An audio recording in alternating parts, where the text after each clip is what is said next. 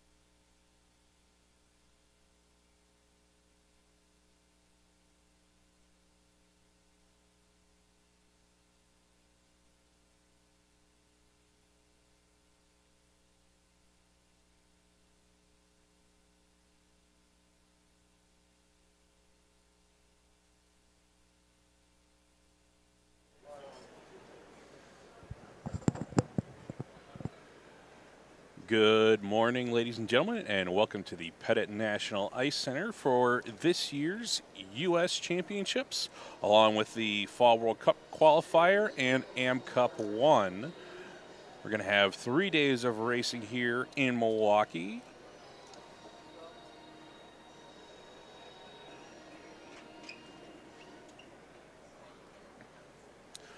Our first set of events for today is the women's 500 meters. We do have some revised pairings from last night.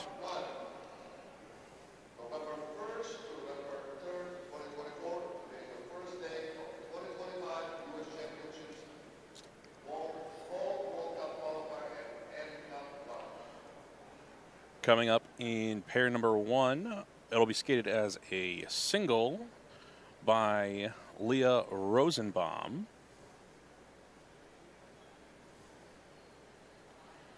And folks, if you notice anything on the broadcast, any issues with audio, please leave us a message in the stream chat. We'll be keeping an eye on that. I'm Gordon Seprin here, coming to you live from the Pettit National Ice Center in Milwaukee, Wisconsin, on behalf of U.S. Speedskating.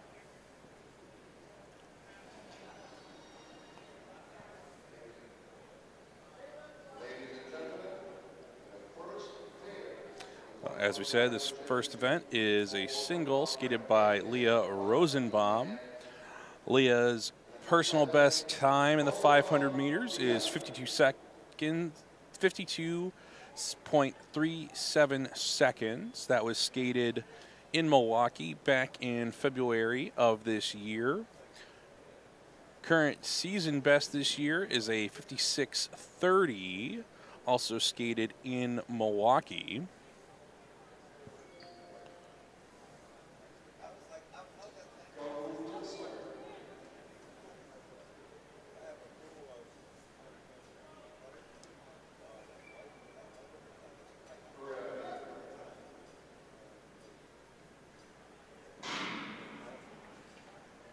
And pair number 1 is away. So Leah's best time from last year or last season, and from this season skated here at Milwaukee. She's going to open with a 13.5. And I'd like to remind everybody that the times on the stream are unofficial. We'll have official results announced later today, so don't hold to the times that you see on the screen. And here comes Leah onto the home stretch.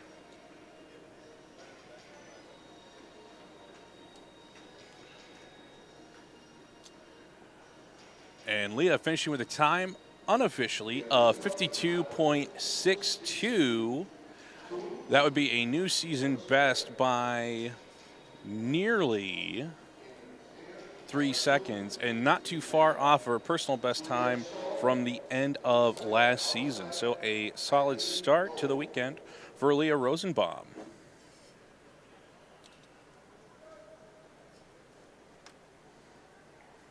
Up next in pair number 2, we have, starting on the inner, Juliet Song. Her personal best time is 47.36. That was skated in Salt Lake City earlier this August. And then in the outer, we have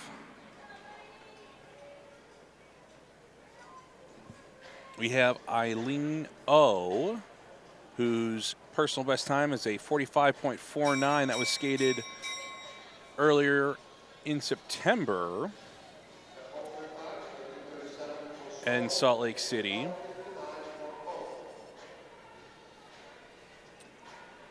And here they go on to the backstretch. Oh, Song moved now to the outer. Oh, on the inner. Folks, it seems we're having a little bit of technical difficulty with our backstretch camera. We'll try to get that rectified. We are aware of the issue. Coming up to the finish here, we have O with a time of 45.88. Not too far off her personal best. Set out in Salt Lake City. Song with a 49.46.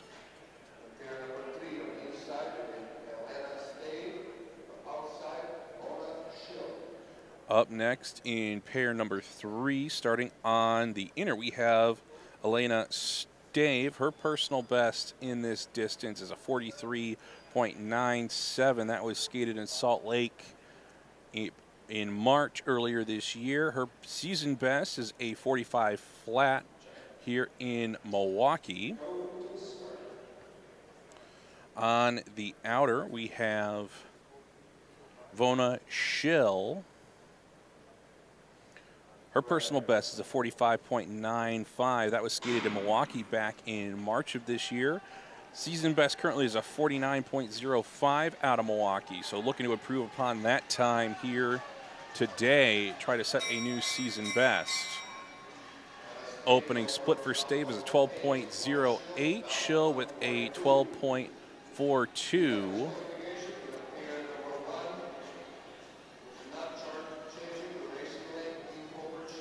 Stave now to the outer, Schill to the inner. Stave leading the pair as they head through the final turn.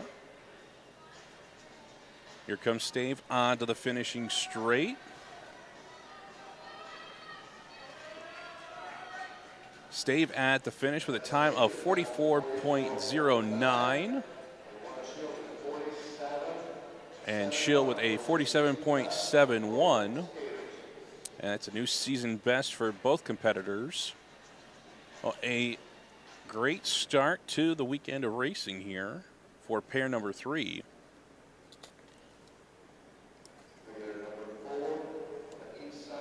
Up next is pair number 4. Starting on the inner, we have Cynthia Jennings. Her personal best is a 42.99. That was skated in Salt Lake City back in 2021.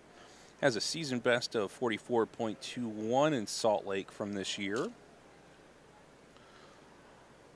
Starting on the outer, we have Audrey Hahn, junior B2 skater. Personal best of 45.84. And that was in Salt Lake back in January. Has a season best of 45.94 from Salt Lake earlier this year.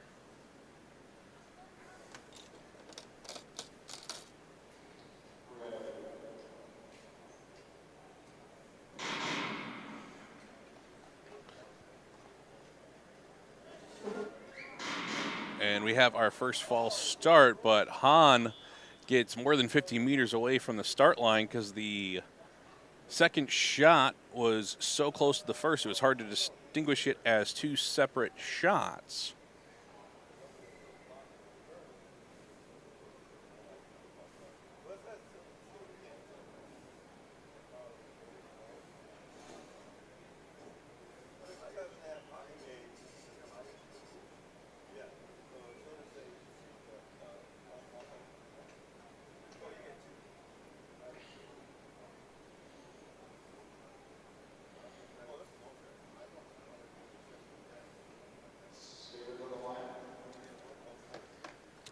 Oh, the pair gets charged as one false start. Next false start is a disqualification from the pair.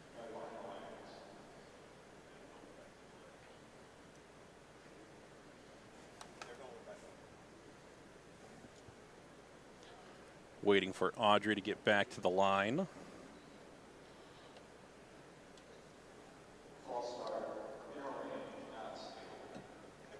And so the false start given to Jennings, but it's charged to the pair.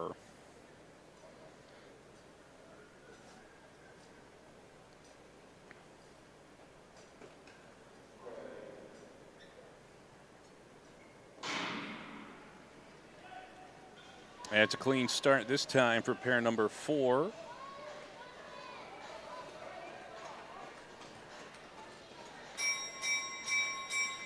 Jennings opening with a 12.43. Hahn with a 12.97.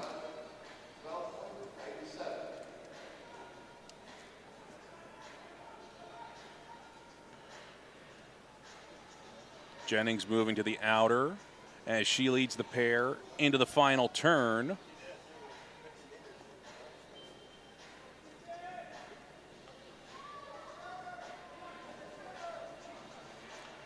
Jennings looking for something in the 44 range, and she'll get a 44.88. Hahn with a 47.41. About half a second off of her season best for Jennings, but that season best was skated out in Salt Lake at altitude, so a solid race for Jennings for the first 500 of the weekend.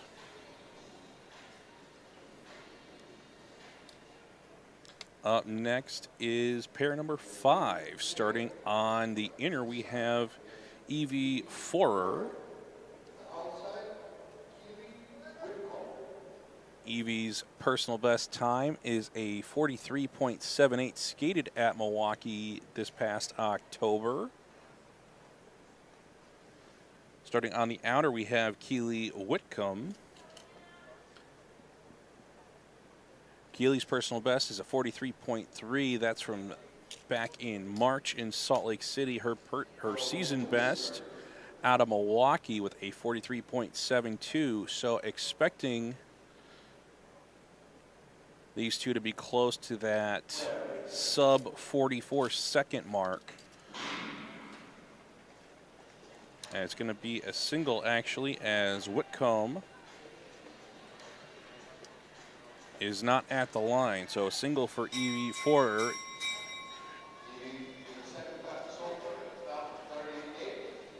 Evie with a strong opener at 12.38. Skating a single, not as much as a disadvantage it would be in say, the 1,000, the 1,500, or one of the long distance races. As the 500 meter, it's 100% the entire way. Here comes 4 onto the home stretch, trying to get under 44 seconds. And it's going to be close. And she'll finish with a time of 43.72. That is not only a new season best, it's a new personal best for Evie Forer. And that's the type of start you like to see coming in on the first day of a long racing weekend.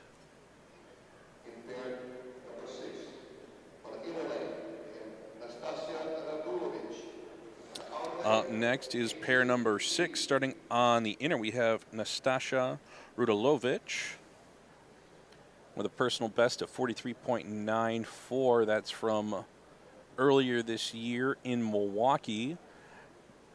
Has a season best of 44.99, so looking to be somewhere in the 44-second range. Starting on the outer, we have Caitlin Lee.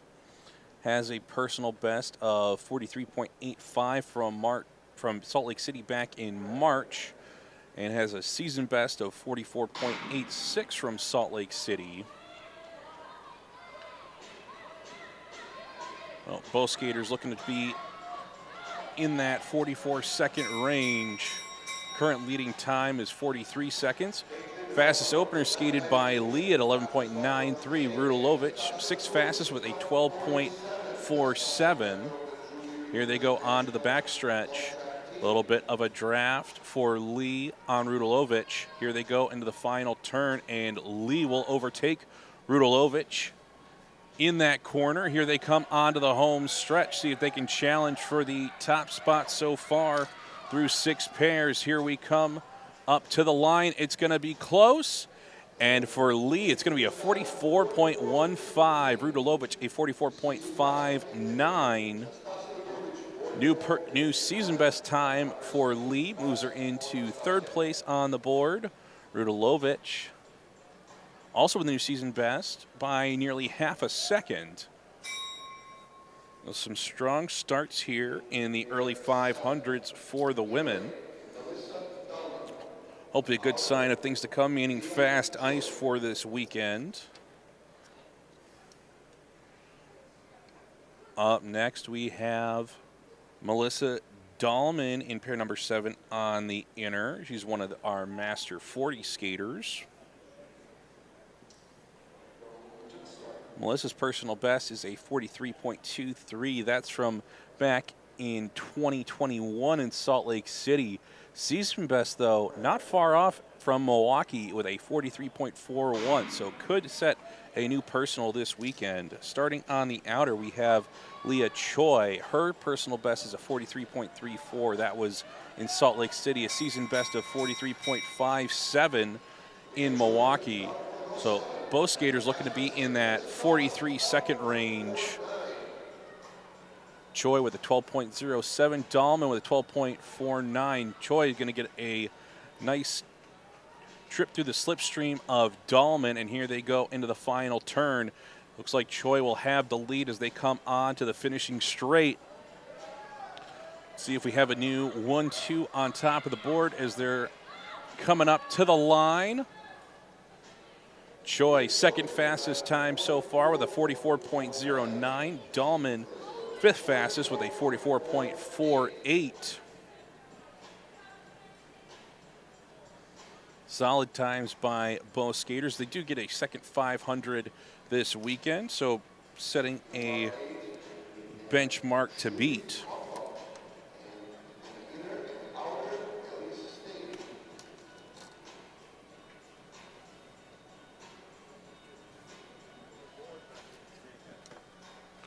Still waiting on the timing board to switch over for our next pair, which is pair number 8.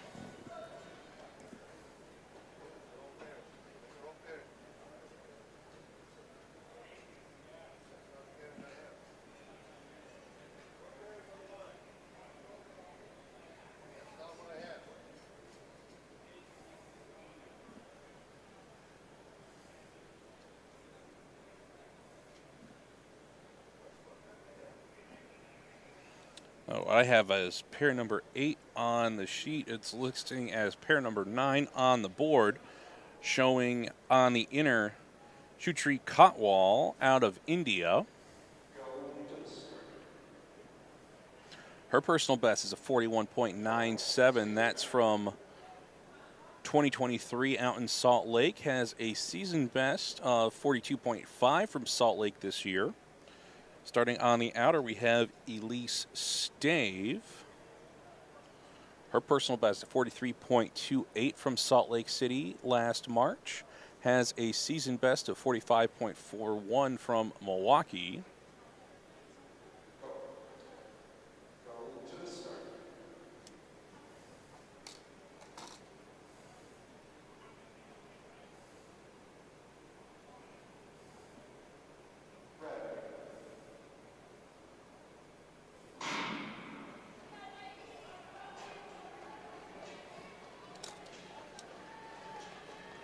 Oh, it says pair number 9 on the board, but I have it as pair number 8 in the order. Kotwal opening with the fastest opener so far at 11.91. Elise Stave with a 12.22.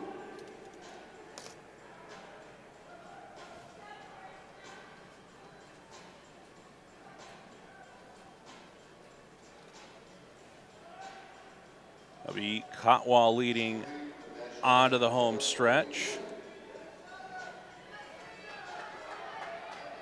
And going to be a very nice time here for Kotwal, finishing with a 42.66. That moves her into the lead unofficially.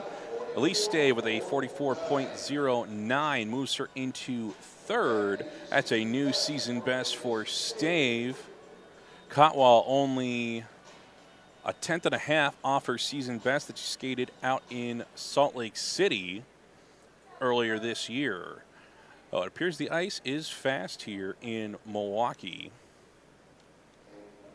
Next pair, we have Kevin Siatama from Colombia and Cindy Company from the United States. Up next, listed now as pair number 10, originally number 9 on the sheet. We have on the inner Karen Sayatama out of Colombia. Personal best is a 42.34. That's from October this year in Salt Lake. Starting on the outer, we have Sydney Terpenning, has a personal best of 42.34. That's from 2021 out in Salt Lake. Has a season best of 43.17 here in Milwaukee. So looking to try to get underneath that season best time with what appears to be some excellent ice so far through the first half, the women's 500-meter pairings. And we have a false start on Sayatama for being unstable. That'll be charged to the pair.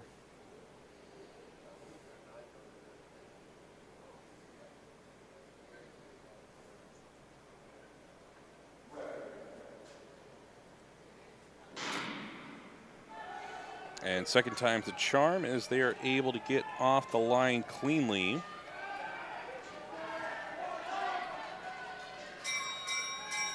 Sayatama opening split 11.96. Terpenning 12.04.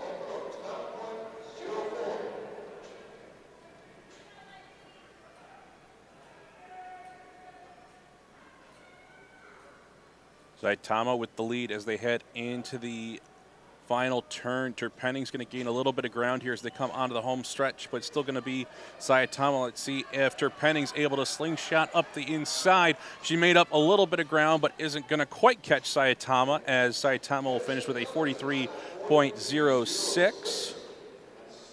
And Terpenning with a 43.31. Just a little over a tenth off of her season best.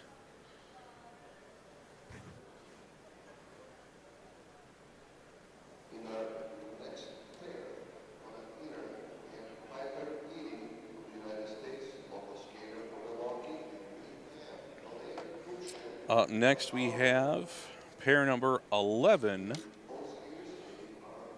Starting on the inner, we have Piper Eady, first year as a neo-senior.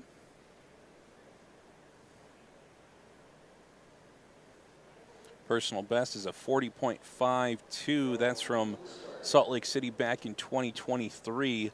Has a 41.21 from Milwaukee this season. So looking to see maybe we can get into that, underneath that 41-second barrier. Starting on the outer, we have Blair Cruikshank. Her personal best is a 39.23. That's from Calgary back in 2023. Has a season best of 40.36 here in Milwaukee. I would expect her to get under that 41-second mark. Cruikshank opening with a 11.11. Edie with 11.76.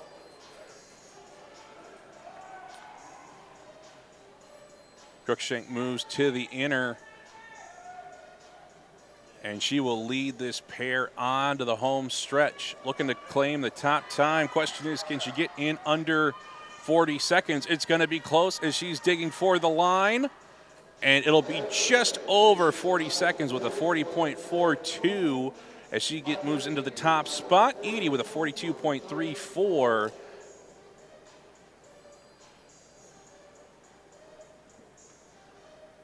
Just barely off the season best for Blair Cruikshank. And she may very well, with that second 500 this weekend, get into the 39s.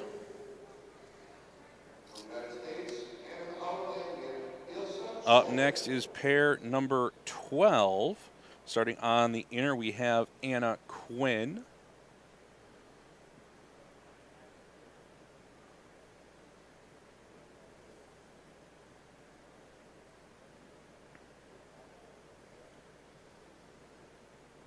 And starting on the outer, we have Ilsa Schob.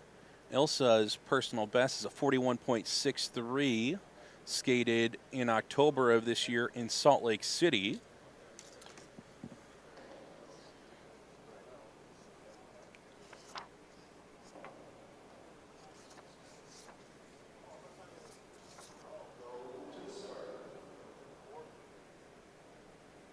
Quinn's personal best in the 500 is a 39.44. That's from this past January in Salt Lake City. Quinn, coming off of surgery this year, hasn't had a lot of racing, but was cleared just a few weeks ago to start racing again. Let's see how she's feeling. Quinn opening with 11.45, Schob with 11.71. So Quinn must not be feeling too bad coming off of that recovery program. Quinn moves to the outer, Schob to the inner. See what times this pair can put up. Schob gaining a little bit of ground, finishing on that inner. Quinn still leading the pair as they hit the halfway point of the home stretch. Here comes Quinn to the line, and she'll finish with a time of 41.34. Schob with a 41.76. That moves Quinn to second on the board, and a solid race for Quinn coming off of that surgery. Schob also a solid race, just a 10th off of her season best that was skated in Salt Lake City.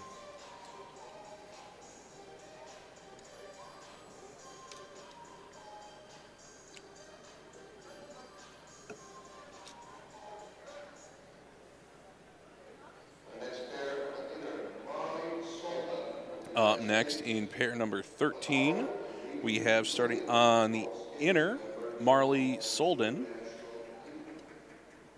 Her personal best is a 41.33 from Salt Lake City back in March. Season best is a 41.81, also from Salt Lake City, looking to try to be around that 42-second mark.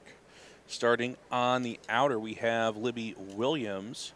Personal best is a 40.31, also from March of this year in Salt Lake, and has a 41.34 from Salt Lake this year. So trying to be in that 41-second mark here. Solden opening with 11.44, Williams with 11.62.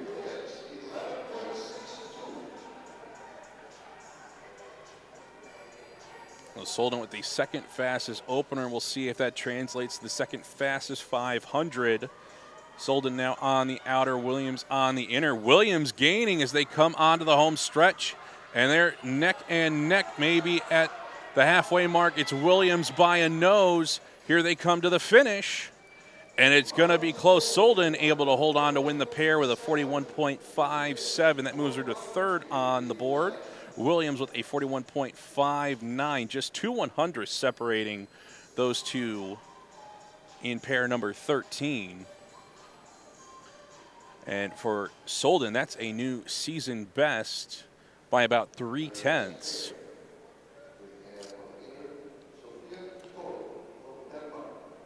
Up next, we have in pair number 14 on the inner from Denmark, Sophia Thorup. Her personal best is a 38.75. That's from Salt Lake this past October. Starting on the outer, we have Mackenzie Brown with a personal best of 38.64. That's from Salt Lake back in 2022. Has a season best of 38.89. So see if we can crack that 40-second barrier here with pair number 14. Expecting a fast opener here. And they go 1 and 2 as Brown opens at 10.95. First sub, 11-second opener. Thorup, 11.01. Second fastest opener.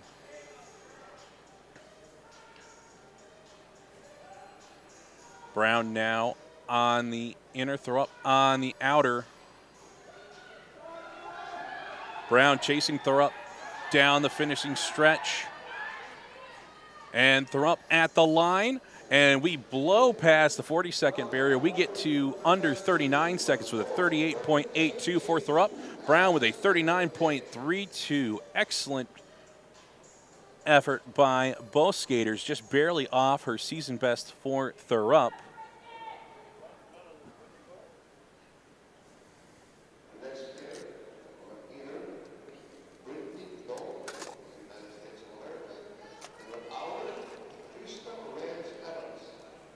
Up next in pair number 15, we have starting on the inner, Brittany Bowe. Her personal best is a 37.03.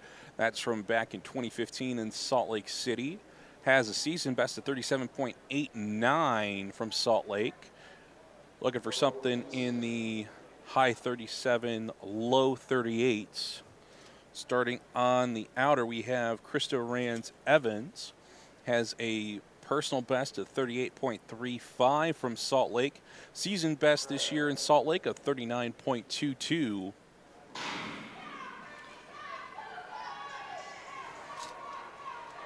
See if they can unseat Thorup for that top spot. And we're going to have two new fastest openers. Bowe with a 10.84, Rands with a 10.88. Bowe moving to the outer, Rands-Evans to the inner. Rands-Evans going to gain some ground here in this final turn, but leading onto the home stretch, it's Bowe with the lead. Looking to set the new top time to beat.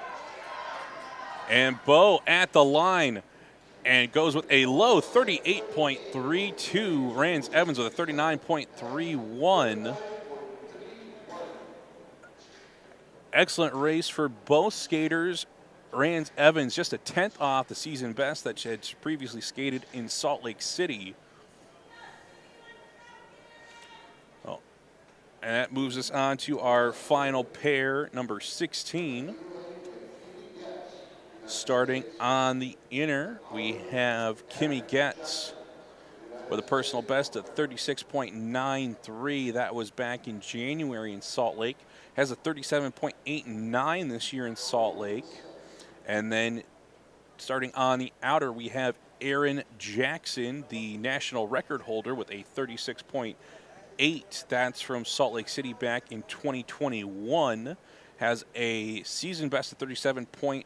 Well, let's see, can we crack that 38-second barrier here with this final pairing? We'll see now as they are off.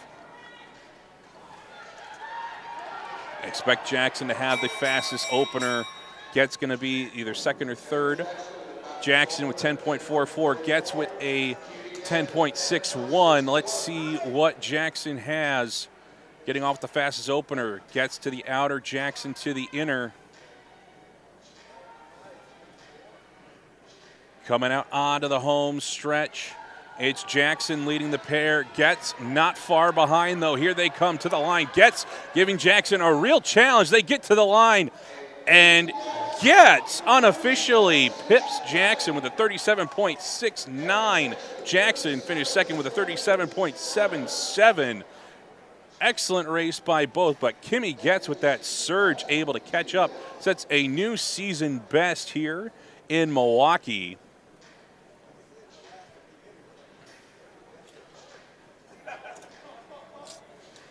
An excellent start to the weekend with the women's 500 meters.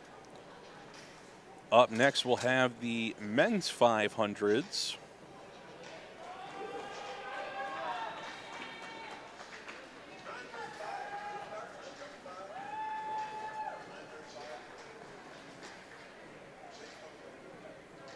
Racing will resume at 9:35 Central Time.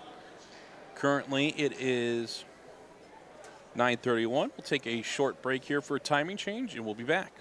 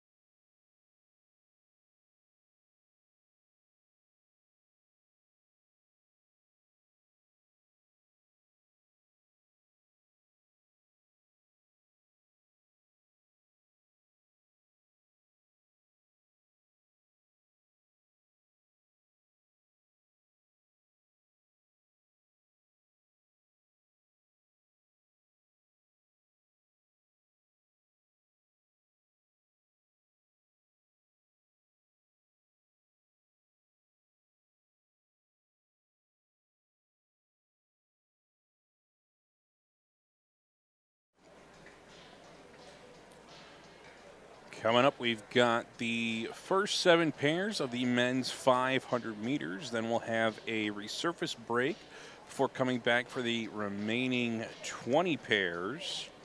27 pairs in total for the men's 500 meters. After the men's 500, we'll have the women's 1,000. Then we'll move over to the men's 1,000. And then to finish off the day, we have the women's 3,000 and the men's 5,000 meters.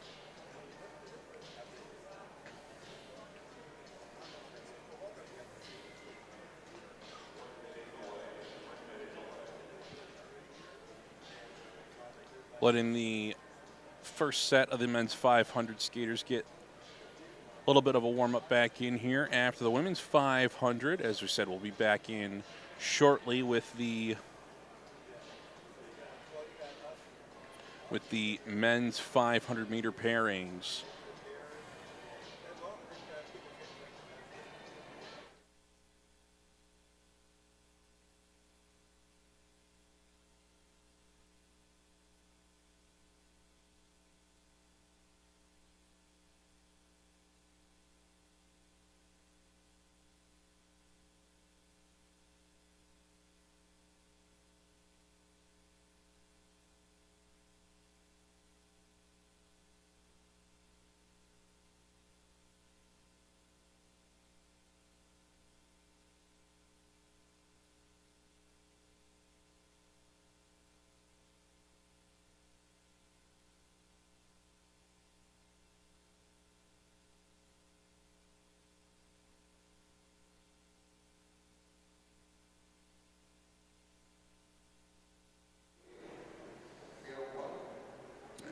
And here we have pair number 1 for the men's 500 meters. It'll be skated as a single by Colin McDade.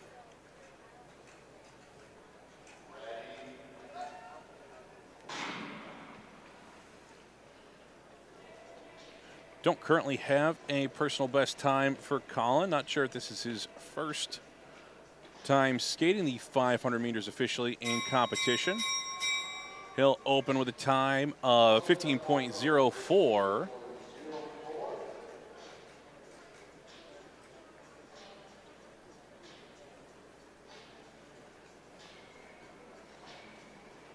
Colin in the Masters 30 classification. We've got a mix of Masters, Juniors, Neo Seniors, and Senior skaters here this weekend across the varying competitions.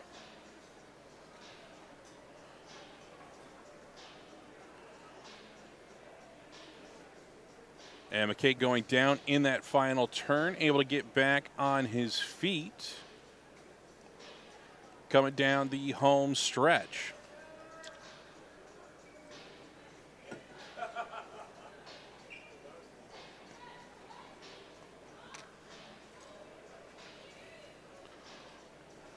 And McCade finishing with a time of 1:11.68, and according to the rink announcer, it's his personal best time, so it might be his very first official 500 meters skated in competition.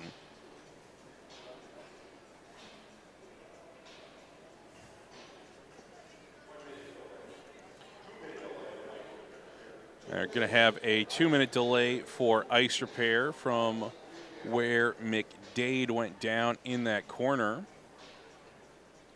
So I want to make sure that there's no gouges out of the ice.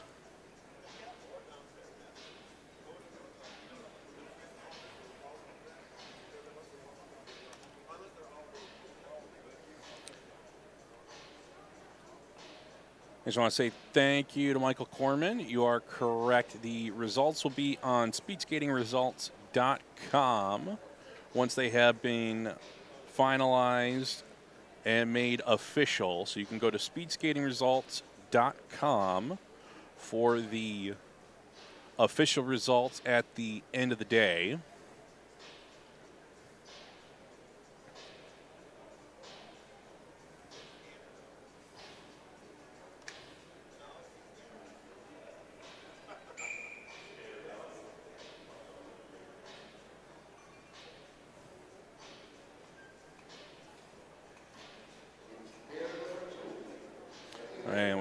ready to begin after the ice repair with pair number 2. Starting on the inner, we have Jesse Lafayette. Jesse looks to be skating his first 500 meters in competition as well. His pair on the outer is Chris Ord, who has a personal best of 44.41. Skated in Salt Lake City back in 2023. Has a 44.73 for a season best. Ord opening with a 12.7. Lafayette with a 14.38.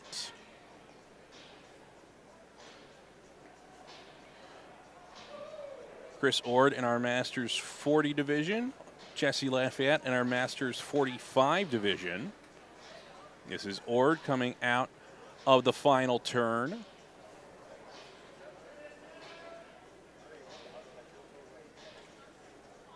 See where he marks in comparison to his season best. He finishes with a 45.54. About 3/4 of a second slower than his season best from Salt Lake. And then here comes Lafayette with a personal best of 56.62.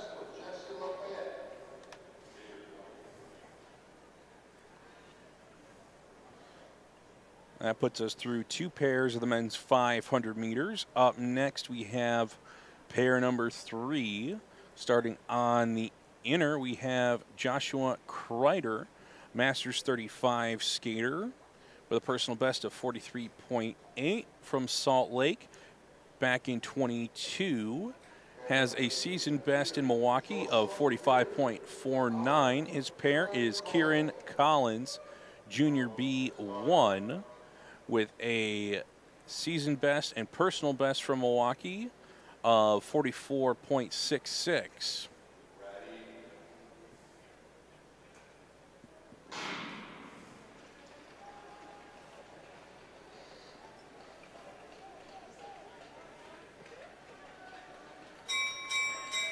Looks like it'll be Collins leading at the opener with 11.54. Kreider 12.58. 2 fastest opener for the men so far.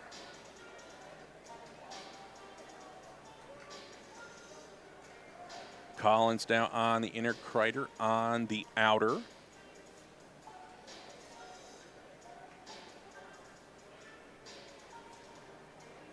See where Collins will finish here. Could be a new personal best time. Closing in on the finish. And it's going to be a big new personal best by 2 seconds with a 42.64. Kreider with a 45.48. It's a new season best by 1/100th of a second.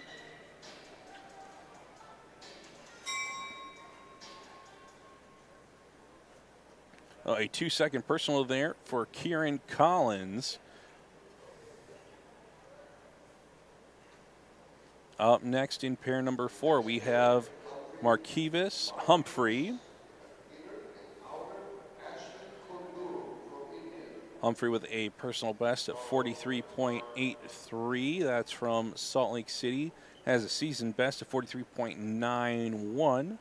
His pairing is Ashwin Kondaru out of India. Kondaru's personal best is a 43.26. That's from early this year in Milwaukee.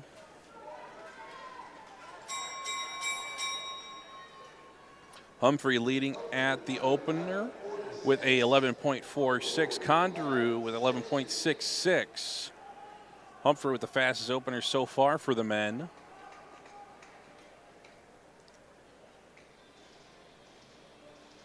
Humphrey on the outer, Kondaru on the inner. Kondaru gaining some ground here coming through the final turn. Trying to slingshot up that inner lane. Humphrey trying to hold them off to win the pair. Here they come to the line. And it'll be Humphrey with a 41.96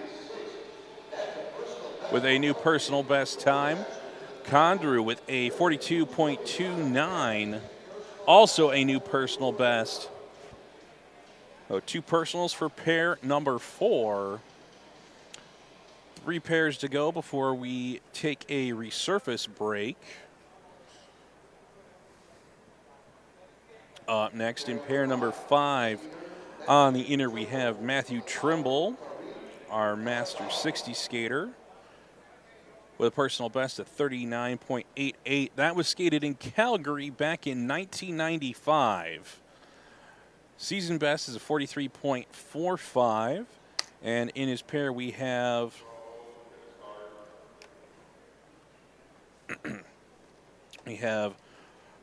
Tarek Elatatui, Junior C skater, with a personal best time of 44.46 set in Milwaukee this year.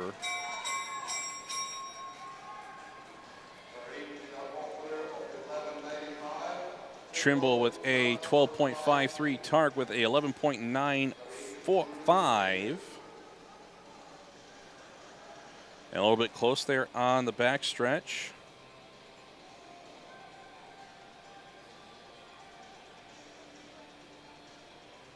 And it looks like it'll be Tarek Elatui leading the pair as they come up to the finish. The youngster with a 44.26.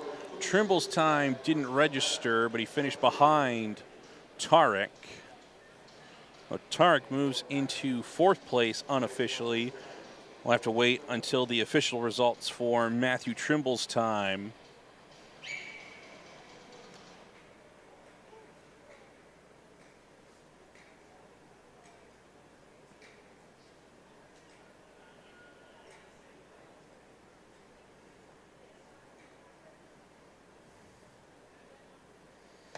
I apologize. It's Ella Tawi.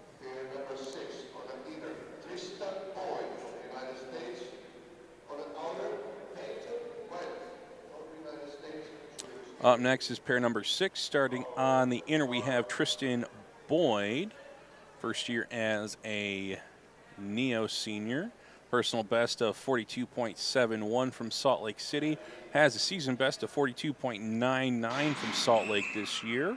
And we've got a false start. On the outer in this pair, we have Peyton Wendt. His personal best is a 44.44 out of Milwaukee this year.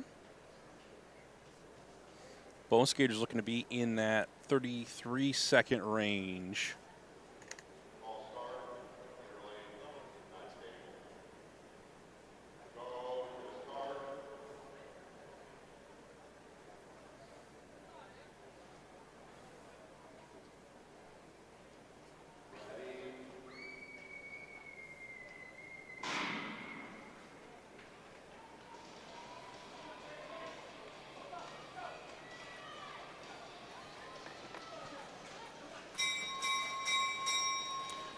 One more pair after this before we take our resurface break. Boyd opening with 12.31, Wendt with a 12.80.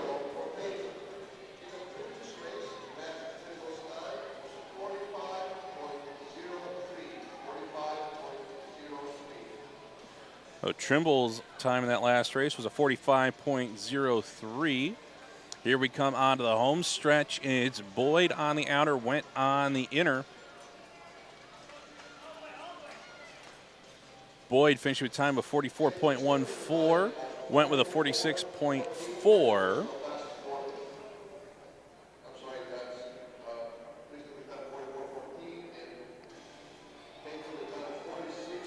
Just outside of the 33-second times for Boyd. Up next is our pair number 7. Starting on the inner, we have Sebastian Epperson. He has a personal best time of 42.04, skated in Salt Lake this past October. And on the outer, we have Landon Boji. Landon's personal best time and season best is a 40.99 from Milwaukee this year.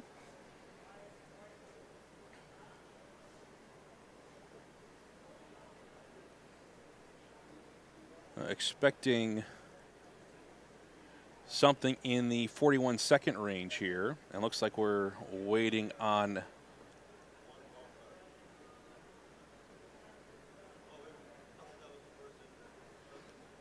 not sure if we're waiting on a skater to report to the line.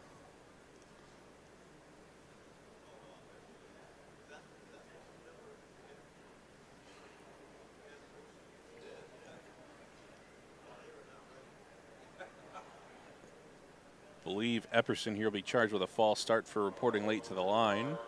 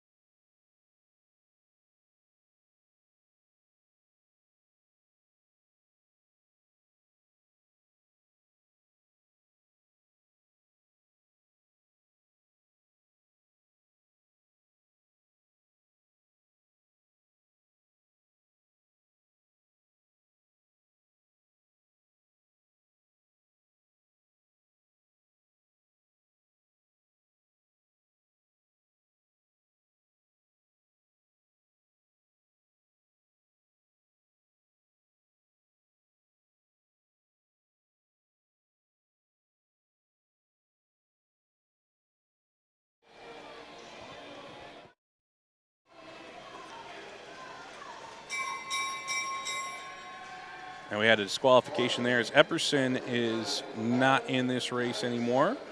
Boji now skating as a single opens 11.97. Boji now on to the inner.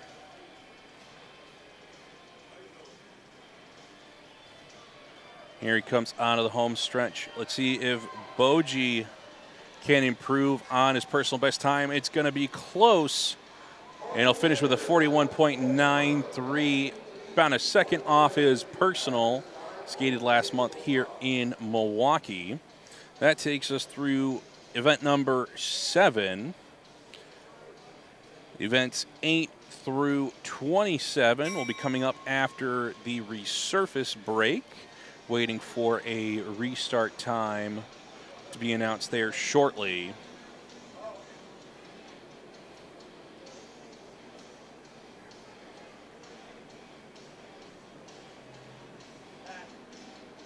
Expecting this to be a 20-minute resurface break.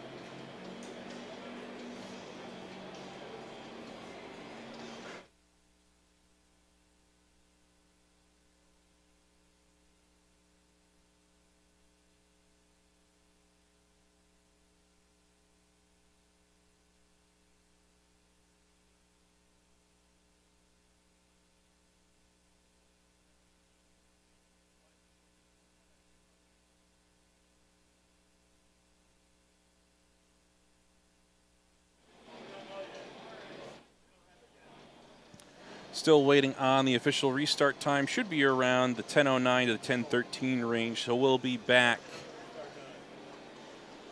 in about 20 minutes to get picked back up with the men's 500 meters, starting with pair number 8. We'll see you shortly.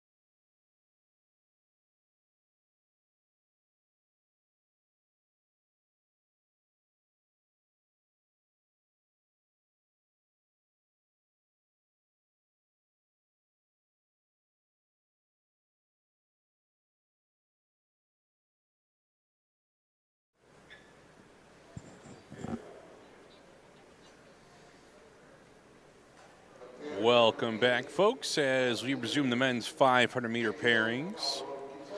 This is pair number 8. Starting on the inner, we have Adriel Elrond Gicka, Junior B. His personal best time is a 41.72, skated at Salt Lake earlier this year.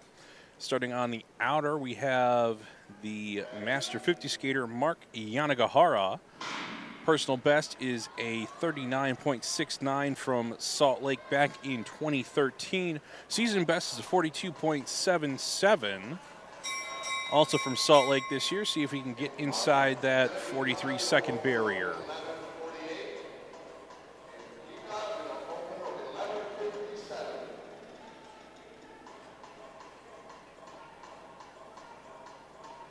And Adriel Elrond leading on the outer as they go through the final turn. Making up some ground is Yanagihara. Let's see where they post at the finish. As Gicka finishes the time, new leader at 41.88. Not far off his personal best from this year. Yanagihara with a 42.83. Not far off his season best. So a strong showing in the first 500 meters for Gicka and Yanagihara.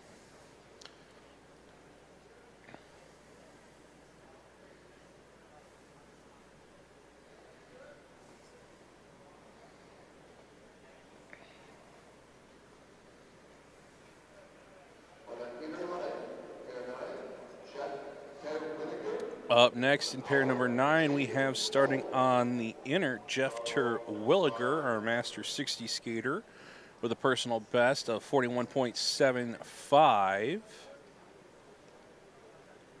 Season best is a 42.14, so could be looking to set a new personal best time this season. Starting on the outer, we have Jaden O, the Junior C, with a 42.46 skated this year in Salt Lake City.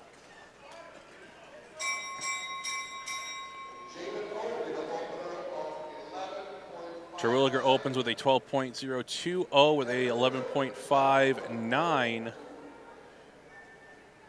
and narrowly able to avoid interference there as O is just behind Terwilliger. O going to be leading this through the final turn.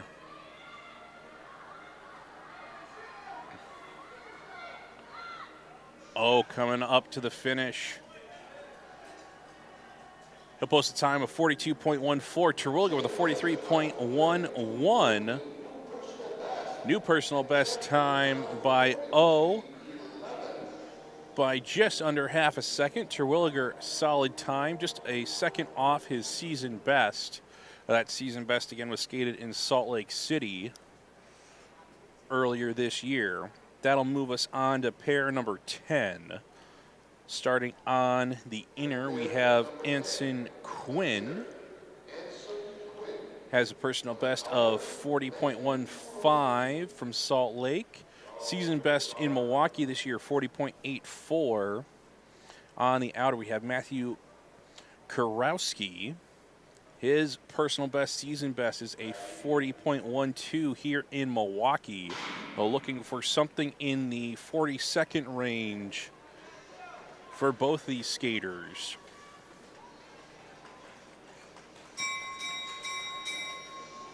Quinn, fastest opener so far at 11.04. Kurowski, second fastest, 11.44.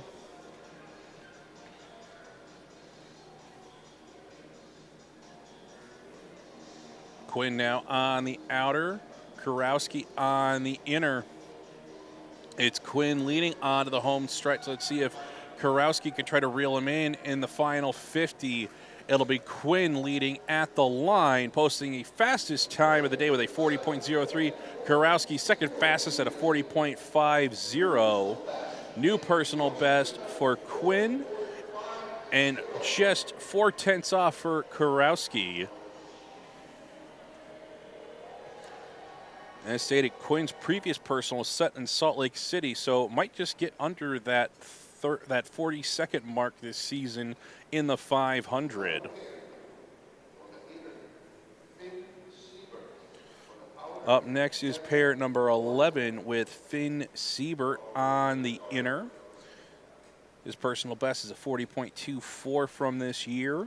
On the outer, we have Gavin Ord. His personal best is a 40.2 from Salt Lake City this year. So looking to be in that 42nd range with pair number 11.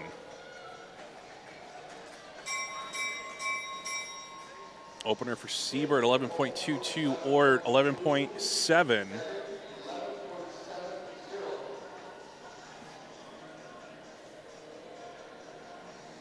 Siebert to the outer, or to the inner. And Siebert with a commanding lead in the pair. Or going to make up some ground with that finishing on the inner. And a stumble and a fall here from Siebert, with which was a great race. That means Ord will take the pair, finishing with a 41.73. Unfortunate fall there for Siebert. Do not get his official time.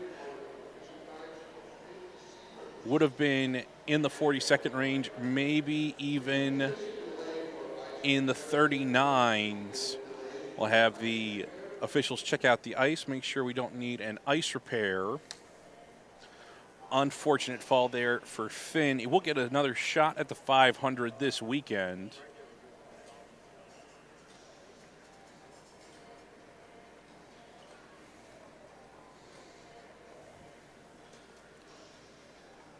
And we will have a slight delay here for an ice repair.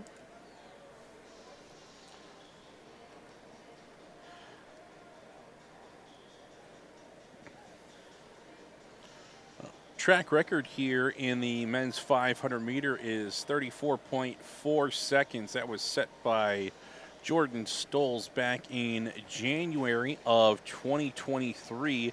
He'll be racing in the second to last pair of this flight of men's 500 meters. A chance to improve upon his track record time. The women's track record has been held since 2015. That was set by Heather Richardson Bergsma with a 37.24. I'll have to see if Erin Jackson and Kimmy Getz can challenge that time when they have the second women's 500 meters later this weekend.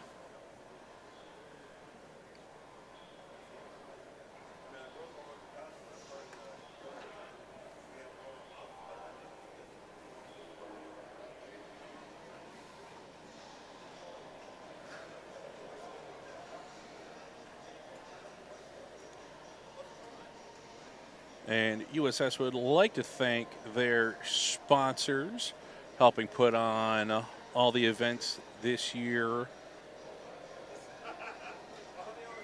And I'd like to say a quick thank you to US Speedskating for having me out to host the live stream for them from here in Milwaukee. It's always a pleasure to be around the sport. And really, the Pettit Center has been a second home for a lot of skaters in the region, including those of us that are transplants from the Chicago area.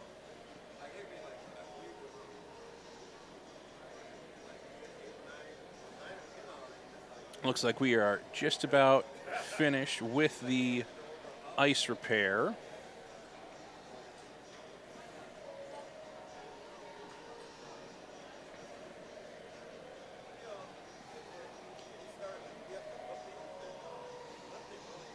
So coming up next, we've got pair number 12. That'll feature Colin Lee along with Henry Schlichting.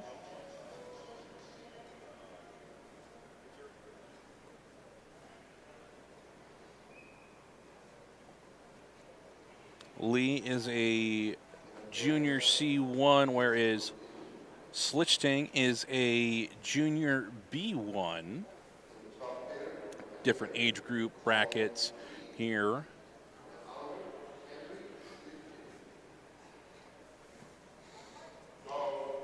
Lee's personal best time is a 40.27. That was skated in Salt Lake earlier this year.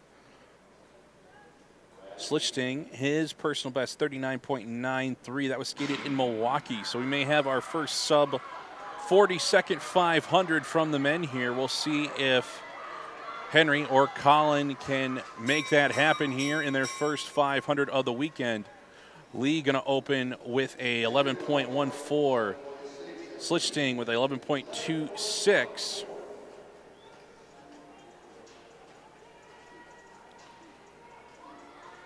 Lee leading into the final turn. This is going to even them out, though, as Schlichting goes up the inside into the lead, coming down the home stretch.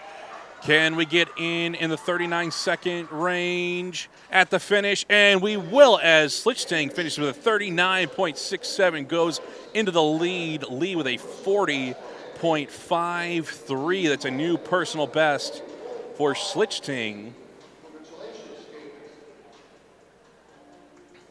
And our first skater to crack through that 40-second barrier so far. We'll see who else is able to get under that mark here out of the youngsters. Up next, we have Keith Keovan on the inner. Keith's personal best is a 39.54 set in Milwaukee this year. Jerry Meck on the outer, his personal best, 39.6, has a season best in Milwaukee of 40.33. So far, the ice has seemed to be fast. We'll see if they can crack the 39-second mark. Meck opening with the fastest opener at 10.78. Keelvan with a 10.93. Meck going to get a little bit of a draft off of Keovan on the backstretch.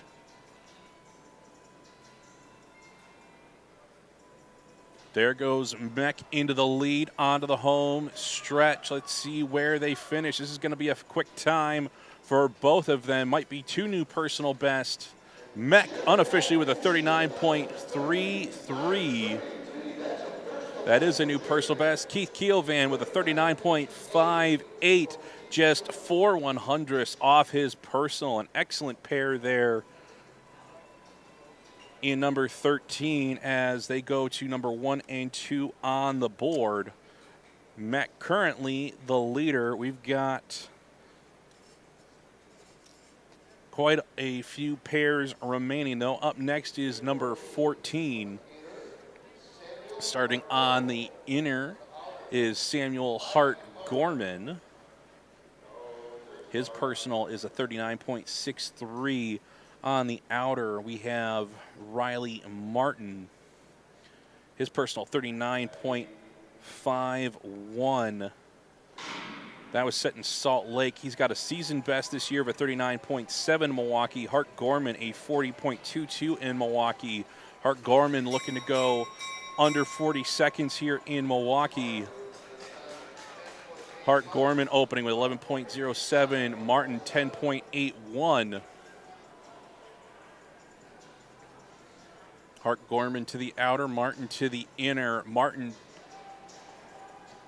see if he can get through on into the lead. He will on the home stretch. Let's see how Hart Gorman fights him down the final 100. It's going to be close, and Hart Gorman able to claw it back, finishes with a 39.78 with a new season best. Martin with a 39.83. Just a 10th off his season best for Martin. Nearly a new personal best for Hart Gorman, just off by about a 10th and a half.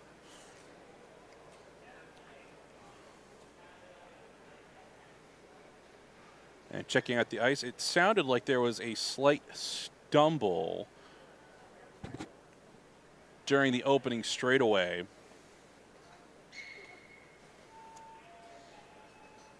Seems like ice is clear. We're going to move on to pair number 15. Starting on the inner, we have Edward Nagel. His personal best, 39.5 in Salt Lake, has a season best in Milwaukee of 41.74. Jeremy Song starting on the outer. He has a personal best of 39.54 set earlier this fall in Salt Lake. See if we can have two more crack the 40-second mark here.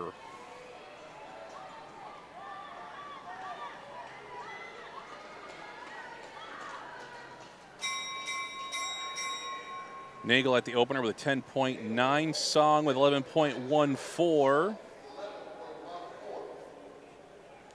Not the fastest openers so far, but see if they can challenge for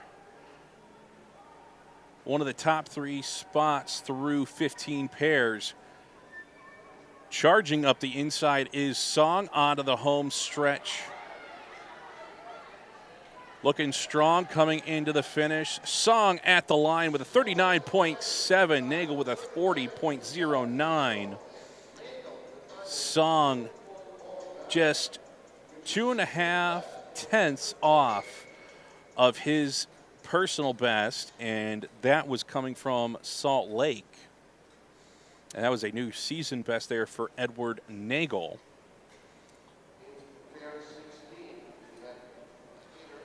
Up next in pair number 16, we have David Provad on the inner. His personal best is a 38.31 set in October this year. On the outer of his pair, we have Aiden Meacham.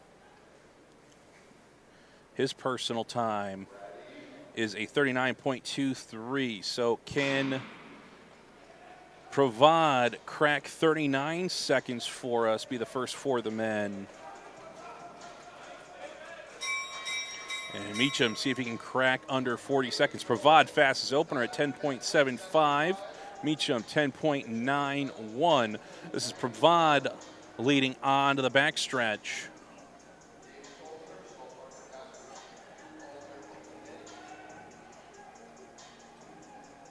Meacham gaining some ground with that last inner, but it's Provad leading coming down the home stretch. Meacham looking strong, trying to close down that gap. Just a little bit too much to get there.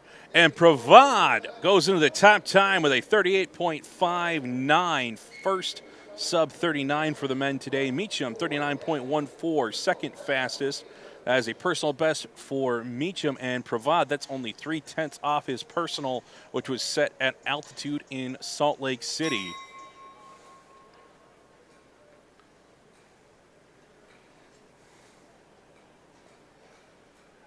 Up next is pair number 17.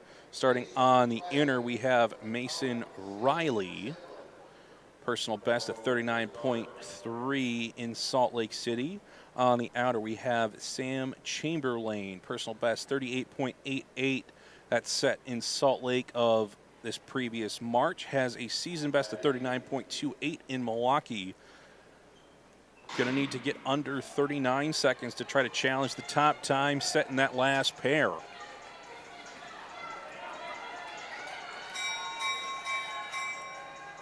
At the opener, Chamberlain with a 10.57, Riley with a 10.61. 2 fastest openers so far for the men. And Riley to the outer, Chamberlain to the inner. Chamberlain going to move ahead through the final turn. See, where is Chamberlain going to finish? And he'll post a time of 38.62. That's second fastest. Riley with a 39.24. That's fourth fastest. And for Chamberlain, that is a new personal best time by 2 tenths. Previously besting his time set in Salt Lake City. Riley close to his personal best time.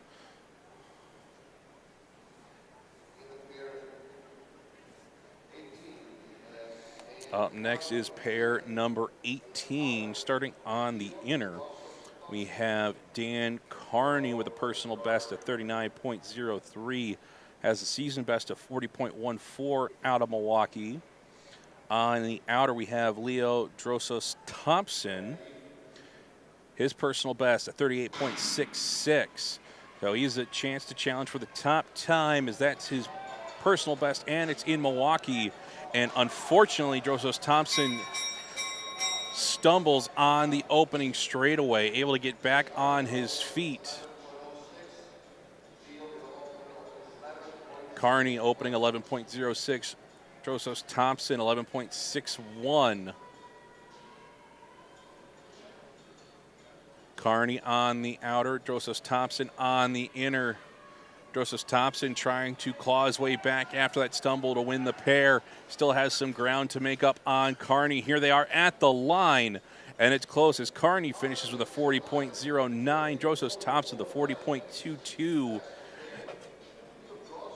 Drosos Thompson most likely would have finished in the 39s without that stumble, maybe even the 38s. He'll get another shot in the second men's 500 meters later this weekend.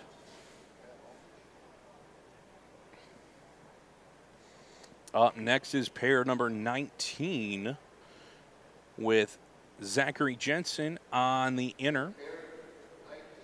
Personal best of 37.9, has a 37.97 this season in Milwaukee. So our first chance to crack 38 seconds. On the outer, we have Max Weber, has a personal best at 37.27 and has a 37.38 in Milwaukee. So could see two skaters go under 38 seconds. And we have a false start.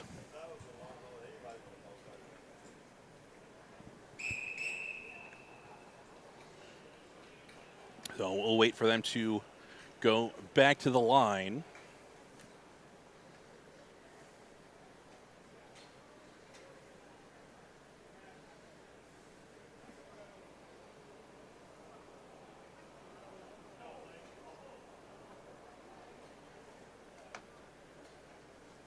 Again, false starts are charged to the pair, so next skater to false start will be disqualified. And in the 500, having to worry about that disqualification could cost you a tenth or two. Try to have that little extra hold on the start. It's a clean start the second time around. Let's see how they open here. Weber 10.47, Jensen 10.51, pretty even at the opener. Could see our first sub 38. We'll see what these two are able to muster. Jensen on the outer, Weber on the inner. Weber going to come through ahead onto the finishing stretch. Jensen having to chase. Here they come up to the finish.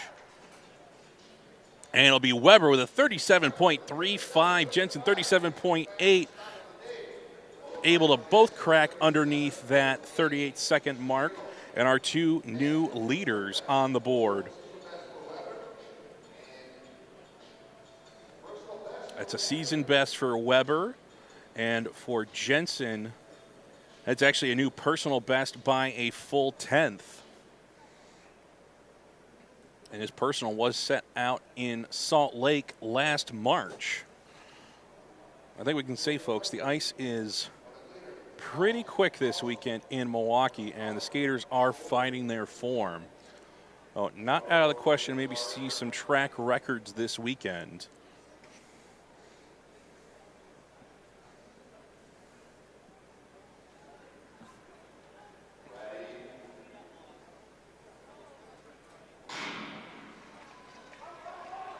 This is pair number 20. We've got Austin Carlson on the inner, George Wheelock on the outer.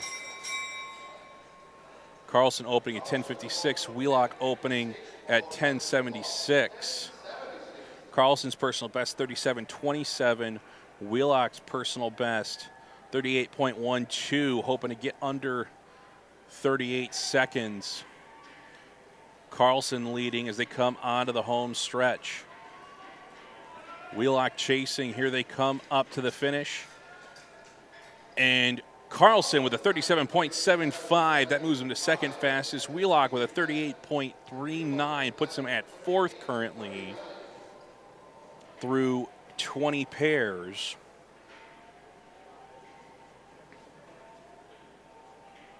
Season best time there for Carlson.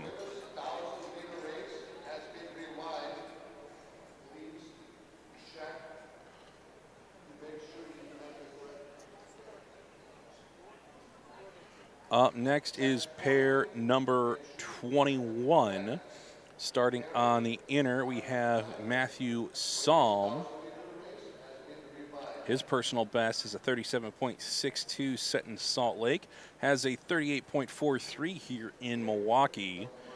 Could look to crack that 38-second barrier. Starting on the outer, we have from Colombia, Angelo Verdugo Casedo. His personal best at 37.77 set this year in Milwaukee. Looking to be in the 37 range for both of these skaters.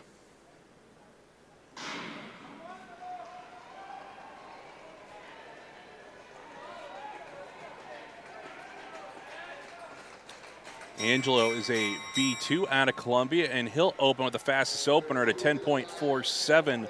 Salm with a 10.64.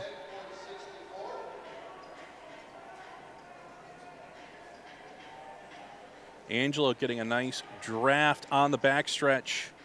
Here they come onto the home stretch, trying to set the top time. He set the fastest opener.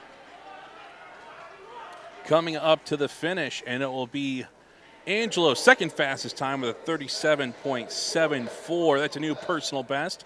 Salm with a 38.33. That's a new season best, improving on his time in Milwaukee by 1/10. I'll get another crack at the 500 this weekend, see if he can further improve that result. Up next is pair number 22. Starting on the inner, we have Alex Gutowski.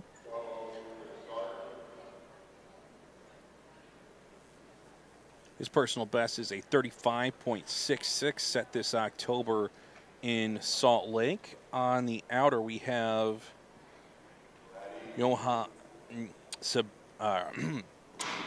John Sebastian Guzman Bidar. His personal 36.12. Could we see our first sub 36 of the day? Skutowski 10.18. Guzman Bidar 9.98. Our first sub 10-second opener of the day. Expect our later pairs to go faster than that. Can we get under 36 seconds here with pair number 22?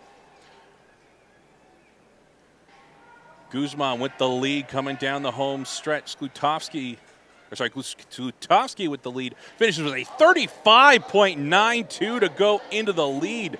Sets a new top time just off his personal by 0.3. Guzman with a 36.57. We've cracked into the 35-second range.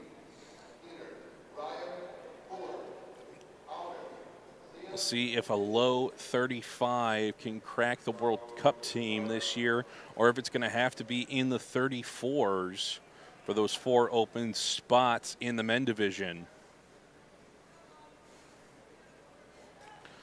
Next, we have on the inner Brian Bullard.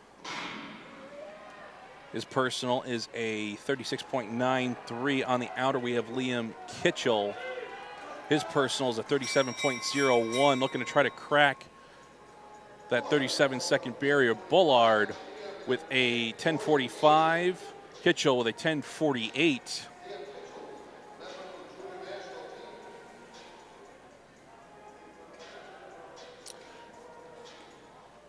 Coming onto the home stretch, it's Kitchell in the lead.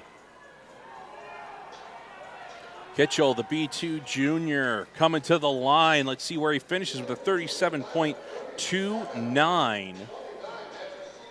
That's a season best for Kitchell. Bullard with a 38 flat. That's a season best for Brian as well. So 2 solid performances out of pair 23. We've got just 4 pairs remaining here for the men's 500 meters, or I should say the first men's 500 meters of the weekend. They will have a second running later this weekend. Up next is pair number 24. Starting on the inner, we have Augie Herman out of Minnesota. Augie's personal best is a 36.54. Set that in Calgary last year. Has a Milwaukee best this season of 37.17. Carl Platt on the outer, personal best 36.94. Has a 37.46 in Milwaukee this season.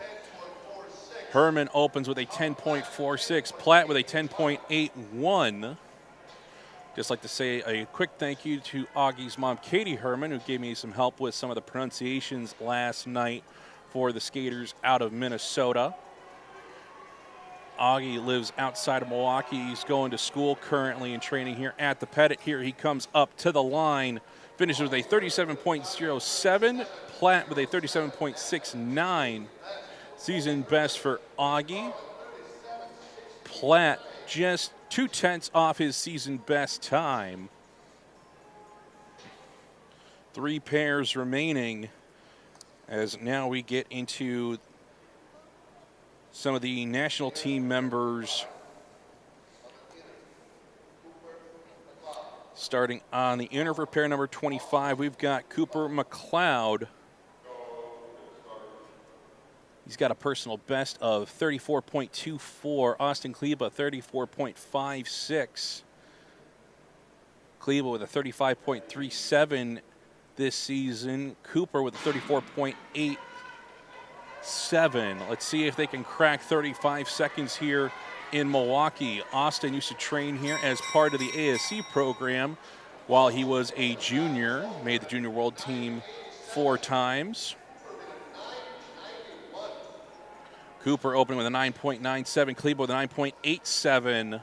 Or Cooper with a 9.91. I think we're going to reset the board here, folks. They come out. It's Cooper with a slight lead. Kleba trying to chase him down. Here they come to the line, and it's going to be 35.12 for McLeod, 35.46 for Kleba. That puts them to 1-2 on the board this season. Kleba not far off his personal from the season that he set out in Salt Lake, maybe about a 10th off. So a excellent race there out of pair number 25 as they're battling for 4 spots on the World Cup team. Starting on the inner here in pair number 26, the national record holder, Jordan Stolz, with a personal best of 33.69. This season in Milwaukee has a 34.63. On the outer, we have Zach Stoppelmoor with a 34.65 in Salt Lake last season and a season best of 35.21. And a false start here in the penultimate pair. We'll see who they charge it against.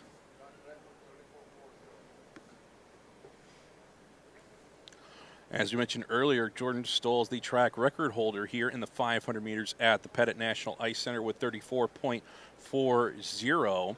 Has 2 chances to try to break his own record this season, or sorry, at this weekend, I should say. There's also going to be the World Cup hosted here in Milwaukee over the winter.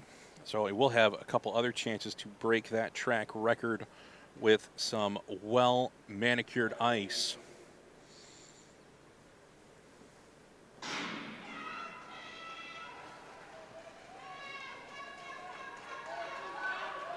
Stoppelmoor hanging with Stolz through the opener.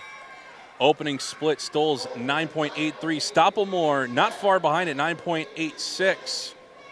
A great opener there for Stoppelmoor hanging with Stolz. Stolz to the outer, Stoppelmoor to the inner. Stoppelmoor going to make a little bit of a race of this. He's not far behind Stolz. Here they come up to the finish, expecting these to be 2 fast times.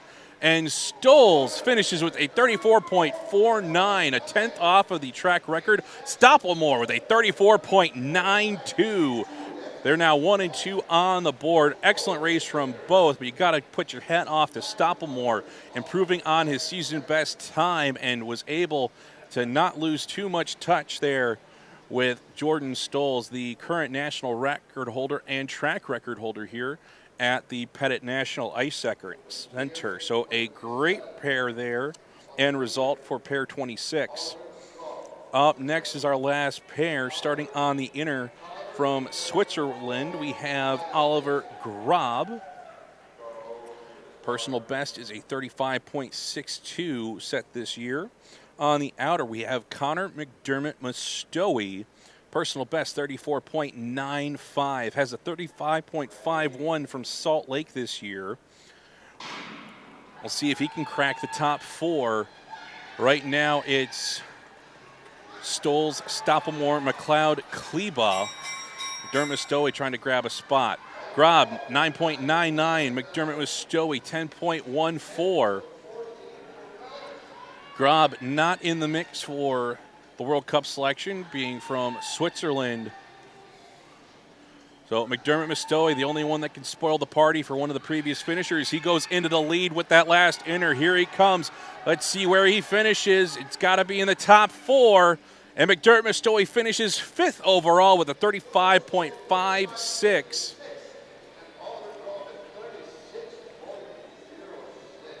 Just 600ths off the season best there for McDermott Mustoe. Grob with a 36.06. It's about half a second off his personal best time that he set this season. So unofficial results, Stolz, Stopplemore as your 1-2. Again, the results will be posted on speedskatingresults.com. When the results are made official, we'll have the awards ceremonies later today as well.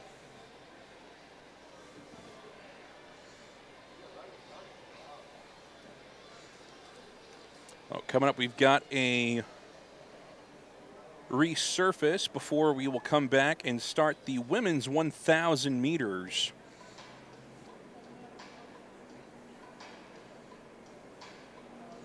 Have to get through the women's and men's 1,000s today, then the women's 3,000 and the men's 5,000. And then that will be all the racing that we have today before we come back tomorrow morning. Racing will resume at 11:09 here in Milwaukee. That's 11:09 Central Time to come back for racing, starting with the women's 1,000 meters. We'll see you shortly.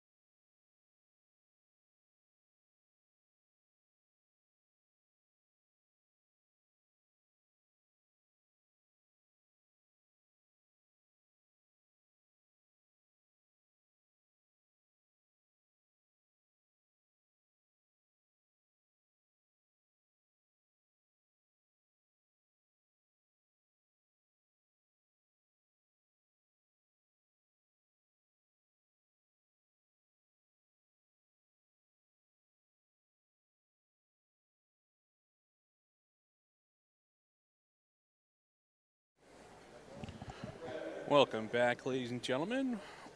Picking back up with the women's 1,000 meters.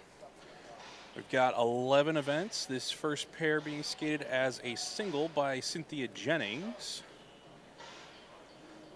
Cynthia's personal best is a 1 minute 25.19 set in Salt Lake back in 2021.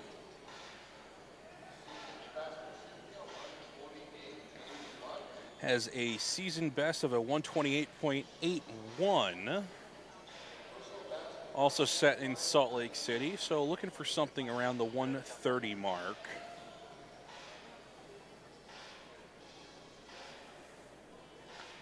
And skating this as a single, and a little bit more difficult to skate the 1,000 as a single versus the 500. There's the bell for 1 lap to go. The 1,000 meters, the one distance that finishes in the middle of the finishing straightaway instead of at the end of the straightaway.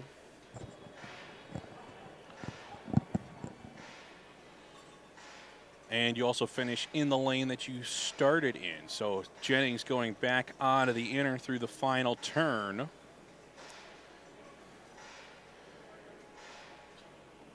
See if we can get under that 130 mark. Here she comes to the line, and it'll be close, finishing with a 130.34.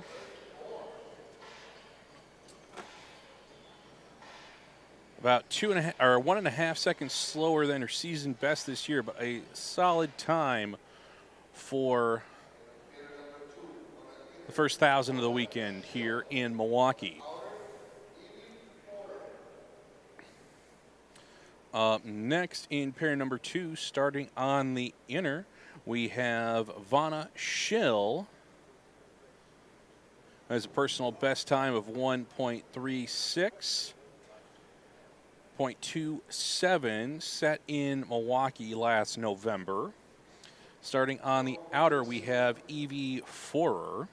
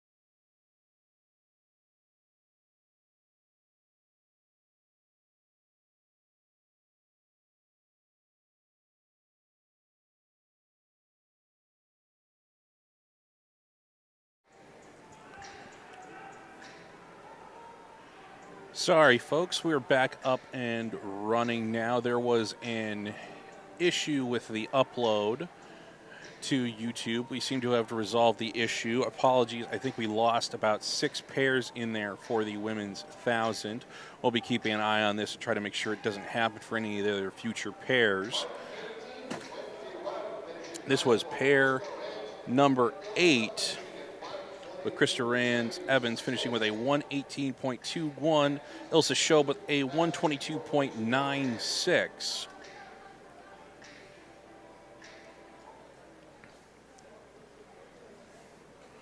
Up next is pair number 9. Starting on the inner, we have Kimmy Getz with a personal best of 112.65.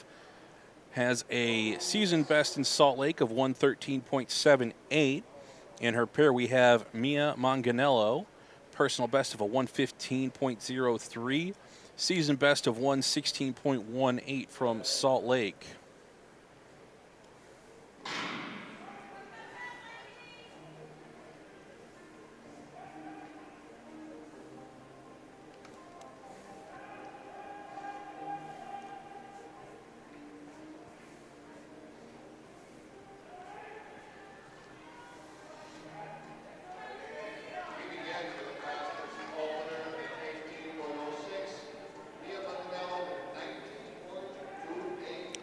All right, folks, trying to adjust so we can keep the clock up again. I think that little air knocked out a little bit more than what we had expected.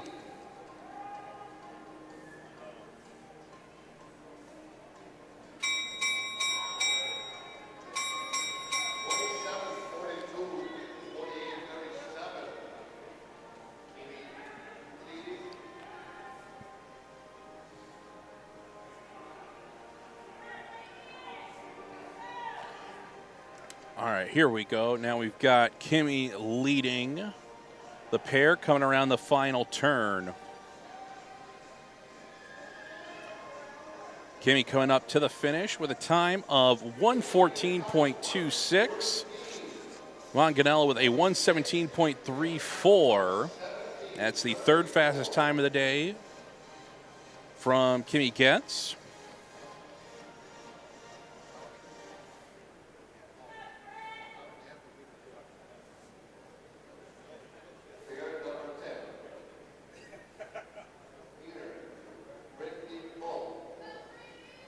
Up next in pair number 10, we have the world record holder, Brittany Bowe, with a time of 111.61, season best of 113.95 from Salt Lake. On the outer from Denmark, we have Sophia Thorup, personal best of 114.94, set this season in Salt Lake.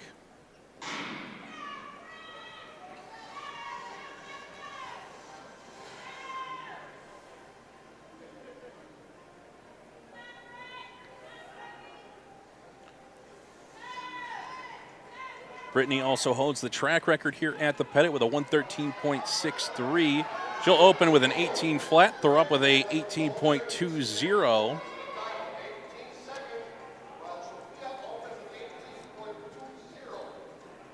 Bowe now to the outer, throw up to the inner. We'll see how close Bowe can get to her track record.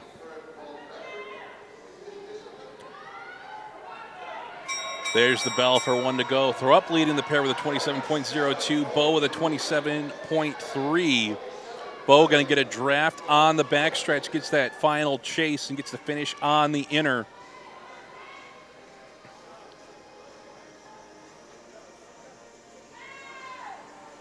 Bowe on the inside of the final turn. Throw up on the outer. Bowe goes into the lead. Coming up to the finish. It's going to be close to that track record time at the finish with a 114.03.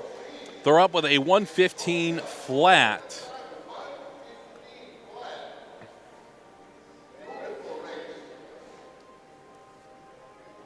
It says 3 and 5 on the finishing. I know we had a bit of a technical issue, so did not see what times may have been faster.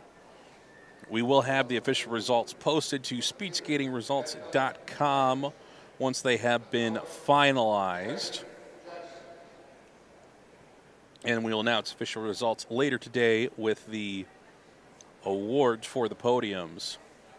There's Brittany Bowe. Again, world record holder, national record holder, and track record holder. And now that brings up the women's final pair with Greta Myers on the inner. The personal best of 115.99, has a 116.17 in Salt Lake this year. And Erin Jackson, the national record holder in the 500, has a 114.35 as a personal best and a 117.33 this season in Salt Lake City.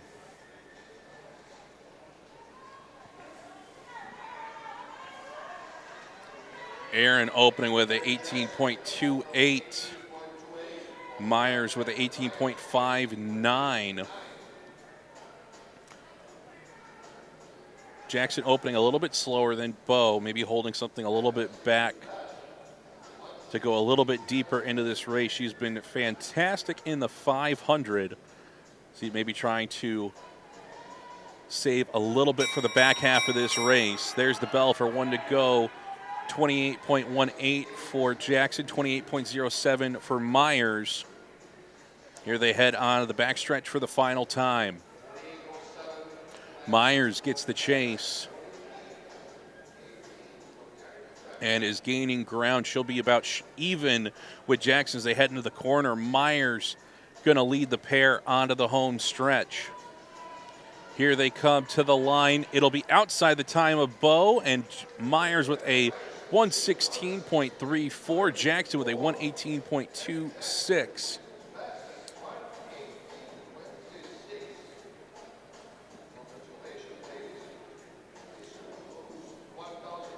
That concludes the women's 1,000 meters. Up next, we'll have the men's 1,000 meters.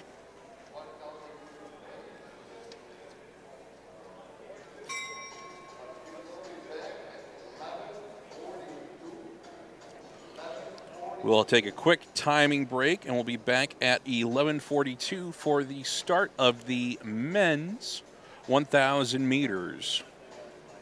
That is 11:42 Central Time. We'll be back here in Milwaukee. We'll see you shortly.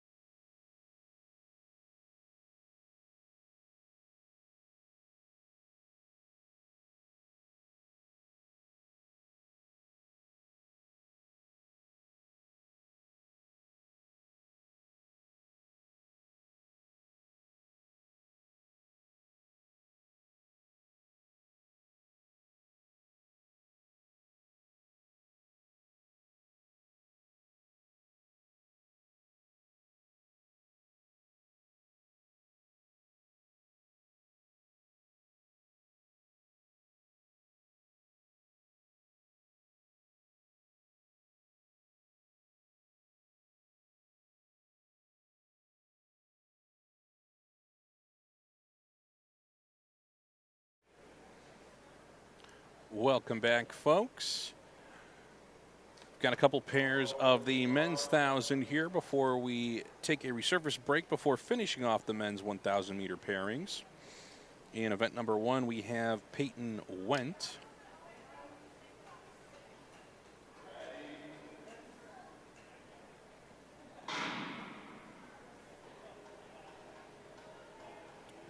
Peyton does not have a personal best currently registered in the 1,000.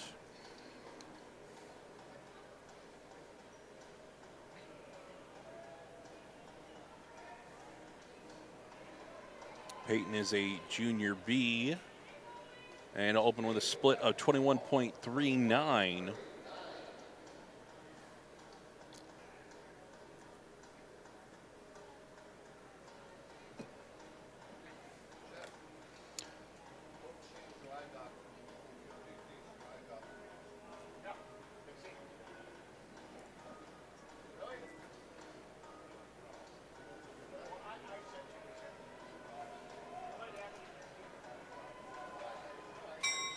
There's the bell for Peyton, split of 32.27. According to our records, this will be Peyton's personal best in the 1,000. We currently don't have a time on file, at least one that has not been logged with speedskatingresults.com, which is where you can go after today's event to see the official results of today's racing and for all racing this weekend here at the Pettit National Ice Center. Here comes Peyton up to the finish with a time of 127.48, so a new personal best time.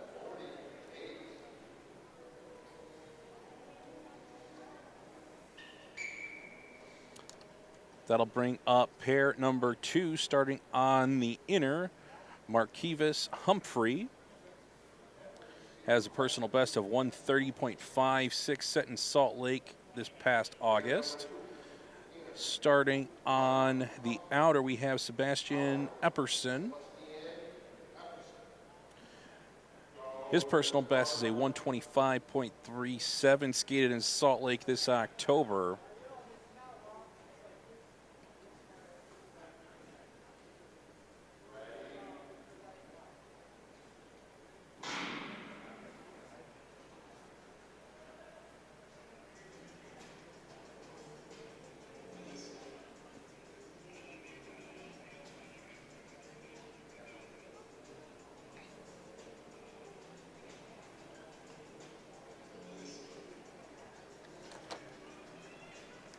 Opening split for Humphrey, 19.62. Epperson with a 20.55.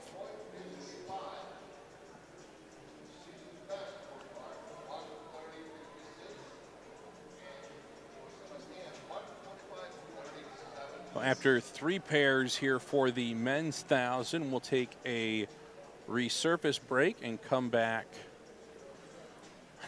for the remaining pairs. We have a total of 18 pairs for the men's 1,000. Humphrey with a split of 31.63.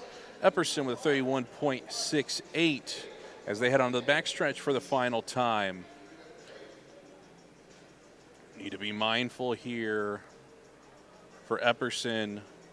Does not want to get called for interference. Humphrey has the right of way since he came through that outer. Technically has gone farther in the race at that point, so that's where you might see a skater get disqualified for interference if the inner does not give way to the outer. Here we come to the finish as Humphrey finishes with a 124.66 and Epperson with a 125.84. That's a new personal best for Humphrey by over 5 seconds. Epperson not far off his personal best, maybe about a half a second, and that time that he skated this year was in Salt Lake City at altitude. So an excellent set of times there from pair number 2 in the men's 1,000.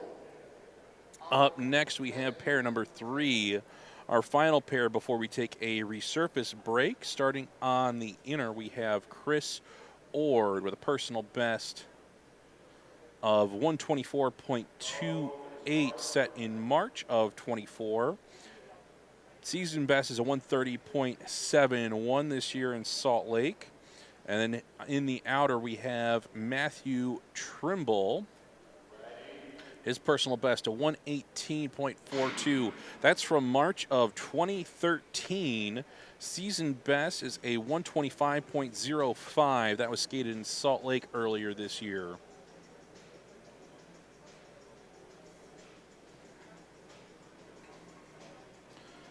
We've got Chris Ord as a Master 40 skater. Matthew Trimble, Master 60.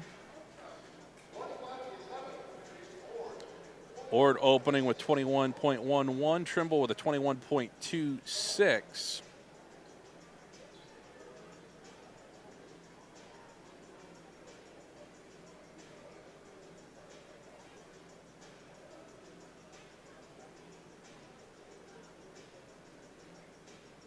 Close pairing here between the two master skaters. Coming up to 1 lap to go.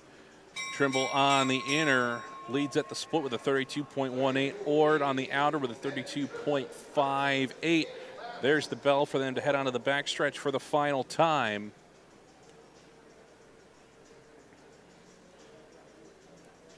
Trimble back to the outer, Ord back to the inner. Ord gets the chase, but Trimble might just be too far ahead here through the final turn for Ord to make up that ground with the final inner. Trimble will lead the way onto the home stretch.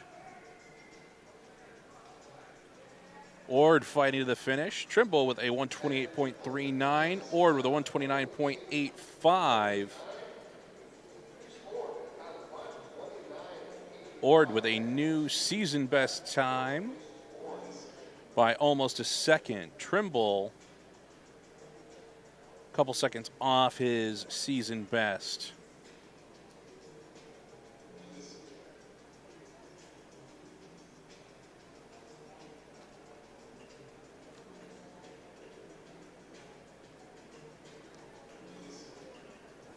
Just waiting on the restart time. Once the resurface hits,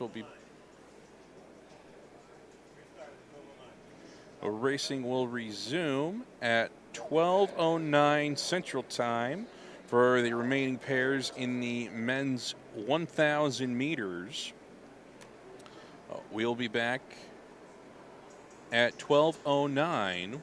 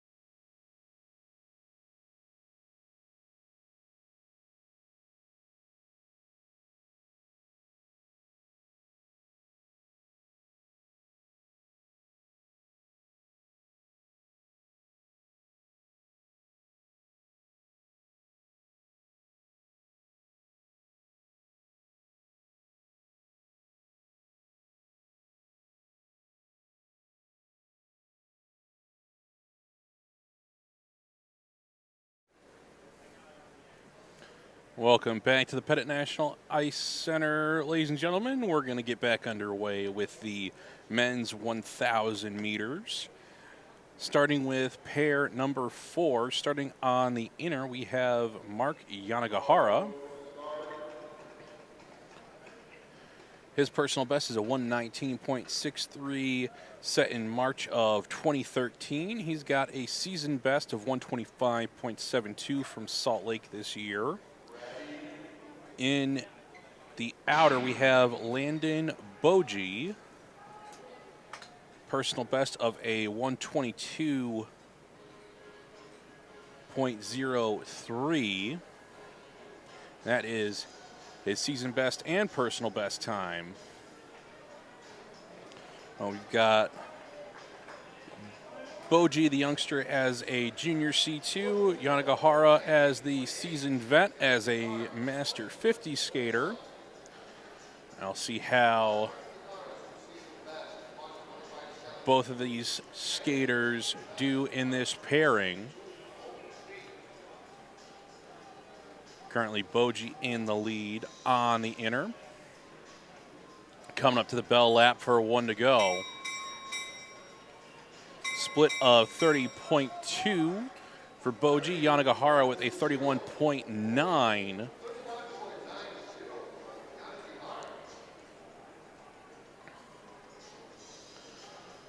This is Boji now moving to the outer. Heading on to the home stretch. He will win the pair. Let's see where he stops the clock as he comes up to the finish. Boji with a 121.24. That is a new personal best by almost a second. Yanagihara with a 126.11. Yanagihara about a half second off of his season best time this year.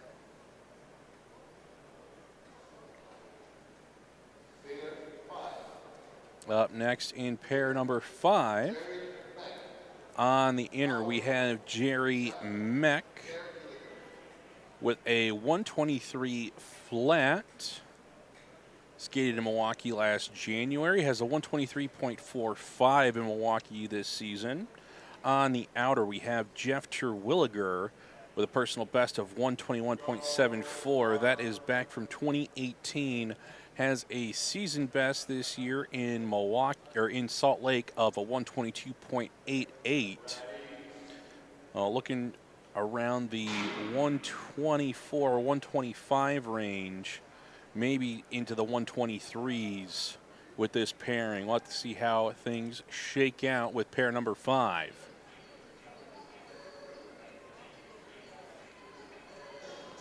This is Meck on the inner. This is a junior A1. Whereas Jeff Terwilliger is a Master 60.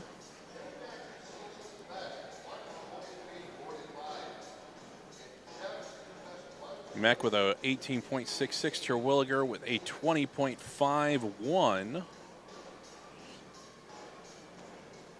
Meck with a commanding lead on the pair. He comes up to 1 lap to go. 29.51. Terwilliger with a 31.71. And Meck now trying to find whatever he has left in the energy reserves as he goes back onto the inner and into the final turn. Had a very strong start, and now you can start to see the fuel cells are depleted. He'll get to the line, though, finishing with a 120.46, a new personal best by 2.5 seconds. Terwilliger with a 126.04, about 3 seconds off his season best. So Meck with a fantastic personal best time by 2.5 seconds.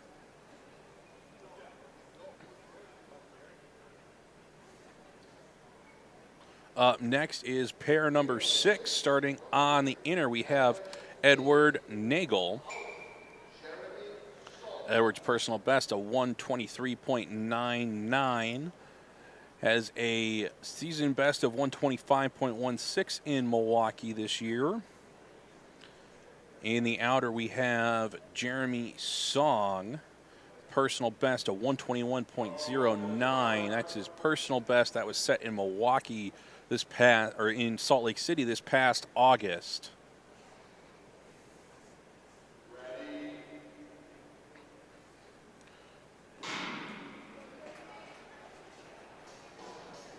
Currently, Jerry Meck, the leader on the board. See if either of these two in pair number 6 can chase down that time set by Jerry in that previous pair. Had a strong start. It was a fight to the finish for him. Song with a 18.47 at the opener. Nagel with a 19.23.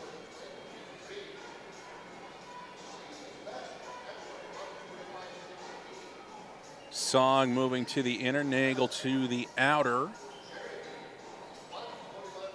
Should be telling at this split where Jeremy is sitting in relation to Jerry. Song split 29.55. Currently has him running fastest. Nagel with a 31.71. Song trying to set the top time on the board through 6 pairs. Looking strong on the backstretch as he goes to the outer lane, heading through the final turn. Song down to the last 50. Here he comes to the line. Can he get under 120? And he will with a 119.73. A new personal best time by over a second. Nagel with a 125.21, just a few hundredths off of his season best, but a new personal for Jeremy Song, smashing his personal set in August in Salt Lake City.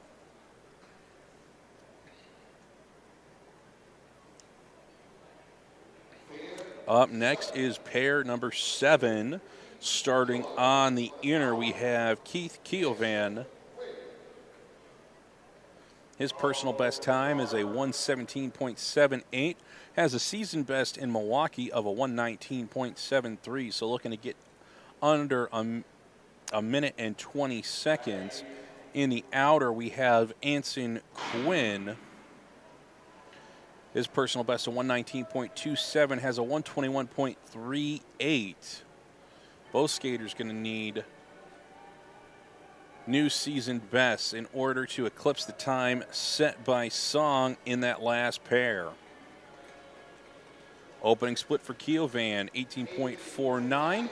Quinn, 19.08.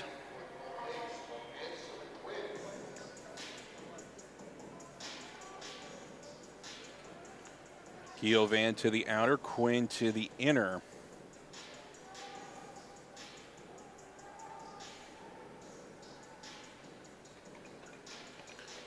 Keovan coming up to 1 to go. Let's see where he falls on the split. He's in the lead with a 28.91.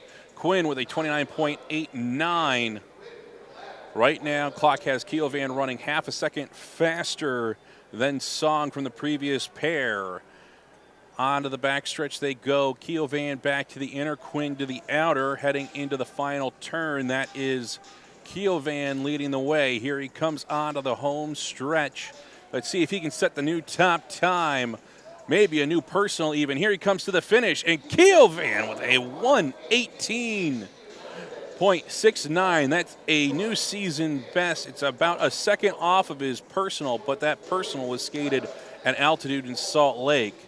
Anson Quinn with a 120.47, a new season best by almost a second here in Milwaukee. Excellent outings there for both skaters in pair number 7. Keovan goes to the top of the leaderboard with pair number 8 coming up next.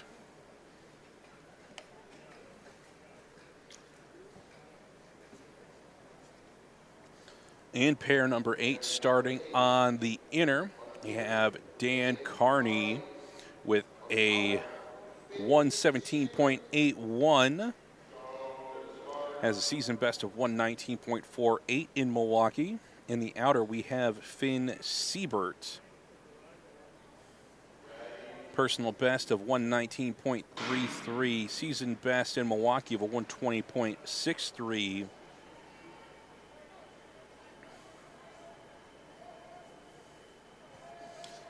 Another pair mixing a master skater with a junior skater.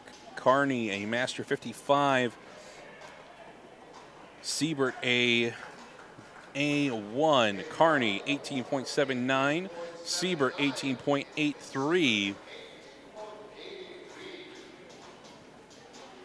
We'll have to see where we come up with the bell split in relation to Keovan's time from that previous pair.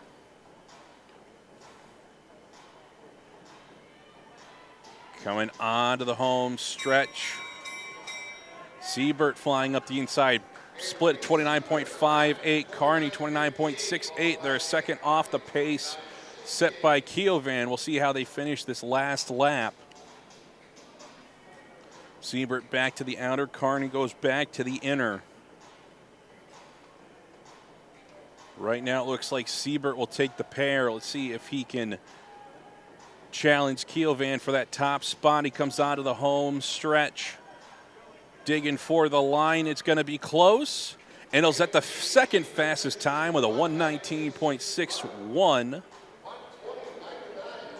Only 0.3 off his personal and a new season best. Carney with a 120.99. About a second and a half off of his season best. So Finn Siebert moves into second overall with a new season best time here in Milwaukee.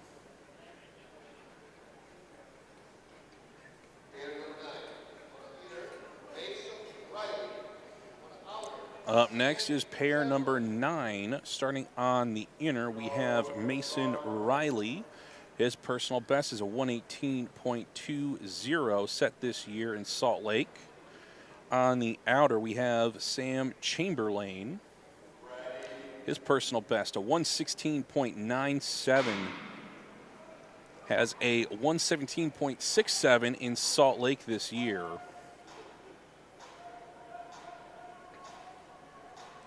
This pair with the potential to set a new top mark to beat.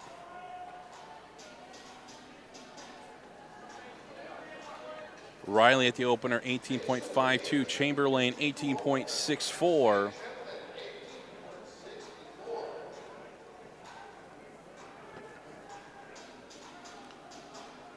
It'll be telling once we get to that bell lap split.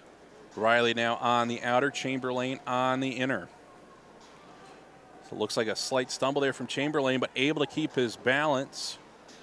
Chamberlain leading at the bell split with a 28.89. Riley with a 29.19. Chamberlain about a 10th off from Keovan. Needs a strong last lap here as he goes back into the outer lane. Riley not letting Chamberlain get away. He's going to close some distance in this final corner, and it looks like Riley goes through into the lead with that last inner. And Riley with a new fastest time of the day of a 118.12. That is a new personal best time. Chamberlain, second fastest time with a 118.47. So Mason Riley sets a new personal best time and a new time to beat. That'll take us into pair number 10. Starting on the inner from Colombia, we have Angelo Verdugo Casedo. His personal best is a 116.09 set this season in Salt Lake. On the outer, we have Matthew Salm. His personal best is a 113.94. That was set in Calgary of 2023. Season best time for Salm is a 115.8. So some firepower in this pair as well, with the chance to set a new top mark to beat.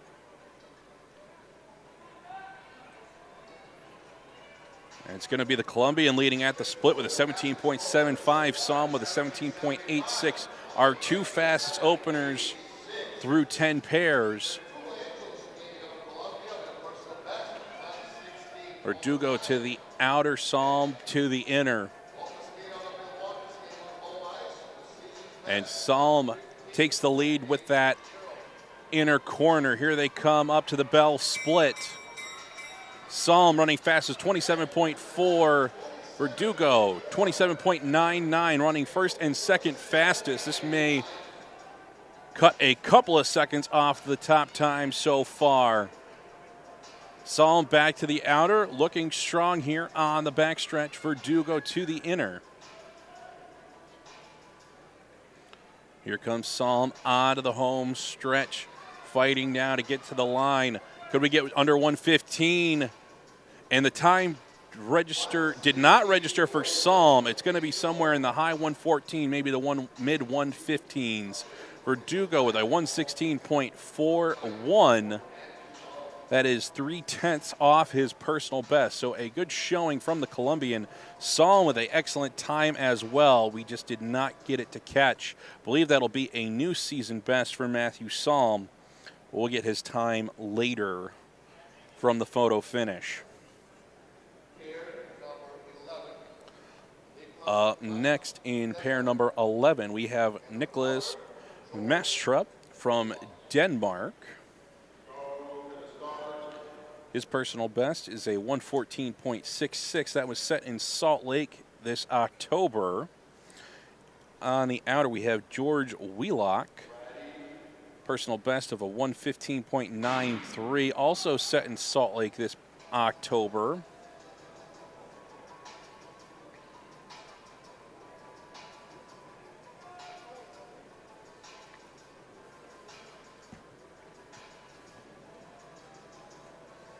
Mastrup going to lead at the split with a 17.89. Wheelock with a 18.10.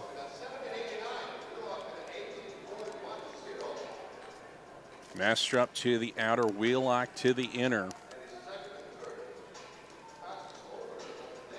Currently the Dane leading the pair. Wheelock going to gain a little bit of ground with that inner. Still having to chase down Mastrup. There's the bell. Mastrup running fastest with a 27.44. Wheelock second fastest with a 27.64. You need to be careful on this exchange. It looks like Wheelock will go into the lead. A little chance for a draft by Mastrup. And now he moves by Wheelock going onto the inner lane. See how fast he gets to the finish line. Here we come out of the final turn. It'll be Mastrup to win the pair. Question is, what's the new top time going to be? And it'll be a 1:14.77. Wheelock with a 1:16.42.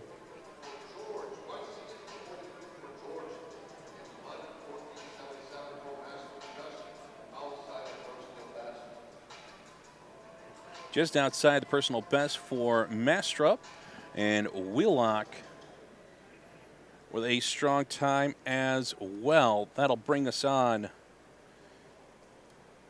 to pair number 12.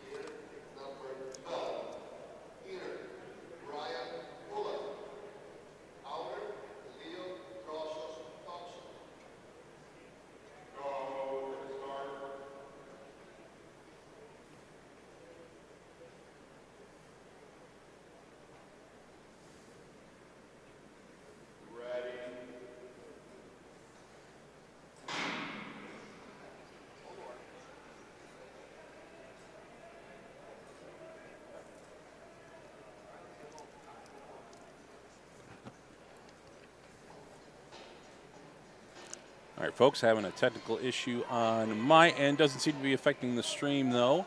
Bullard with a 17.94. Joseph Thompson with a 18.46.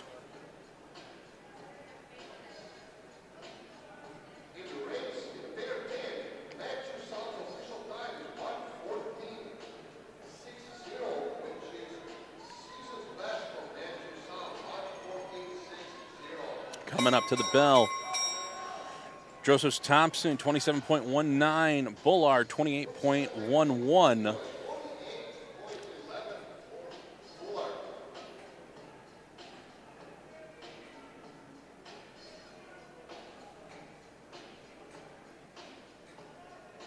There we go, folks. Able to get my technical issue out of the way.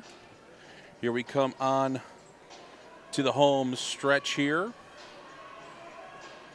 as it'll be Joseph Thompson with the third fastest time at a 1:14.89. Bullard with a 1:17.32.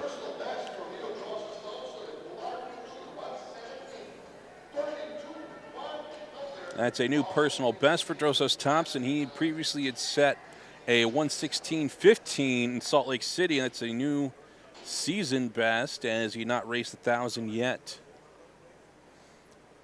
Previous race time, Matt Salm had a 1:14.6.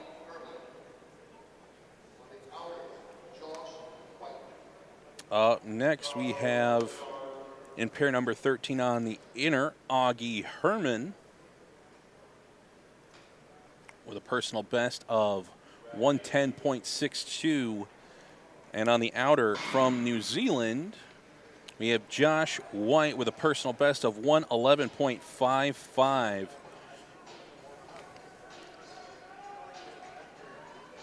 We'll see what this pair can produce for us here. It should be a fast go of it. Herman with a 17.35, fastest opener by half a second. White with a 18.09. Herman, the Minnesota native, looking strong here through the opening 400 of the 1,000 meters. Coming up to the 600-meter split.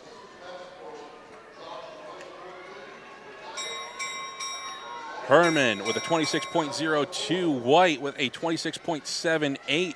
Herman nearly 2 seconds ahead of the previous leader's pace. Herman will be finishing on the inner. White will finish on the outer. See how much Herman can put into this final turn. Coming onto the home stretch. Coming up to the line, Herman with a 1:11.18 is the new fastest time. White's time did not get clocked. Had a fast split coming into that lap. So Herman, your new leader on the board, and has a new season best time by nearly a full second for Herman. So Augie with the mark to beat for our 5 remaining pairs.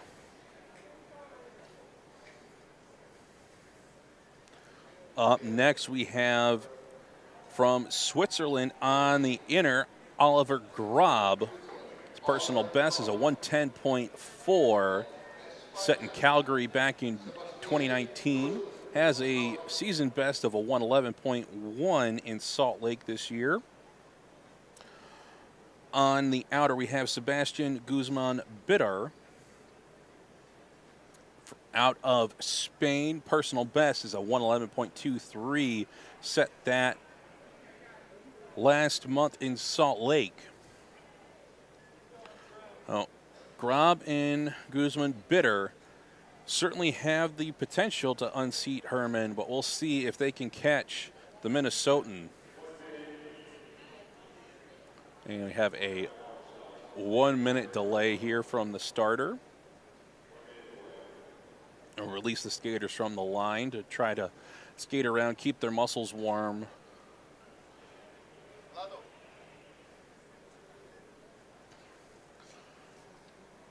This is going to be pair number 14. We'll have 4 pairs after this one.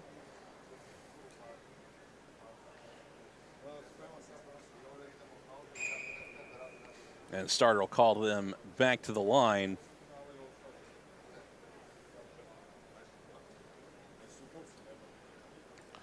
Track record here at the Pettit in this distance is a 1:07.12 set by Jordan Stolz back in January of 2023. We've seen some personal bests and season bests here today, so we'll see if Stolz or anyone else can challenge that track record.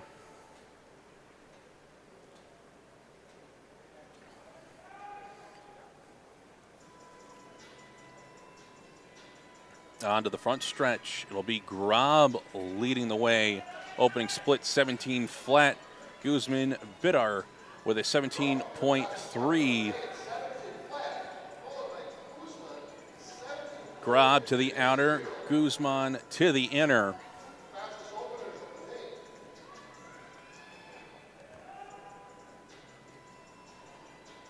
And trying to chase down the top time set by Augie Herman. Let's see where they're at with the bell split. Grob off the pace of Herman with a 26.66. Guzman with a 26.88. We'll see what they have in this final lap. And it could be trouble. They're side by side going down the backstretch. Guzman has to give way and let Grob come through first because he went farther, taking that outer corner onto the backstretch. Here they come. Grob to the line. And he'll finish with the second fastest time with a 112.64. Guzman with a 113.75.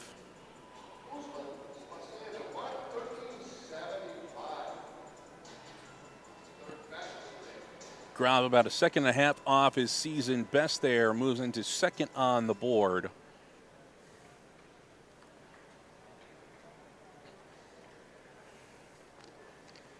Up next is pair number 15.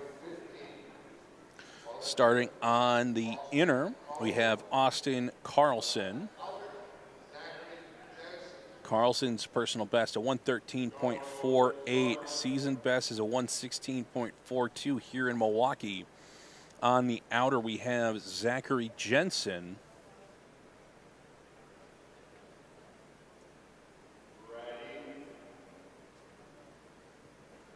Jensen's personal best, a 113.86. Season best, a 115.35 set in Milwaukee. Both skaters going to need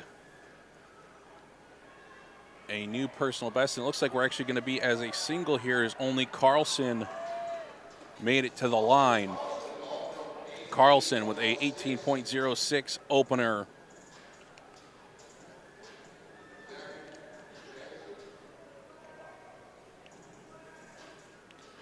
And we do see Jensen come across here for his opening split at 34.44. He must have fallen at the start. This is Carlson coming up to the bell lap. Carlson with a 27.89. Currently 2.5 seconds behind the pace set by Herman. Jensen looking around, wants to make sure he doesn't interfere with Carlson. This is Carlson coming through the final turn. There's the bell for Jensen.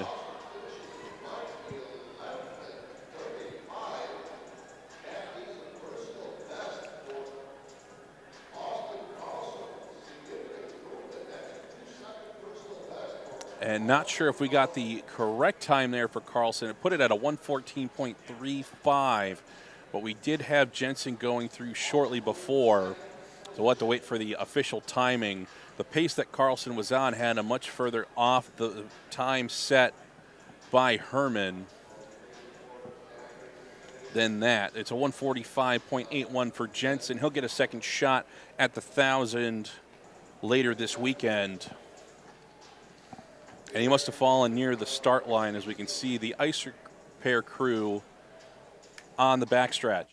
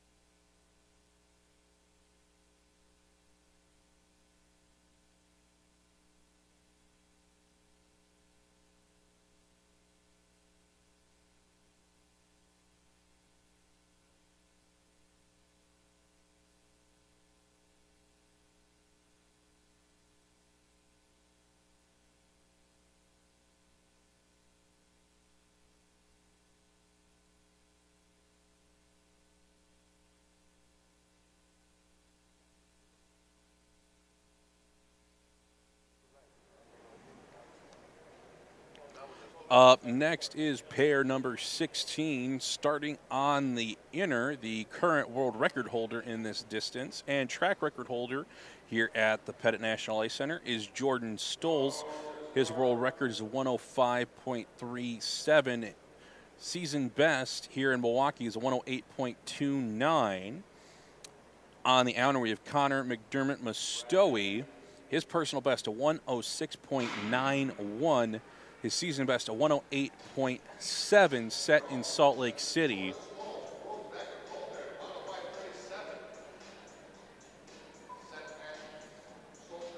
Stolz's track record is 107.12. We'll see what they muster here. Stolz opening with a 16.45. McDermott a 16.84.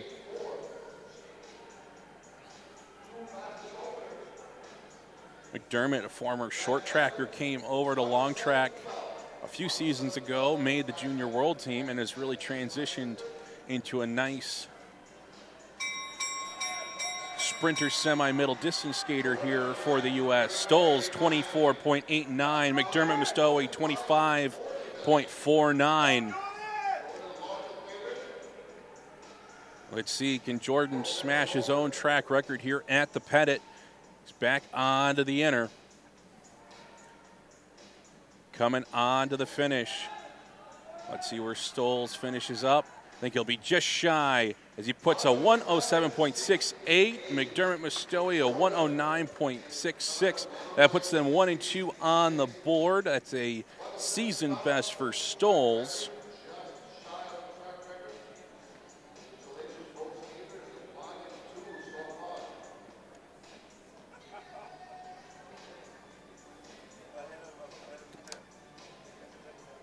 Four spots up for grabs for the Men's World Cup team in the 1,000-meter. Right now it's Stolz and McDermott Mostowy in the top two spots. We'll have to see how it shakes out with the last two pairs. On the inner here for pair number 17, we have Zach Stoppelmoor. He's got a personal of 108 flat in Salt Lake, has a season best of 109.85 in Salt Lake this year. On the outer, we have Cooper McLeod with a personal best of a 107.72, season best of a 108.73 in Salt Lake this year. McLeod, fastest opening split at 16.41. Stoppelmoor with a 16.65. Oh, they're going to give Stolz and McDermott a run for their money. Want to try to be in the top two heading into the last pair because you guarantee your spot. Coming up to the bell, Stoppelmoor on the outer, McLeod on the inner. It's Stoppelmoor leading the pair. They're behind the pace of Stolz with a 25.13 and Stoppelmoor with a 25.11. Strong race from both of these. Stoppelmoor back to the inner, McLeod to the outer. Stoppelmoor gonna swing by on the inner. Here they come to the line. Stoppelmoor. Unofficially Stoppelmoor, the 109.14. McLeod with a 108.97. We'll have to wait for the official photo finish timing. It looked like Stoppelmoor may have been ahead at the line. We'll have to wait and see. Right now, Stoppelmoor on the bubble with two skaters remaining.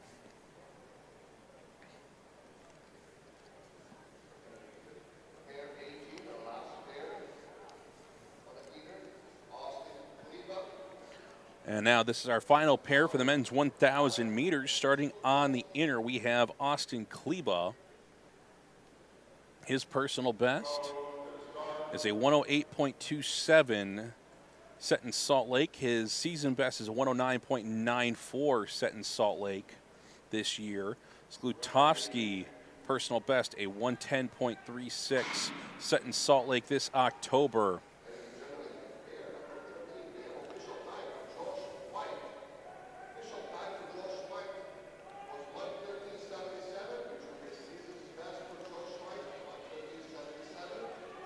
Kleba opening well at a 16.75. Skutowski with a 17.48. And we've got 4 spots on the Men's World Cup team here in the 1,000 meters, and Kleba wants to try to nab one of them. Right now, he's leading the pair. That puts him in good position. He's now on the outer. See if Kleba can go the distance here. He's got 400 meters to go. Let's see where he's at on the split. He's currently running 5th with a 25.82. Skutowski with a 26.14. Got to see where Kleba falls here. He moves back to the inner.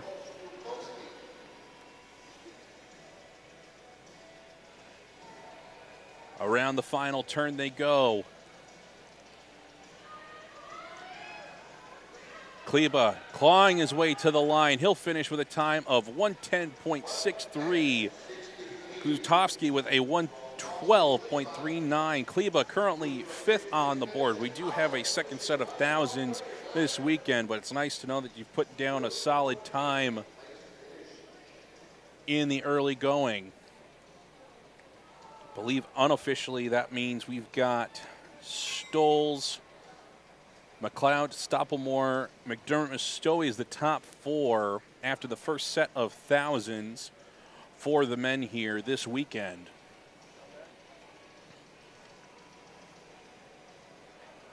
Coming up next, we'll have the women's 3,000 meters, followed by the men's 5,000 meters. I'll be taking a longer break as they'll do a full resurface and give the distance skaters some time to warm up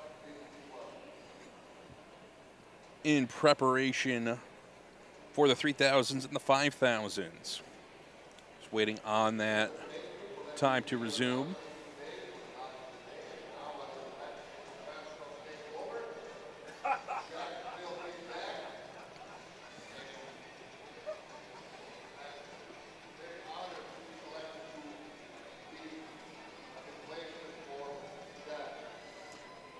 And so far, folks, we're running pretty close to on time. So should be back around 1:30 for the start of the women's 3,000s. Should be around 1:30. About 45 minutes. We'll see you then for the women's 3,000 meters here in Milwaukee.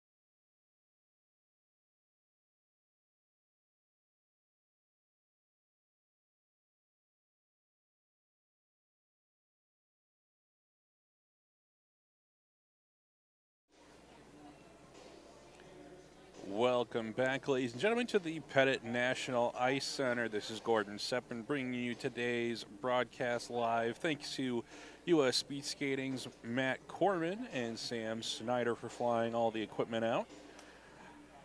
We do have official results from the ladies' 500 meters, as I can share with you now. Finishing in first, it was Kimmy Getz by less than a tenth, as she finished 900ths in head of Erin Jackson. Brittany Bowe finished in fourth. Brittany Bowe finished third. Sophie Thurup finished fourth. Krista Rands out of the Americans finishes fourth, with Mackenzie Brown finishing in fifth for the Americans. That rounds out the top five.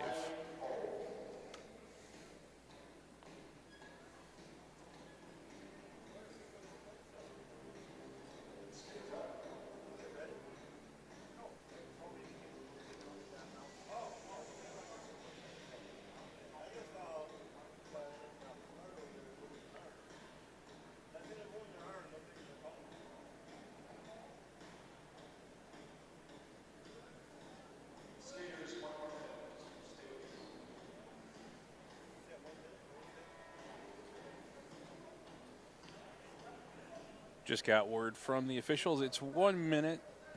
So we're ready to start here with the ladies' 3,000 meters.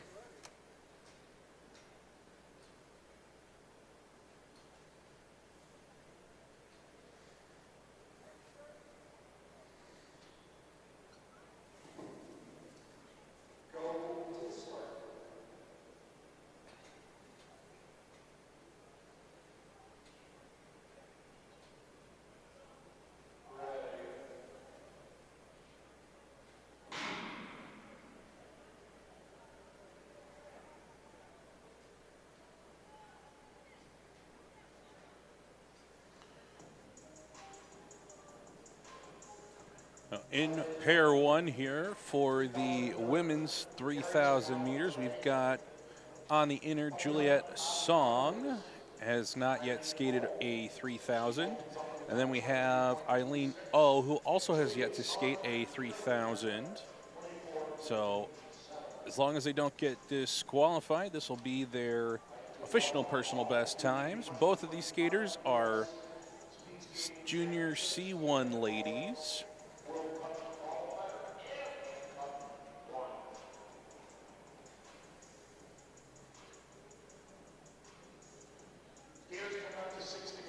This is O coming up to 6 laps to go on the inner, with Song on the outer. O's split 36.74, Song with 39.24.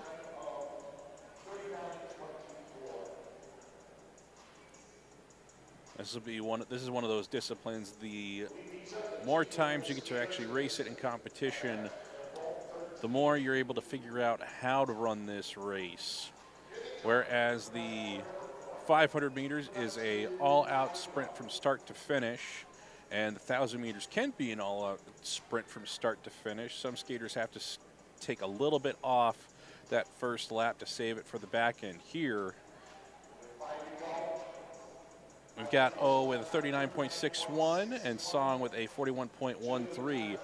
It's really about figuring out what type of lap time you can hold consistently through the first 2/3 of the race, and can you bring, if you have anything extra in the tank in that last third of the race, can you bring down that lap time, try and gain a little bit extra on the field? They say if you pick up extra tenth early on, it can cost you half a second later in the race. So gotta run it. At least when you see the ones that are really successful at running these longer distances, try to find a way to skate those flat lap splits and dig into those energy reserves at the end in that final third of the race.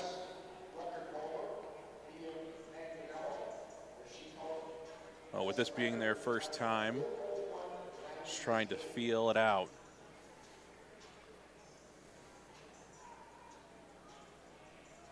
This is O coming up to 3 laps to go.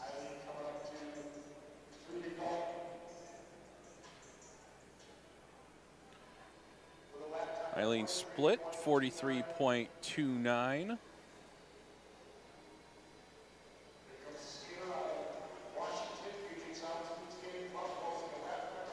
Song split 45 seconds flat.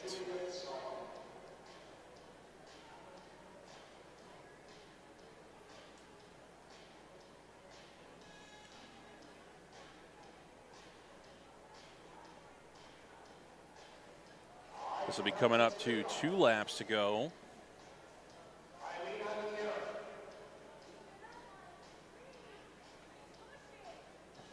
And coming into frame, we can see Song just entering the home stretch. Oh, lap time 44.17. These are young juniors racing this discipline. It is the longest discipline skated by the women at the Junior World Championships.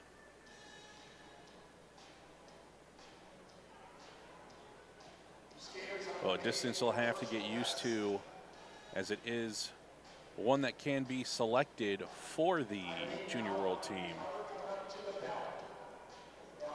This is Eileen coming up to 1 lap to go. Her split 44.67. She's been holding in those low 40s. And this is Song coming up to 1 lap to go. Her split 48.3.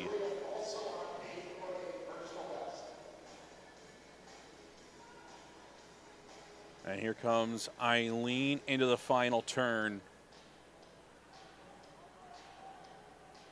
One big thing that we can see out of her, she's kept her skating form through all of this. It looks painful. It probably is painful. But the fact that she's kept her skating form together is a good sign of things to come in the future.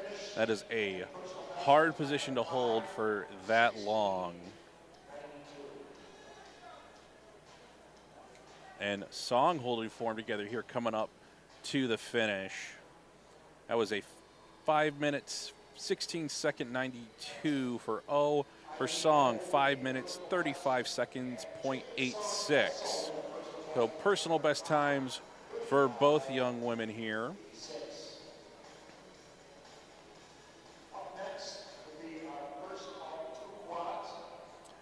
Up next, we've got the first of 2 quad events. That's where we put 4 skaters on the track at the same time.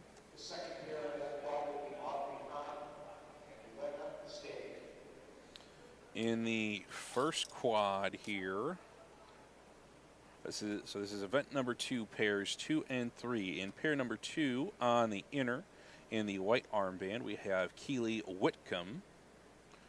Her personal best is a 4 minute, 51 second .92 skated last March in Salt Lake. No 3Ks on the record this season so far.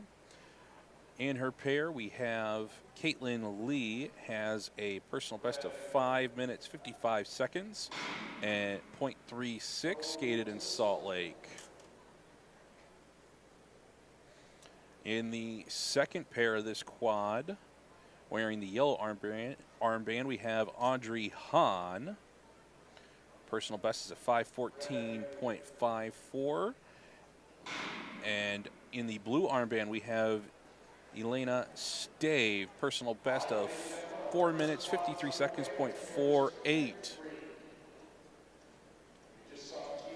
So that was pair 3 underway. This is pair number 2 on the backstretch.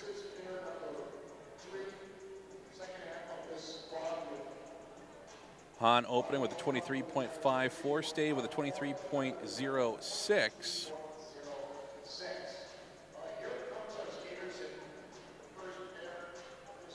Here comes Whitcomb and Lee. Whitcomb with a 34.8. Lee with a 35.83.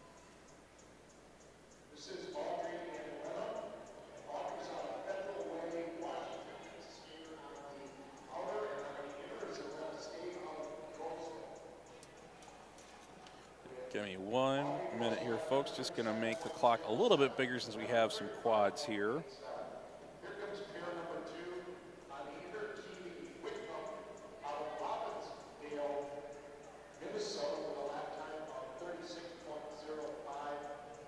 Caitlin out of Renton, Washington with a time of 40.03.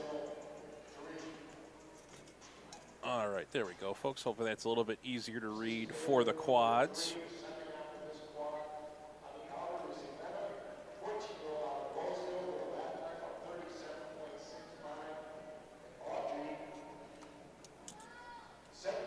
So no 3Ks this season for anybody in this quad. All have personal best that they're looking to try to improve upon.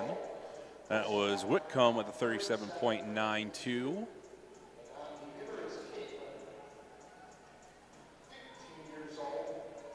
And this is Caitlin Lee, split of 45.22.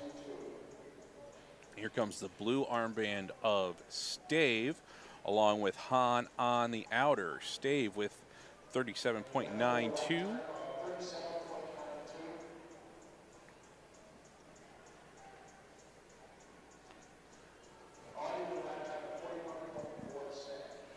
Audrey with a 41.46. Whitcomb the 38.49.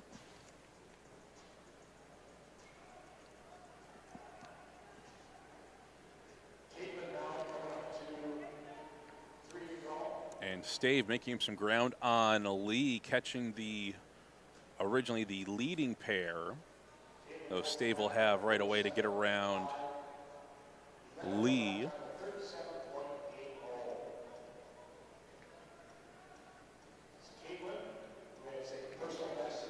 Han split 42.78. Whitcomb 38.5.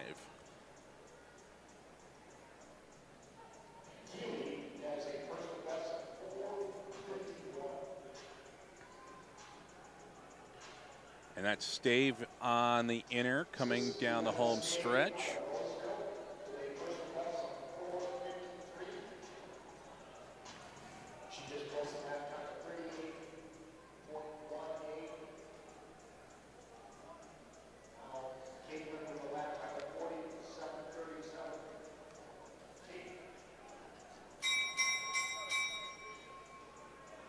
There's the bell for 1 lap to go for Whitcomb. Hasn't cracked into the 40-second split time yet. Stave coming up here to 1 lap to go.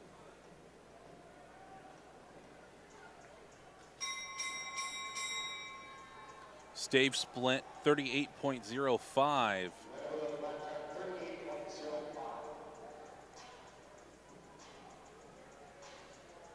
Whitcomb possibly going to catch her pair. Closing in on the finish. Lee with 1 lap to go. There's Whitcomb at the finish with 4:47.48, a new personal best time. And here comes Stave, trying to finish strong. Going to be close to the time set by Whitcomb. And we'll go faster with a 4:46.77, a new personal best by 6 seconds.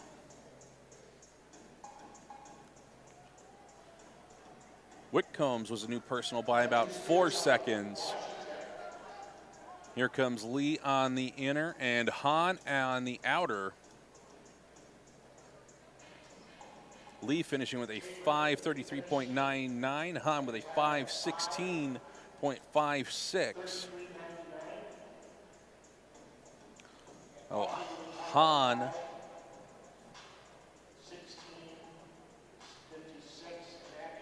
almost with a personal best. Lee with a personal by about 20 seconds.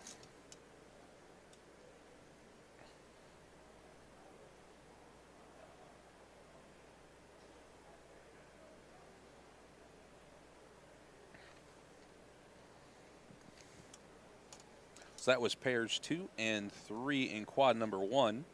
Now, up next, we have quad number 2. In pair number 4, in the white armband, we have Evie Forer. And in the red armband, we have Elise Stave. In pair number 5, we have in the yellow armband, Leah Choi. And in the blue armband, we have Larissa Paes out of Brazil. So 3 Americans and 1 Brazilian in this group. 3 Americans all in the Junior B classification, both Stave and Choi B2s. Forer is a B1, meaning first year of being in the B age group. You're in those age groups for 2 years. And we'll get into their personal best as we go through the race.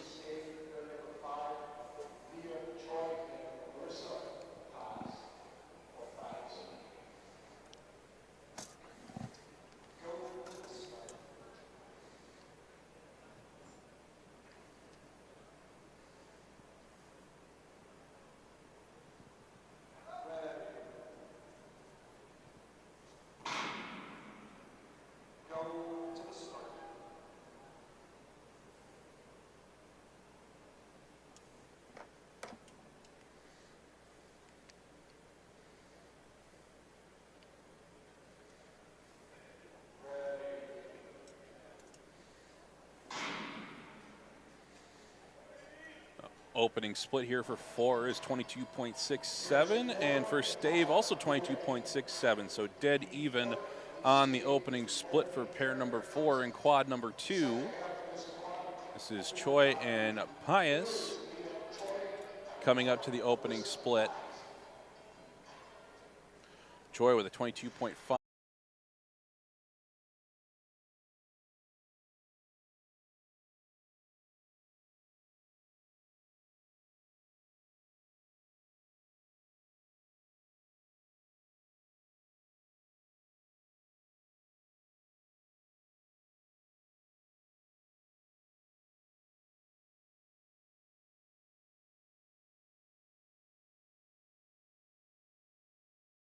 This is Stave at the finish with a 4:47.74.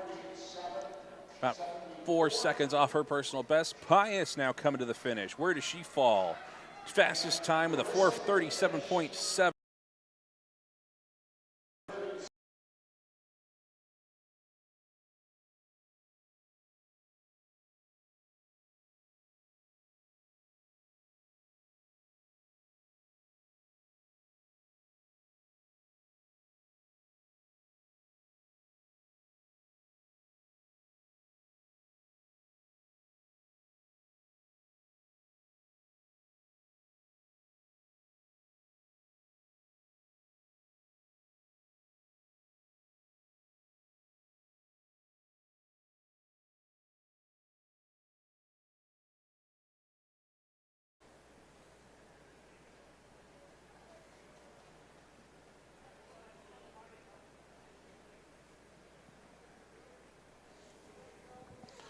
In pair number 6 on the inner in the white armband, we have Anna Quinn.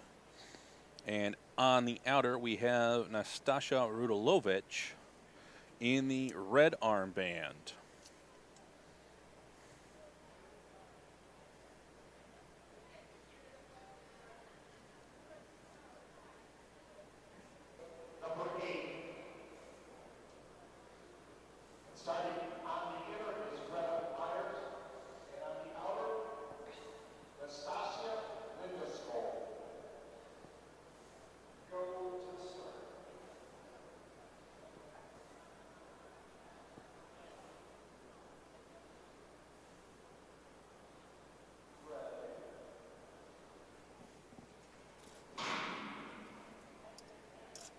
Apologies, folks. Don't know where we lost you. We've had a few races going here, and we've been experiencing some technical difficulties. Hopefully we didn't lose too much. Rebecca Simmons just set the time to beat here, and we've got 3 women's 3K spots up for grabs. This is pair number 8, event number 6, starting on the inner wheel in the white armband was Greta Myers. Her personal best is a 4:05.06. She set a 4:18.68 in Salt Lake earlier this season. In the red armband, we have Nastasia Lindenskov out of Denmark. Her personal best is a 4:23.13. She's done a 4:26.51 in Salt Lake this year, and she's not in the running for the World Cup team.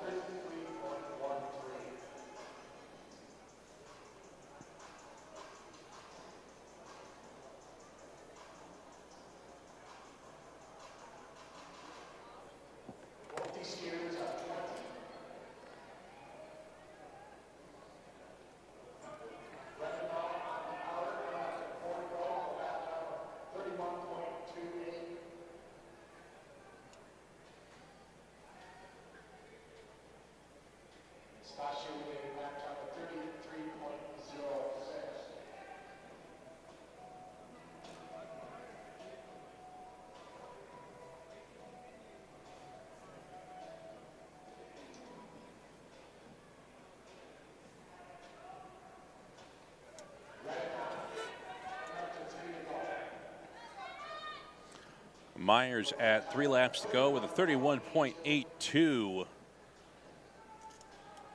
Is running a quick pace, looking to set the top time.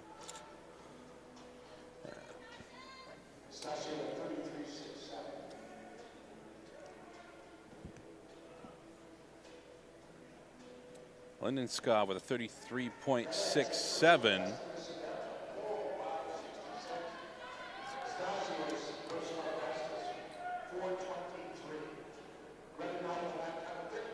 Myers with a 32.82. This is Lindenskov coming up to the split with 34.38. Back to Myers on the backstretch.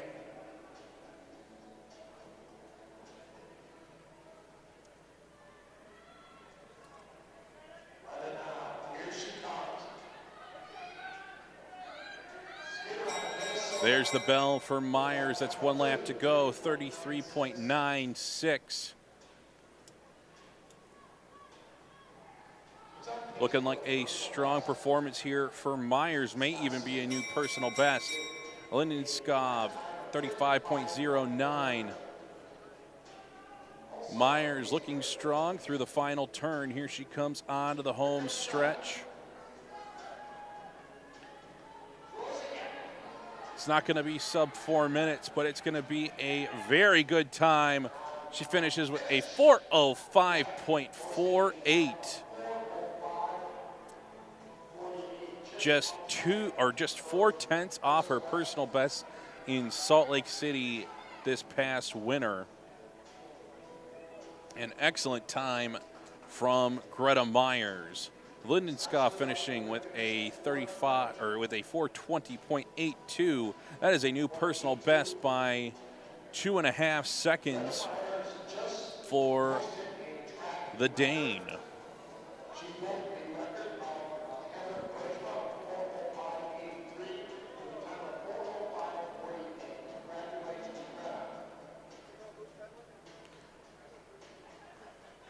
And that was actually a track record set there by Greta Myers. Track record has held since 2015, set by Heather Richardson Bergsma of 4:05.83. So Greta Myers almost skates a new personal best and sets a new track record.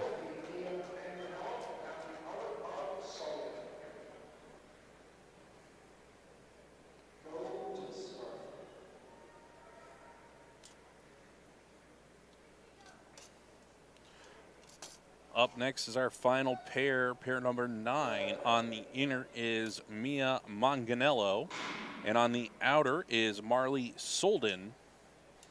Mia Manganello, the current U.S. national record holder in this distance with a 4 minute, 1 second, 0.98 time set back in 2017 in Salt Lake City. She's done a 4:17.95 in Salt Lake this year. In the pair with her, Marley Solden, her personal best time, 4:24.28. Has done a 4:27.88 in Salt Lake this year. And now there is the benchmark thrown out there by Greta Myers. A new track record, the top time for Manganello to try to chase down.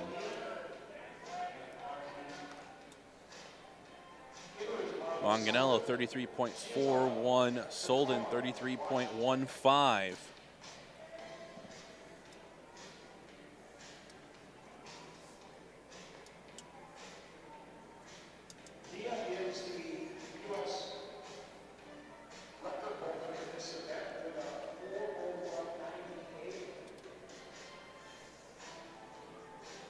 Manganello on the inner, Solden on the outer. Let's see where they compare to Myers' split times. According to the clock, it's got Manganello ahead of Myers with a 33.15. Solden 34.39. Felt like Myers had a very strong last third in that 3,000. I'd like to remind you folks that the time you see on the board is unofficial. The official results will be released later on speedskatingresults.com. Manganello 33.80, Solden 34.29.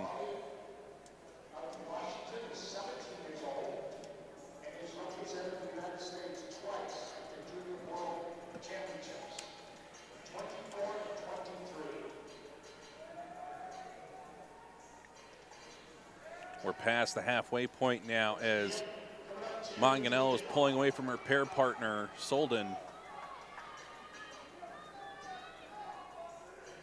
Manganello 33.36. Not sure if these splits are accurate because that would be an insane lead over Myers' time. So we'll have to wait and see what it looks like in the final 2 laps to see if Manganello can finish on top of Myers and set a new track record in the women's 3K here at the Pettit National Ice Deck. Would be the second one today, as unofficially Greta Myers, best of the time set by Heather Richardson Bergsma. Split for Manganello 33.53, Solden 35.54.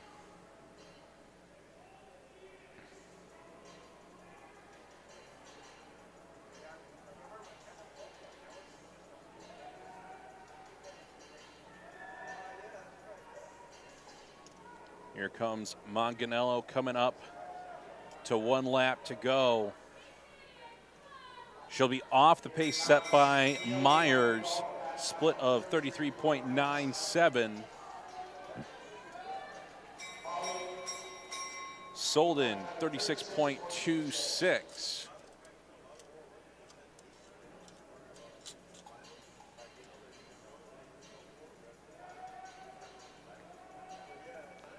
Manganello coming through the final turn. Looking to get in under 420. As she comes up to the line, Manganello with a 4:17.21. Season best for Manganello. Here comes Solden to the finish. The time of 4:26.66. Season best for Solden and season best for Manganello. And potentially a new track record for Greta Myers. We'll have to wait and see the official photo finish times. But the fact that We've already had a track record scare in the long distance here. Should tell you that the ice is in good shape this weekend as we then go to the men's 5,000 meter, and that track record has stood for a long time. Probably not quite as long as some of these skaters have been in diapers, but certainly before some of them may have even been putting skates on. The men's 5,000 meter track record was set back in 2008 by Chad Hedrick. It is a 6:16.23. The record was scared 3 times in one day just a few years ago here, as Emery Lehman nearly broke the record at the Olympic trials. And then following his pair, his 2 training partners, Ethan Seprin and Casey Dawson, were ahead. Dawson was ahead of Lehman's pace. Seprin was behind. Seprin ended up catching Dawson, and they managed to finish within 200ths of each other and just outside of the track record. We were certain that that track record was going to fall after seeing Lehman go. We thought it would have to be a track record to beat him, and somehow those 3 training partners managed to finish so close together. Up next is the men's 5,000 meters. The first pair will be skated as a single.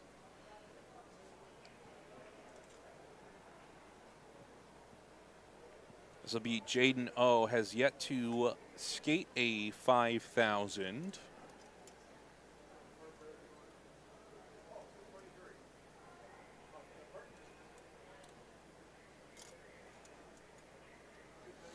We'll be back in at 2:23 for the start of the men's 5,000 meters with Jaden O.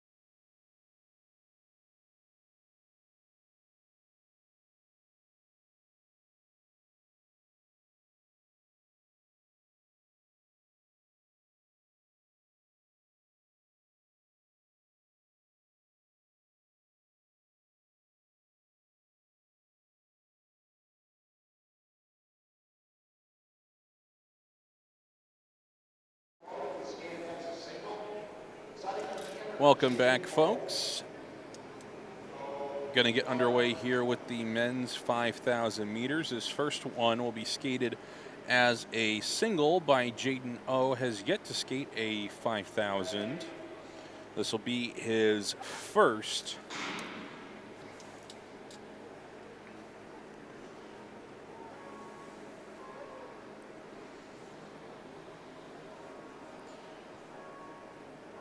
Jaden A, junior C2.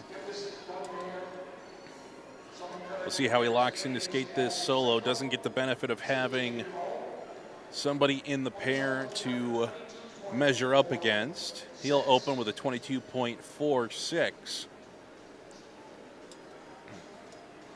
And this being the longest distance that the junior men would skate. It's a tough distance to skate alone. Just such a you, the clock, and your coach's lap board to help you know where you're at.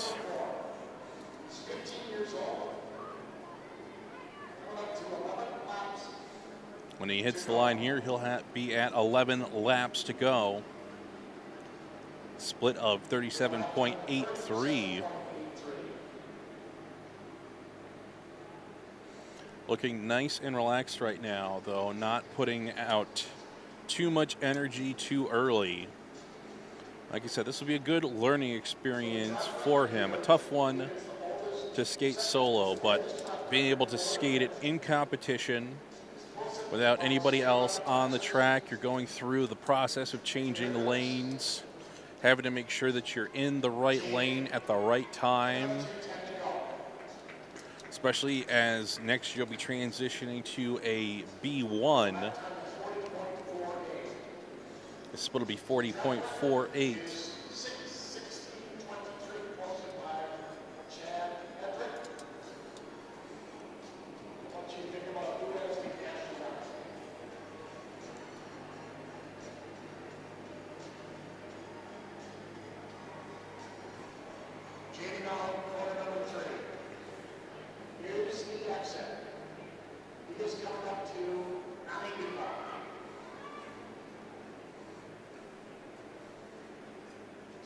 And Jaden skirting that line, needs to be careful getting it across that lane marker. Lap of 41.24.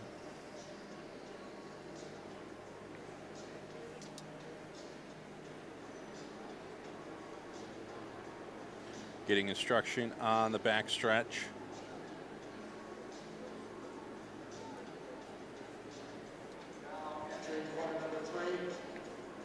Unlike in cycling, there's no race radio, just your coach on the backstretch with the volume of their voice and the lap board to give you your split times.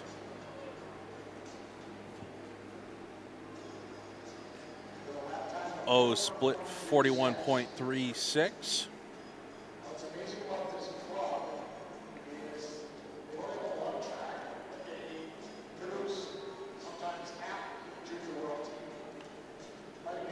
Oh, looking solid, though, keeping things together. Doesn't look in any discomfort.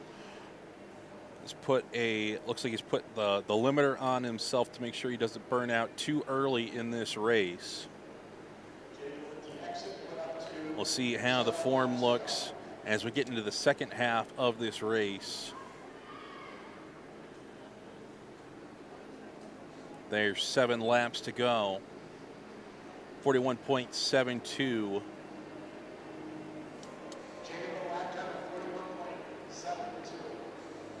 So far for his first 5,000, looking good so far, and getting direction from his coach to get into the correct lane. Can be very difficult to remember which lane you came out of. You're trying to just focus on holding everything together, and especially in a distance race like this, you can start to forget it. Even at the top levels of the sport, it can happen. It happened to Sven Kramer, and his coach ended up in the wrong lane because they weren't sure. Split of 42.05 here for Jaden.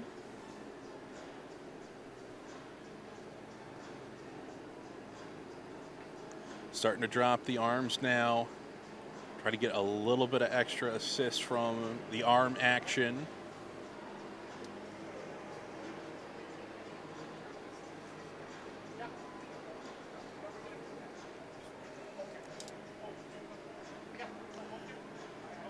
Back onto the home stretch, and now you can start to see the pain coming through a little bit here for the youngster.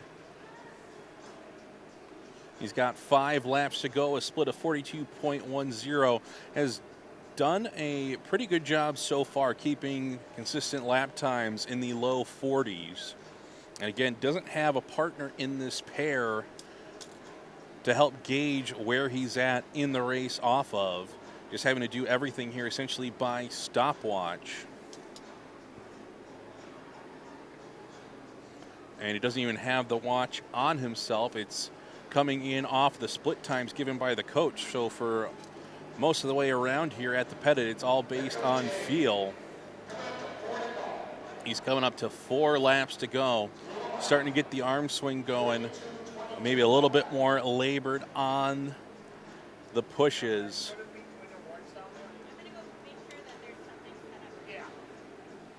And there's the direction. This is the crucial part of the race. We're making sure getting that direction to get into the correct lane, especially as the exhaustion starts to set in.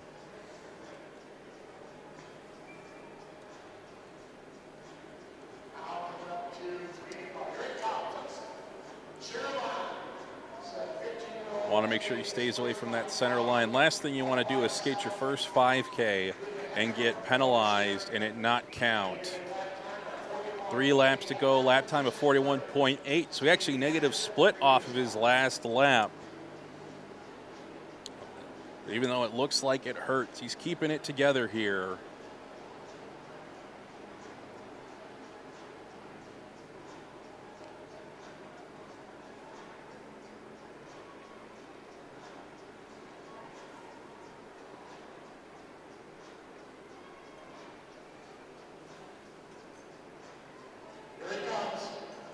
Be coming up to 2 laps to go here for Jaden O.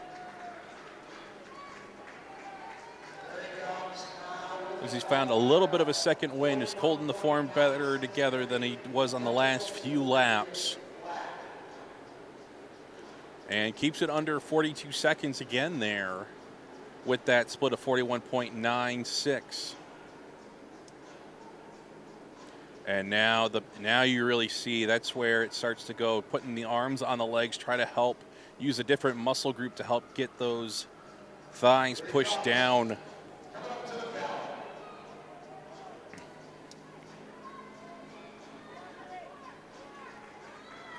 Still though, skating pretty together here for Jaden. Oh, there's the bell for 1 lap to go. And actually negative splits by a huge margin with a 40.35.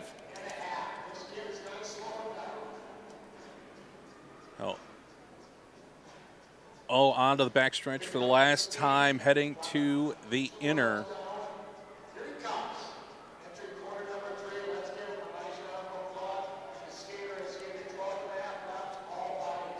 Great effort here by O in his first 5,000. Looks like he had a little bit more energy in the tank. He's giving it everything to get to the finish with a time of 8:34.47.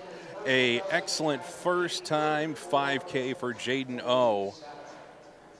That last lap was 38.9 seconds, so another negative split. So there's more in the tank there to pull out, but it's just hard to tell when you haven't raced the discipline enough times to know where you have those energy reserves, how much you have left. That's something he'll learn over time.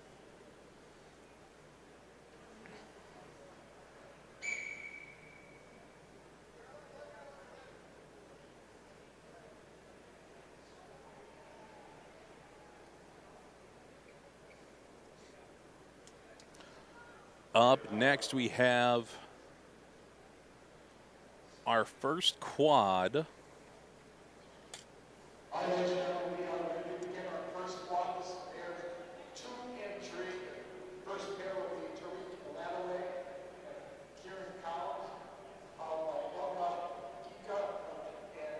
Josh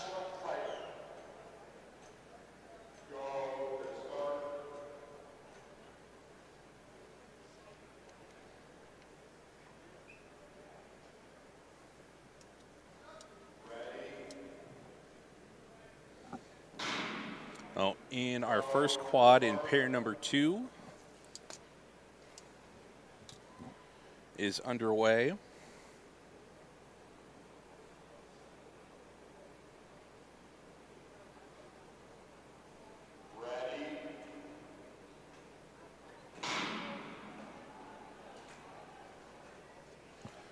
So in our first pair, we have Tarek Elatoui.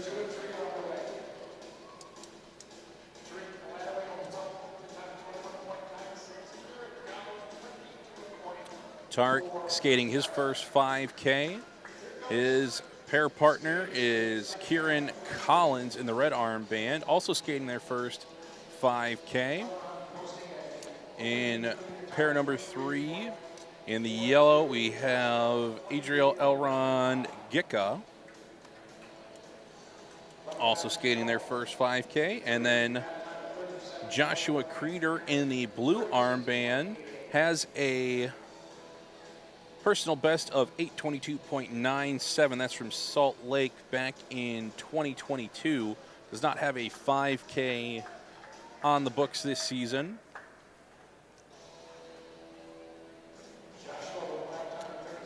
So Creeder with 37.83, Gicka with 39.56.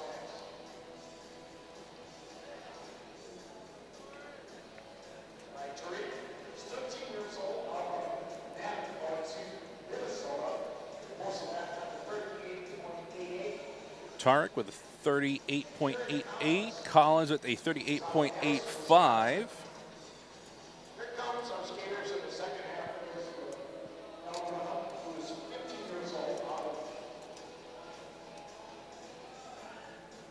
Gicka on the inner, Creeder on the outer. Gicka with a 39.04.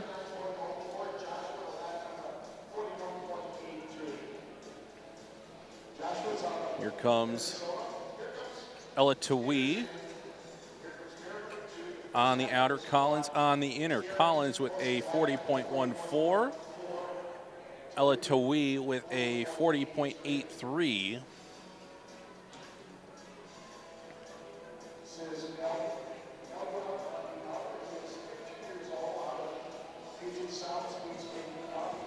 This is Gicka in the red suit on the outer with a 40.91. Creeder with a 41.61.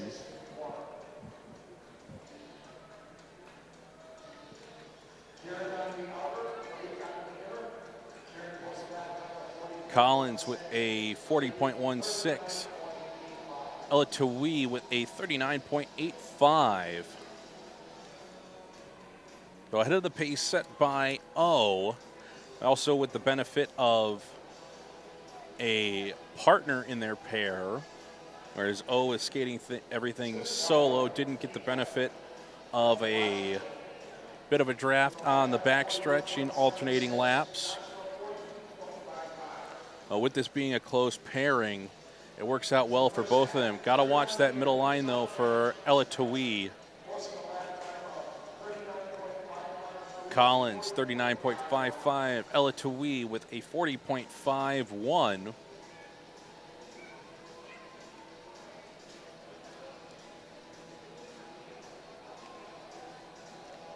This is Gicka coming onto the home stretch, and there's following is Creeder.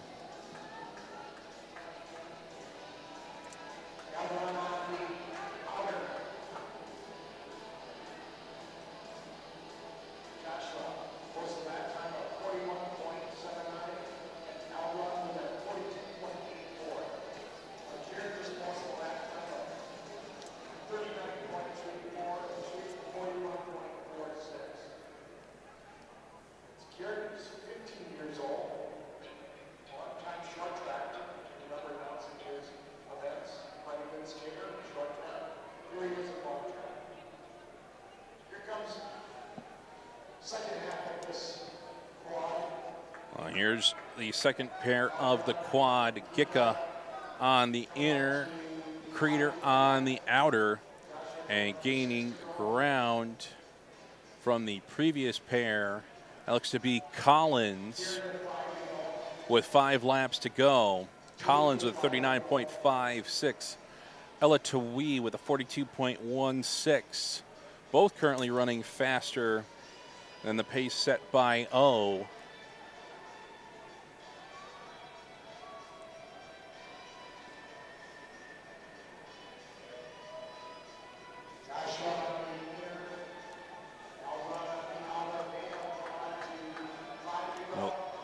Collins looking to try to catch the other pair. He has 4 laps to go. Gicka and Creeder have 5.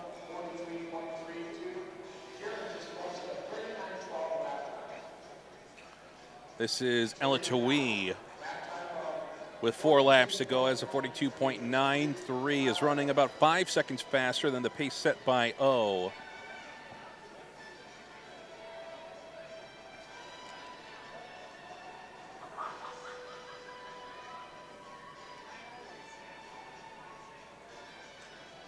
And Collins made the catch on the backstretch as he goes past Gicka on the inner. He's got 3 laps to go. He's the one in the red armband that just went off screen. He posted a time of 38.62, having a fantastic outing here. This is Ella Tawee coming up to 3 laps to go. Tarek with a 42.62.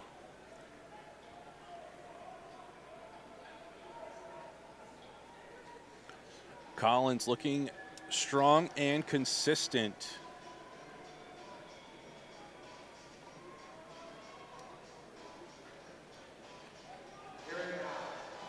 There's 2 laps to go for Collins. 38.59. Based on his last split, should be finishing somewhere in the 8:10 range for Collins. Ella Tawee with a 44.76, about 2 seconds ahead of the time set by O. This is Collins, the leader of this quad. There's the bell for 1 lap to go. His time, 38.17. It's going to be right around 8:10 if he can hold that similar lap time. See if he maybe has a similar kick that O had in that previous event. Creeder, 43.93. Gicka, 44.01. This is Collins coming through the final turn, driving on that outer. And Collins looking composed coming up to the finish, making sure to really drive those legs. He'll post a time of 8.0 or 8 minutes, 8 seconds, .68. He negative split that last lap and got in under the 8:10 mark. Excellent race there from Collins. Gicka and Creeder, there's the bell for 1 lap to go. Ella Tawee now coming up to the finish.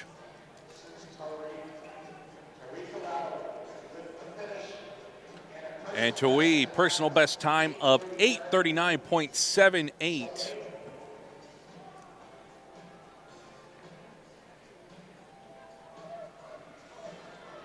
Let's see where Creeder finishes. Gicka, 8:41.25.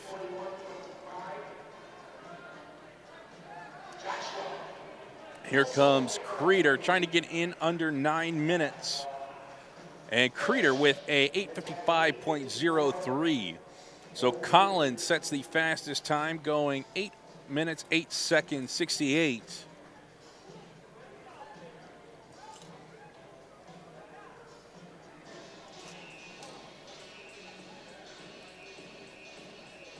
Up next is quad number 2 with pairs 3 and 4. In pair number 4, in the white armband, we have from India, Ashwin Kandaru. In the red armband from the U.S., we have Henry Schlichting. In the yellow armband, we have Edward Nagel. And in the blue armband, we have Matthew Kurowski.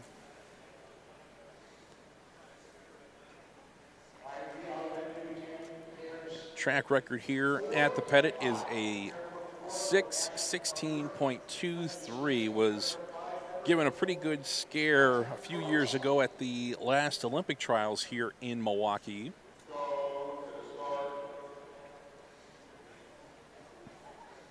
Currently the second oldest standing track record, as the oldest one is the women's 5,000. That was set all the way back in 2000.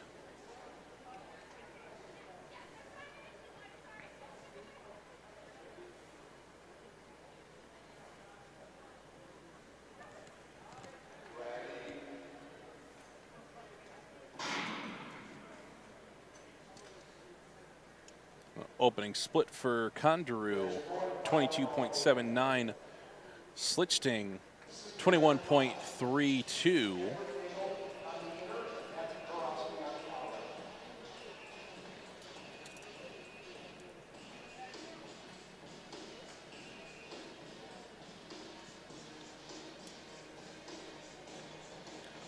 Kondaroo does not have a personal best yet registered in the 5,000.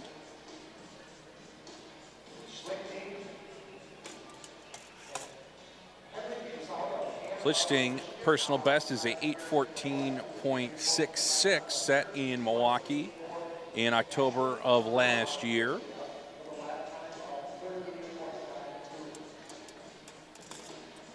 And Kurowski's personal best is a 8:21.3 set in December at the Pettit last year.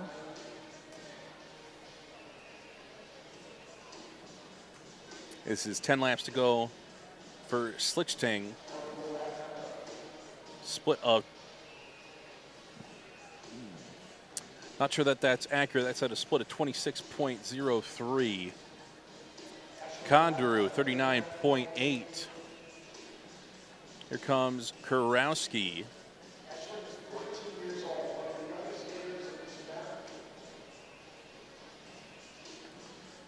Kurowski, 37.10.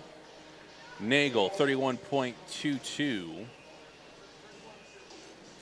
Schlichting, 46.04. I think these split times are off, folks. We'll see if we can maybe get them updated here.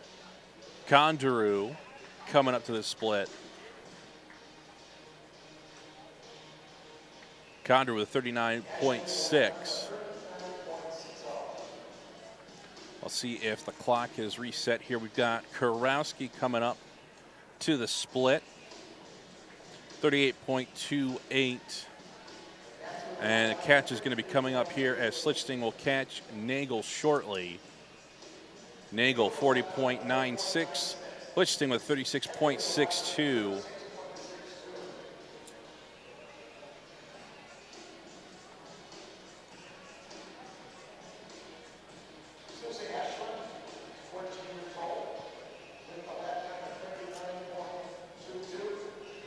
This is Kurowski.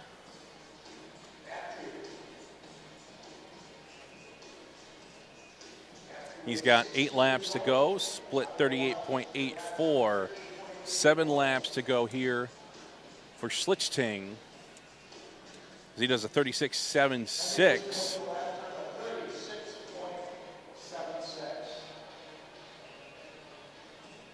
And Schlichting's personal best is a 8:14.66. If he's able to hold, if these times are accurate on the splits, he should get under the 8-minute mark. But we'll have to see where everything shakes out with the timing system and the official timing. Kurowski split 38.08. Schlichting has made the catch. He's at 36.69. Here comes Nagel with a 39.8.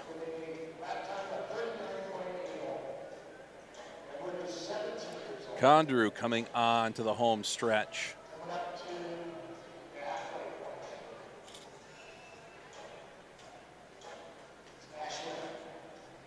Condrew with 39.6.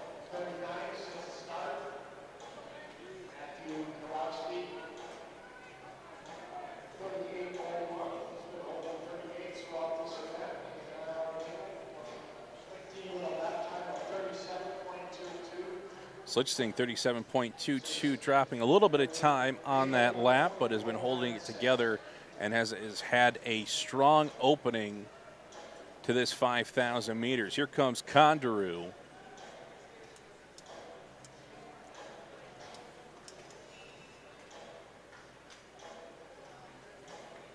Condrew with 39.59. Here's Kurowski on the inner, the 37.93. Schlichting 37.53 has settled in nicely.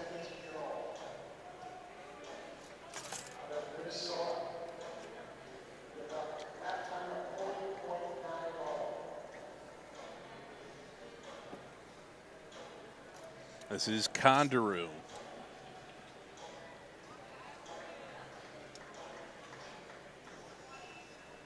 Condrew on the inner, Kurowski on the outer.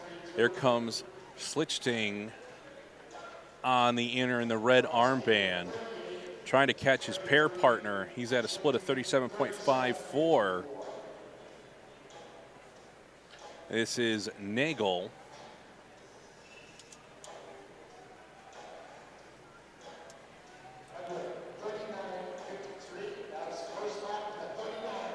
Schlichting looking to take the top spot so far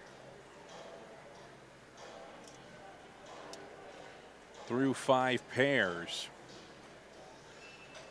Trying to catch his pair partner in Condrew. That's 2 laps to go for Schlichting.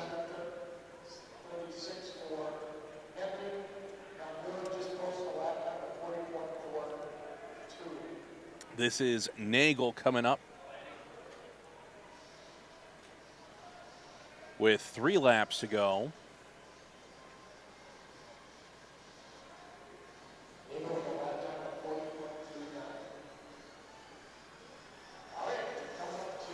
Coming up to 1 to go for Schlichting in the red armband, 2 to go for Condrew in the white.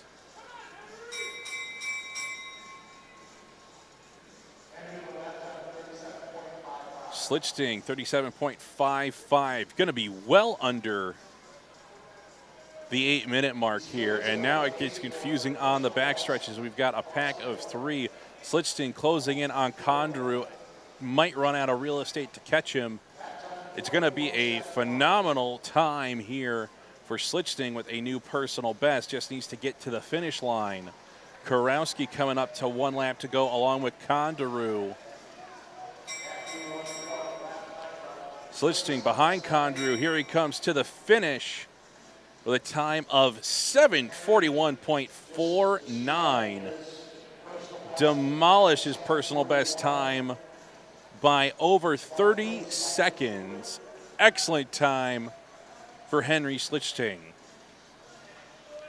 This is Nagel. There's the bell for 1 lap to go for Nagel.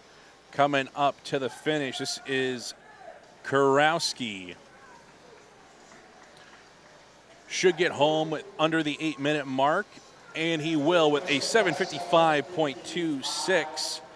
Also a huge personal by about 25 seconds. Nagel with a 8:02.03. About an 18-second personal, and here comes, oh, sorry, that was Condrew. Here comes Nagel.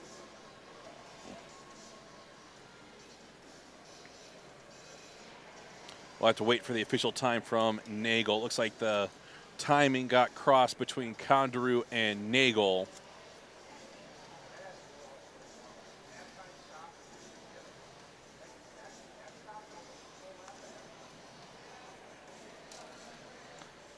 That gets us through 5 pairs, 1 single, 2 quads, the men's 5,000 meters.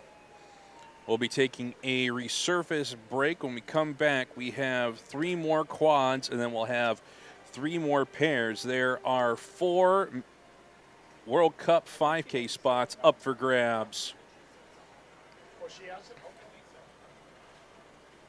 It should be a fun battle to watch once we get into those final few pairs for the World Cup spots, and these youngsters getting some much needed experience in the men's 5K have been a fun one to watch so far, putting on some impressive performances. It'll be exciting to see what else they're able to come up with in those remaining 3 quads. We'll be back after the resurface.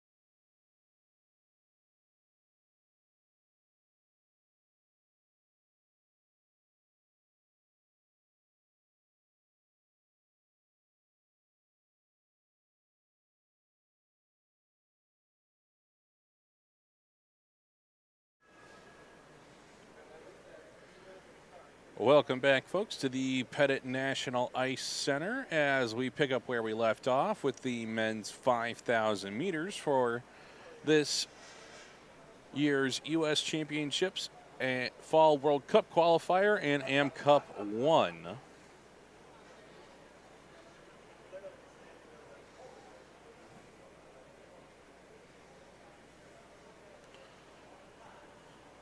We have 3 more quads remaining for the men's 5,000, and then we will switch to our final 4 pairs for the men's 5,000.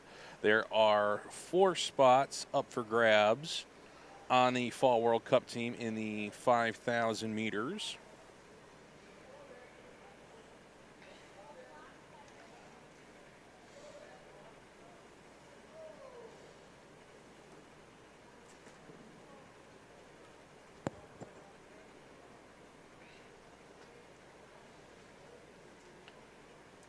And we've had some excellent racing from the youngsters already that we've had in the quads today. Up next in, this will be event number 4, pairs 6 and 7. In pair number 6, in the white armband, we have Landon Boji. In the red armband, we have Anson Quinn. And then in pair number 7, in the yellow armband, we have Riley Martin. And in the blue armband, we have Colin Lee.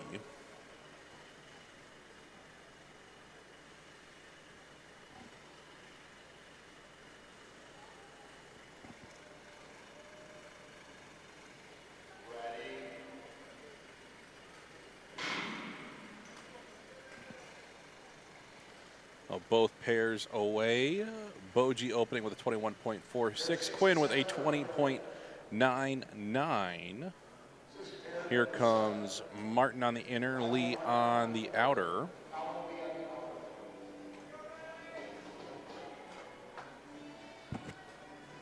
Martin opening with a 21.31. Lee with a 21.68. Boji's personal best time in the 5,000 is 8:10.99. Has an 8:15 this year, skated in Milwaukee. Quinn's personal best, at 8 minutes 9 seconds 58. No 5K this season so far. Martin's personal best, 8:03.99. And Lee's personal best, 8:11.25. So everybody looking to get under that 8-minute mark, considering the times that we saw skated earlier today. This quad, certainly everybody could go under 8 minutes, depending on how things shake out.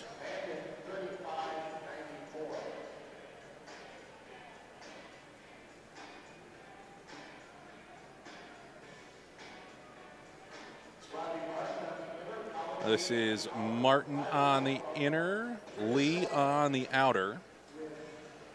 Martin split 37.51, Lee 37.53. This is Quinn on the inner and Boji on the outer. Quinn with 37.07, Boji 37.01. Pretty close to each other on those lap time splits. This is Martin and Lee now coming into frame.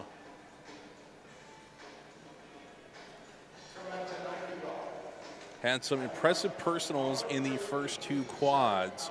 We'll see what this quad has in store for us. Lee with 37.94, Martin 38.57.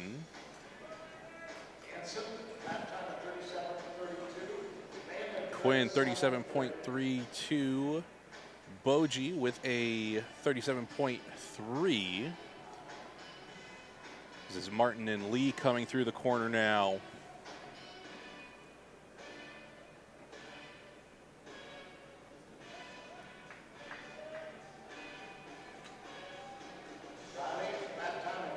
Martin with a 38.49. Lee with a 38.58.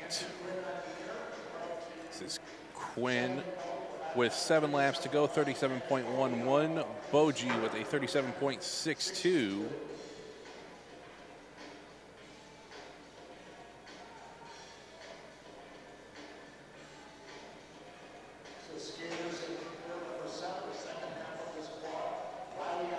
Pretty even match here between Martin and Lee. They've got 7 laps to go. Martin 38.27, Lee 37.86. Coming up to 6 to go for Boji and Quinn. This will be Quinn across the split first with a 37.04. Boji with 37.4. Pretty even pairing so far. Slight lead to Quinn over Boji. Martin and Lee coming onto the front stretch.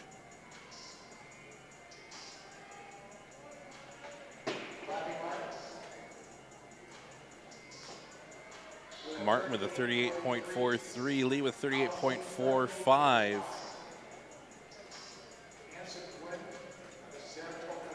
Quinn still leading his pair with a 38.19. Boji with a 36.59. Big drop in his split.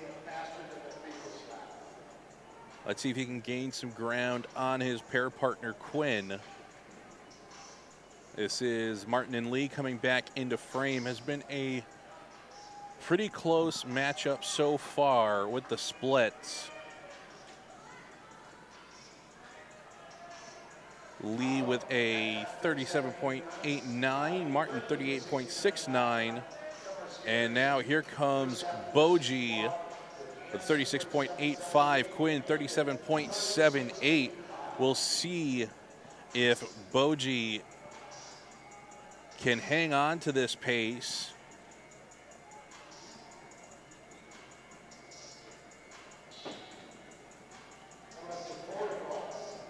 Might be writing checks that his energy reserves can't cash. This is 3 laps to go. That was 4 laps to go for Martin and Lee. Coming up to 3 laps to go for Quinn and Boji. Boji 37.03, Quinn 38.57. Quinn has stayed steady. Boji has gone on the attack.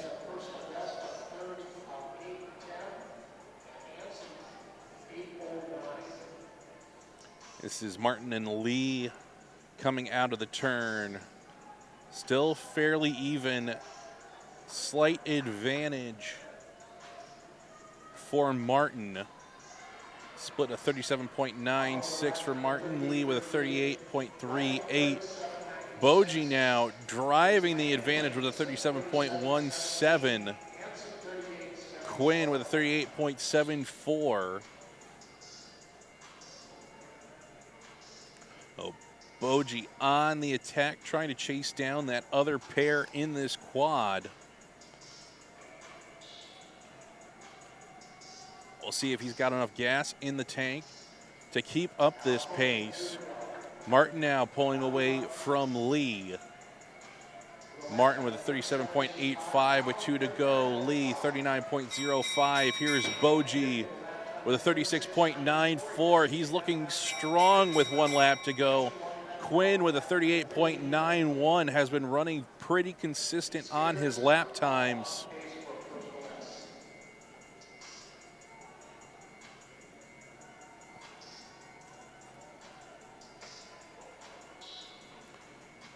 Boji should be in under the 8-minute mark. Here comes Martin up to the bell with Lee in tow. Boji coming up to the finish. Second skater on the inner. Boji at the finish with a personal best of 741.48. It's a new top time to beat. Here's Quinn with a 748.99, third fastest. Huge personal best for both skaters. Boji almost 30 seconds. Quinn a little bit better than 20. Here comes the second pair of the quad. This is Martin coming up to the finish. He'll finish under the 8-minute mark with a 7:54.87.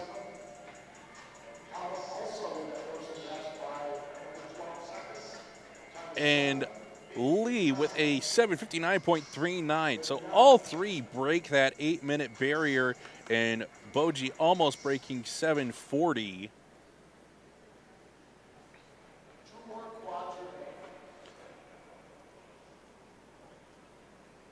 It's been a great start in the 5Ks here so far.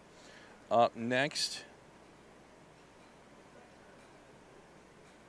in event number 5, pairs 8 and 9. In pair number 8, in the white, we have Gavin Ord. In the red, we have Finn Siebert.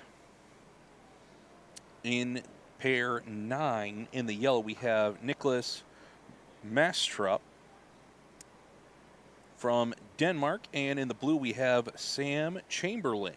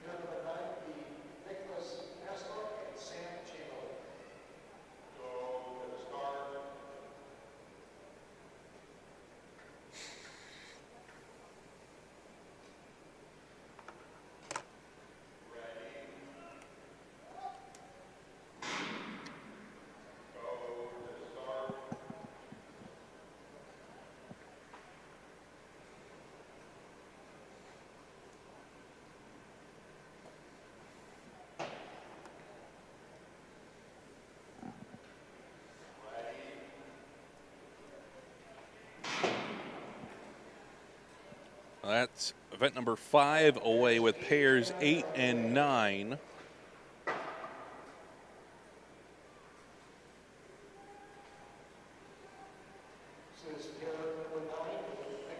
This is Mastrup and Chamberlain.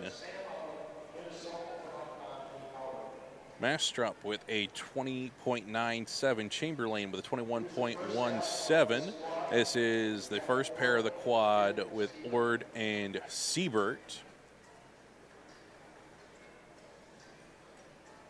Siebert with a 36.11, Ord with 36.39.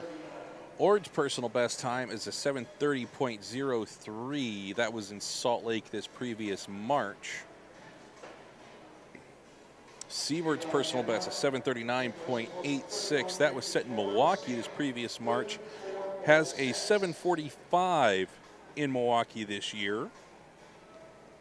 Mastrup with a personal best of 7:12.77. That was set in Salt Lake this October. And Chamberlain with a personal best of 7:51.87. That was set in Milwaukee this past month. Some variation between the four in this quad. Could have a couple in the 7:30 range, maybe sub 7:30 with Mastrup, potentially sub 7:20, depending on how he's feeling today. This is Siebert.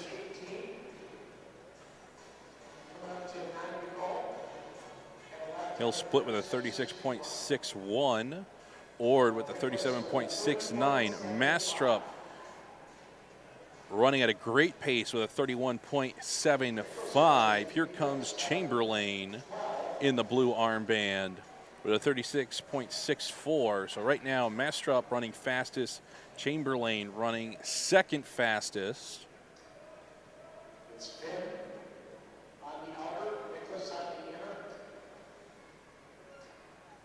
Oh, Mastrup already having caught the other pair. His split 31.9. Siebert 36.57. Ord with 36.81. This is Chamberlain coming up to the split. at 8 laps to go. He comes in with 37.35.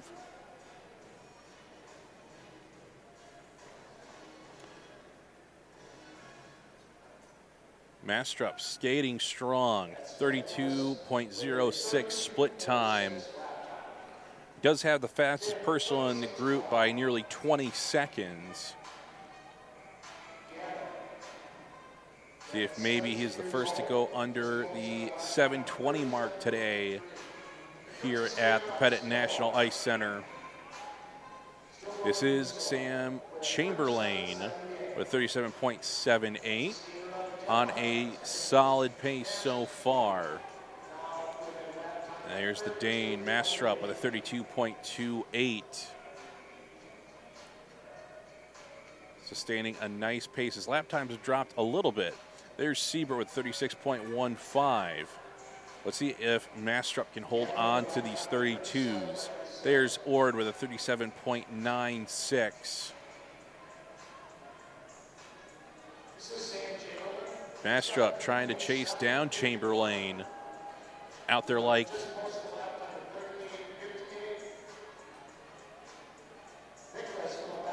Chamberlain, 38.58. Mastrup, 32.69. Bleeding a little bit of time here. We'll see if Mastrup can lock it in.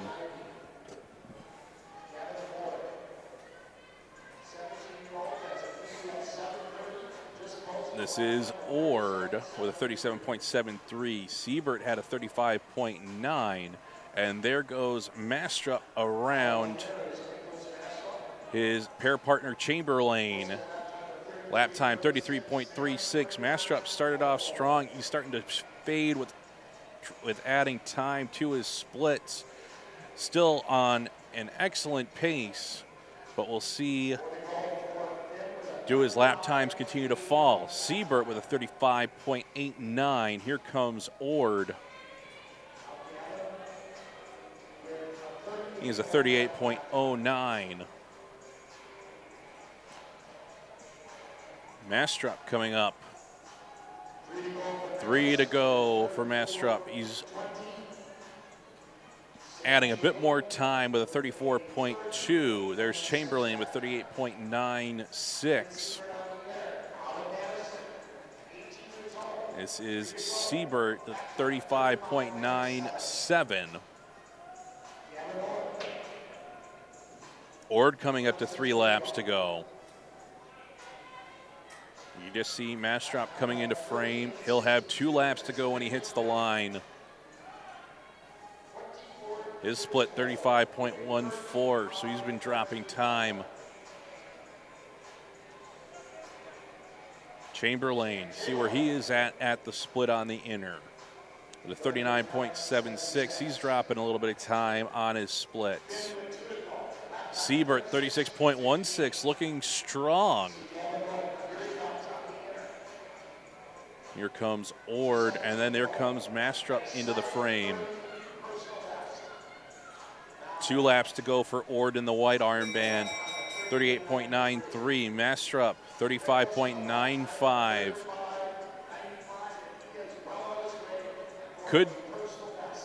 It's going to be a personal best for Mastrup. The question is he going to get in under the 7-minute mark? Could not afford to lose any more time, and he's been bleeding time on these splits. Here comes Ord on the outer, up to 1 lap to go. Here comes Mastrup. Can he get in under 7 minutes? Trying to dig for the line. Here he comes at the line, and he'll do it just barely. Finishes with a 6:59.33, a new personal best from the man from Denmark. Able to hold on with a 36.25 in that last lap. Chamberlain finishing with a 7:18.39. There's a huge personal for Sam of over 30 seconds. Siebert with a 7:39.29. It's a new personal best by about half a second. And Ord finishing with a 7:56. 32.20. That'll be off his personal best pace. I think we might have an issue with the timing as Ward's time. Here's Chamberlain, 7:57.78. So that'll be a couple seconds off his personal best. Well, Mestrup, our first man to go under 7 minutes today. Let's see if event number 6, our final quad, has anybody up to the task to go under the 7-minute mark.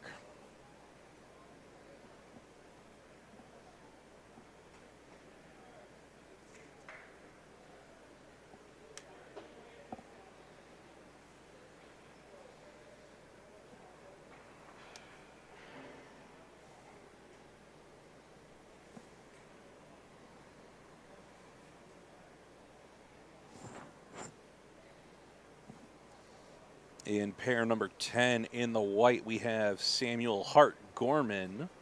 In the red, we have David Pravad. In pair 11, in the yellow, we have Aiden Meacham. And in the blue, we have Max Weber.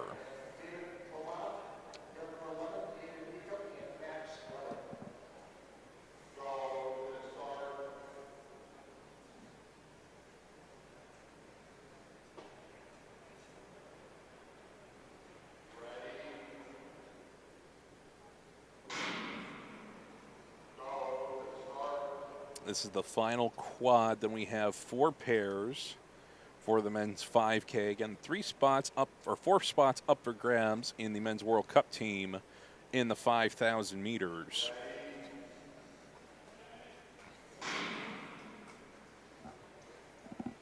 Opening split for Hart Gorman, 20.89.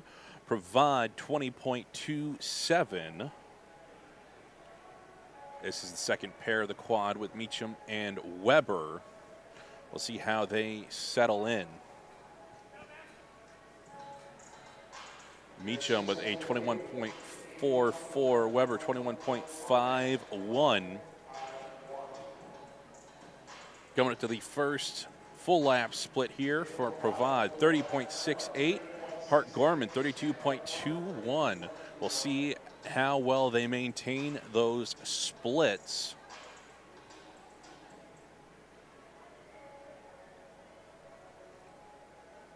This is Meacham and Weber coming up to their first full lap split. Let's see how they've settled in at 11 to go. Oh. Weber at 32.99. I think for Meacham it'll be pretty close there as well. Hart Gorman 32.39. The timing for Pravad on that split got flip-flopped with Meacham. Should correct after this next lap. This is Meacham and Weber. Meacham on the inner, Weber on the outer. Meacham and Weber around the 33.5 second mark. Probably about 30 seconds there, 33 seconds for Meacham. Time off there for Pravad. Should be right on the next lap. Hart Gorman with 32.49.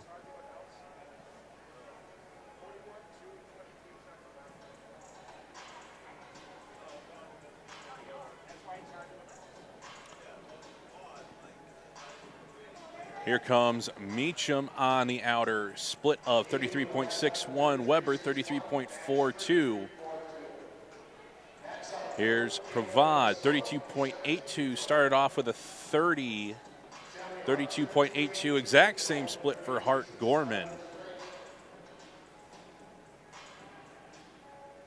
This is Meacham and Weber coming out of turn 2.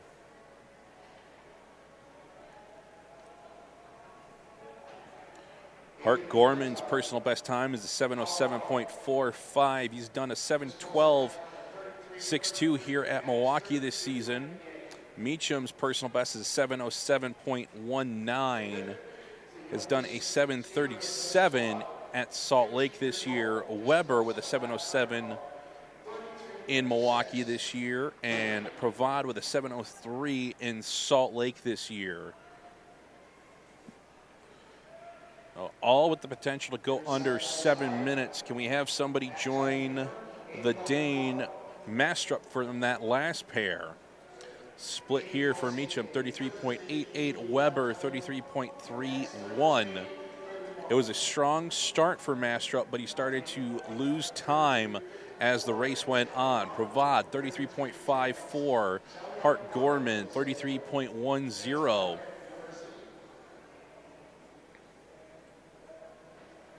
Past the halfway mark here now for this final quad. Pretty good pairing here for Meacham and Weber as they go through with splits of 33.79 for Meacham, 33.92 for Weber. Provad, 33.54. Hart Gorman, 33.34.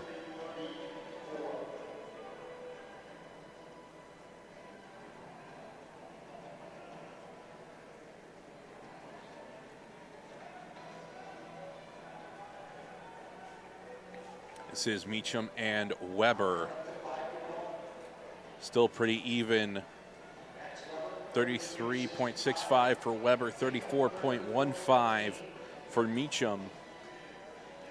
Provad, 34.28. Hart Gorman, 33.45. Trying to hold in that 33-34 second range.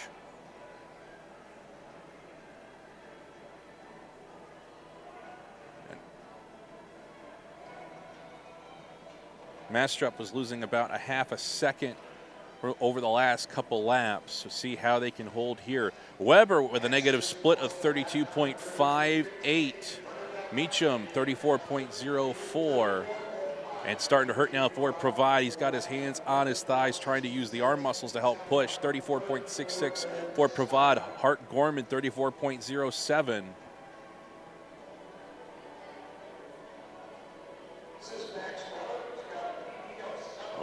This is Weber on the inner, Meacham on the outer.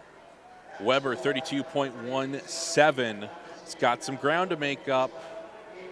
Meacham, 34.6, but Weber looking stronger later in the race. And now here's Hart Gorman looking strong late, 34.04. Provad falling off the pace with a 35.5. This is Weber coming up to 2 laps to go. Let's see where his split puts him. He's at 32.05. If he could hold that, he'd be the new leader. Meacham, 34.66. Hart Gorman, 34.16. Provad, 34.21. So Provad pulling it back together. Here comes Weber up to the bell lap. What's the time? He's got a 32.3. If he can do that or close to it, he'll be the new leader. Here comes Meacham with the bell. 34.77, could be under 7:10. Here we come to the finish. Hart Gorman at the line. And just barely outside the 7-minute mark for Provad and Hart Gorman. Provad a 7 minute and 9.19 seconds. Here comes Weber to the finish. Should get in under 7 minutes. Should be the new fastest time, and he will with a 6:57.72, a new personal best time for Max Weber, along with David Provad. Meacham, 7:09.07, just a few seconds off his personal. Hart Gorman should have been in there somewhere with Provad, so it should be a new personal best time, but we won't know until we have the official results. But an excellent outing from our final quad in the men's 5,000 meters. That'll take us into our final 4 pairings. We've got 7 Americans and 1 New Zealander in our final 4 pairs.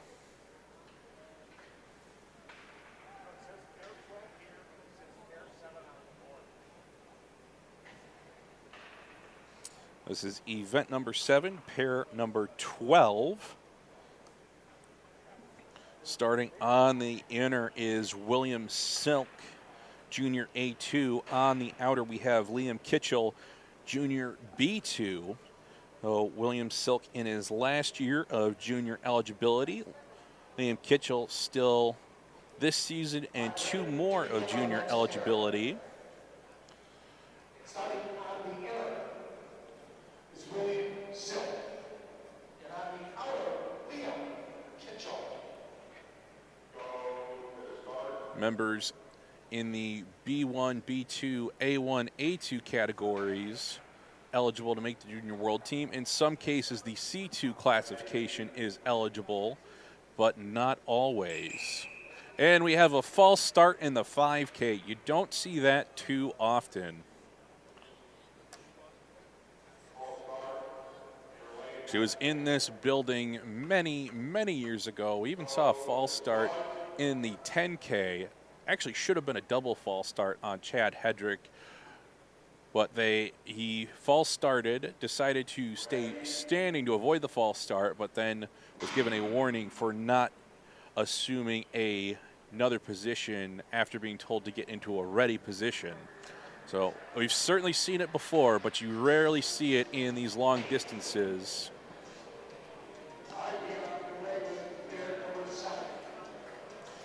We've got 12 laps to go. Silk going to open with a 20.18. Kitchell with a 21.03.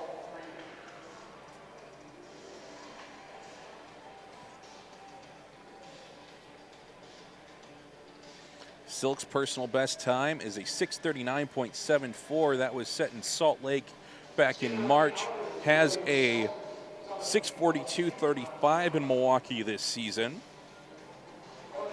Kitchell, his personal best is a 6:51.81. That's his personal best, and that was set in Salt Lake this past August.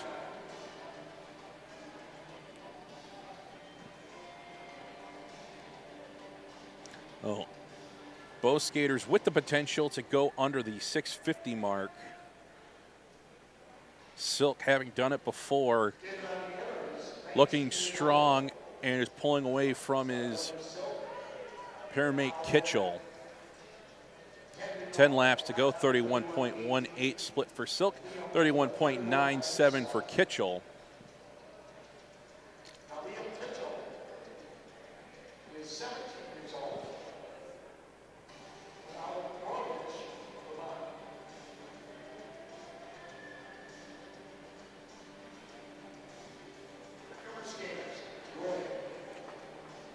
Both skaters looking comfortable here as we come up to 9 laps to go. Silk 31.66, 31.79 for Kitchell. Good split times here. Let's see how close can they get to their personal best times.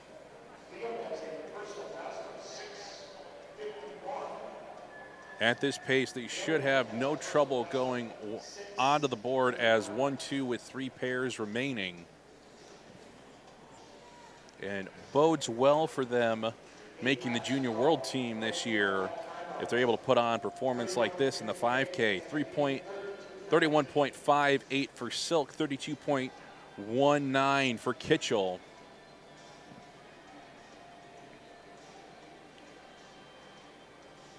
Very important, make sure you get in the right lane on the exchange on the backstretch, especially when you're on a good run like this.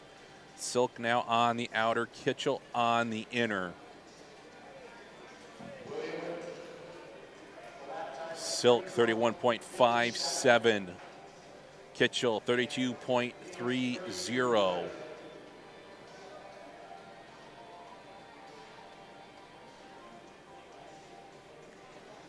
Just going off of the time, if Kitchell's able to hold this, he could get under the 650 mark. Kitchell currently needing to gain a couple more seconds over the coming laps to get under the 640 mark.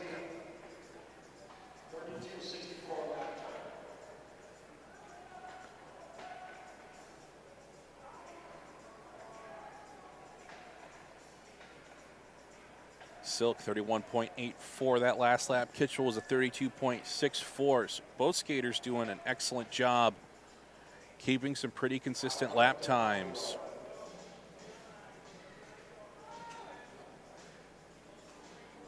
Silk 32.31, bleeding a little bit of time on that last split. Kitchell 32.55, lose a little bit of time as well. It's okay, they're still on a great pace here.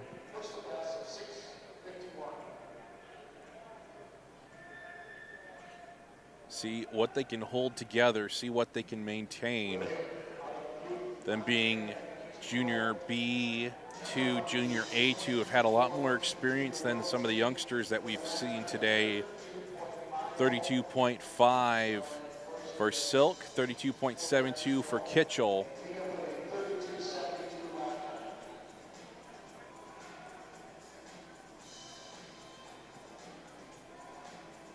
Silk on the outer, Kitchell on the inner. See if we can keep in the mid-32s here for Silk. Coming up to 3 laps to go. Lap time 32.55, so able to stop the bleeding. And 32.9, staying outside of the 33-second mark for Kitchell. See if Silk can hold on, stay in the 32s for his final 3 splits.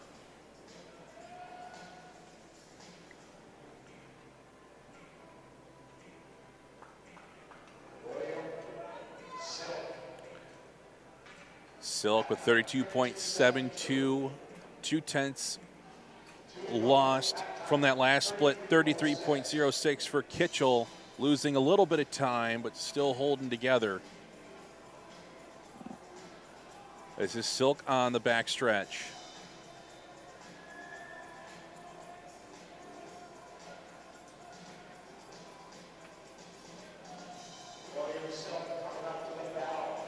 Silk coming up to 1 lap to go. 33.10. It's not going to be sub 640. It could be close to 645. There's the bell for Kitchell. He's holding at a 33.24. Would have to negative split to get in under the 650 mark. Here comes Silk onto the home stretch. Let's see, can he get in under 645? Still has a bit of a way to go. Coming up to the finish line, William Silk will stop the clock at 645.43. Excellent time for Silk here in Milwaukee. Kitchell, 651.15. A new personal best for Kitchell by about half a second over his personal that was skated at altitude in Salt Lake City. Oh, they go to 1-2 on the board. That'll bring up event number 8, pair number 13. Starting on the inner, we have Josh White out of New Zealand. And on the outer, we have Tommy Fitzgerald. Starting on the inner is Josh White. And on the outer, Tommy Fitzgerald. Go to the start.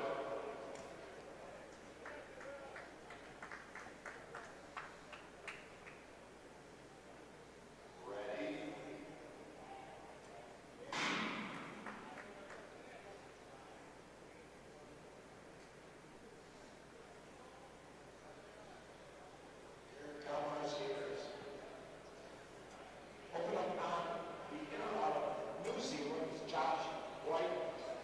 Josh White, senior skater out of New Zealand. Tommy Fitzgerald, a 4th-year neo-senior out of the U.S. White with a 20.7.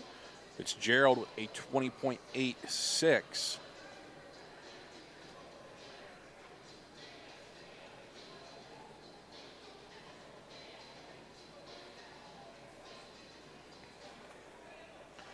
White's personal best is a 6:36.31. That was set in Calgary back in 2020.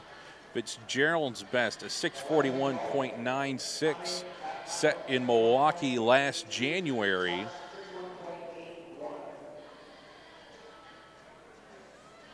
Well, looking to set the top time. And so far, it's been a good pair. They've been close to each other, each getting the benefit of a draft on the backstretch.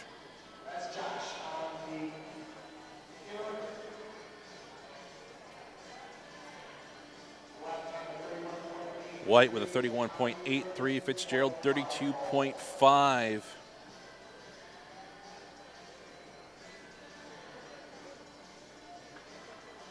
Fitzgerald hails from the East Coast, a big Boston sports fan.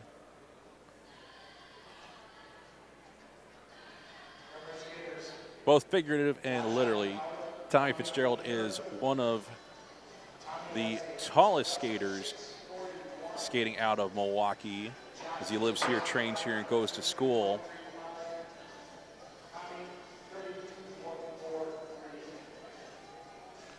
And Fitzgerald need to be careful here. He'll go in front of White.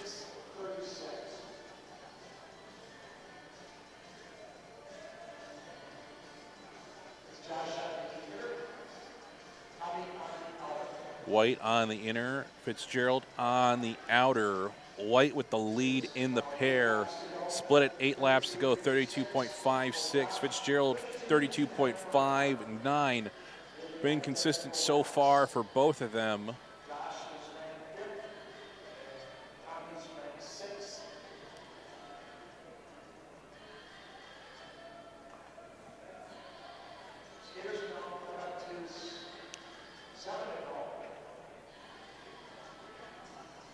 White extending his lead a little bit over Fitzgerald, but Fitzgerald not letting him get out of reach.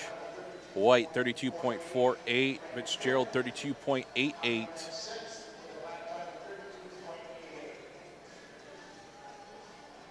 Closing in on the halfway mark of this pair.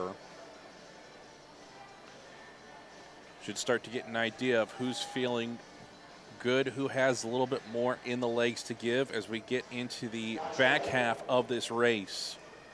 Can anybody else set a new top time before we get into the final two pairs? White 32.8, Fitzgerald 32.88.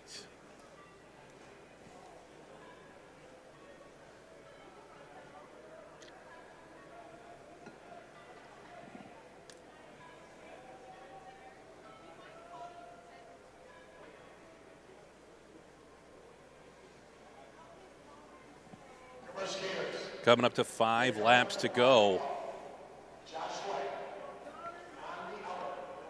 White with a 33.44. Fitzgerald able to undersplit White with a 32.58.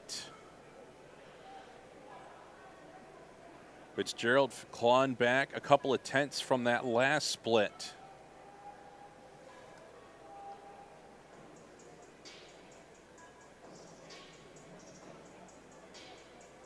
And now it's Fitzgerald with the advantage onto the home stretch. See what this split looks like. 32.874 Fitzgerald. White starting to fade a little bit with a 34.21. At this point, with White starting to fall a bit off the pace, it's going to be Fitzgerald on his own. See how far he can push himself over the final few laps. So far looks strong, keeping everything together. We'll see at this split with 3 to go. It's at a 32.86, so still holding it together, not falling into that 33-second range. White's time adding to it again, 35.68.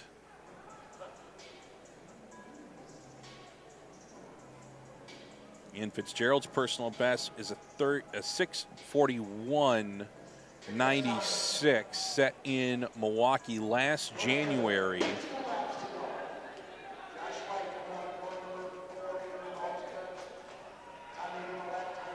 With 1 lap or 2 laps to go, 32.884 Fitzgerald. White with a 36.11. So now it's Fitzgerald driving on his own. Had to make up some ground on White, and right now is the one that has the legs to start to keep chugging, going on this distance, coming up to the bell lap. Let's see.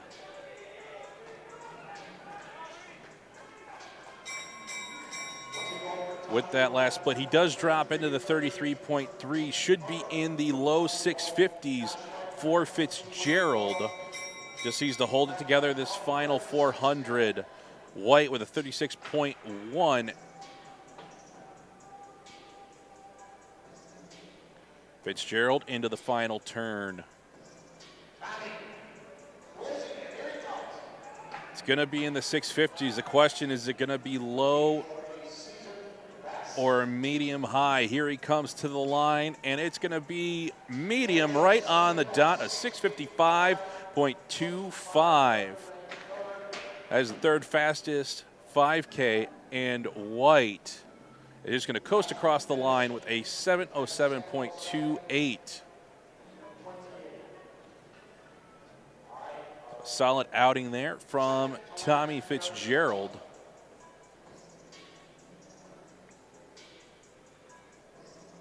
As he goes into third on the board with 2 pairs remaining.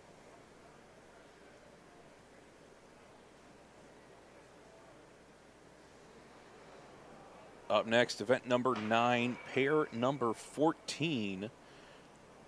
Starting on the inner, we have Casey Dawson, and on the outer, Jonathan Tobon.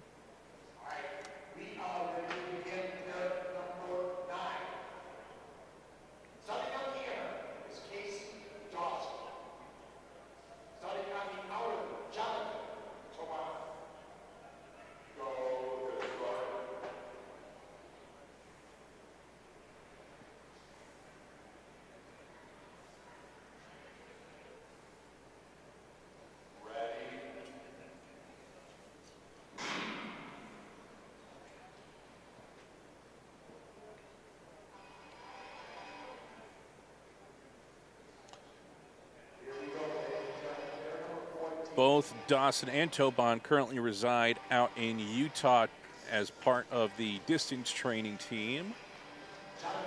Tobon will open with a 19.38. Dawson with a 19.48.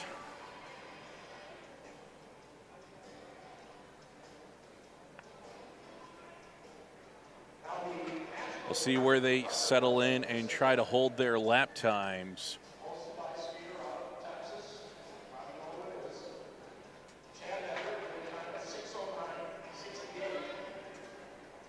With 11 laps to go, split for Dawson, 29.56. Tobon, 30.87. Well, expect to see Dawson try to hold those mid to high 29s through the duration. See if Tobon tries to go more for the mid 30s or if he'll stay in the high 30-second range. Casey Dawson has the fastest PB in the field today with a 6-minute 10-second .8 set in Salt Lake City back in 2021. His season best is a 6:16.84 this year in Salt Lake. Still holding a 29.97 lap time for Dawson, 31.75 for Tobon. Tobon's personal best is a 6:30.13. Has not raced a 5K officially this year. Dawson still in the 29 seconds with a 29.97 again. Tobon 31.82. Oh, Dawson settled into the high 29s. Tobon into the high 31s. Casey Dawson and Ethan Seprin, training partners, had a great duel in the 5K here a few years ago for the Olympic trials. Ended up being just short of breaking the track record that stood here from Chad Hedrick.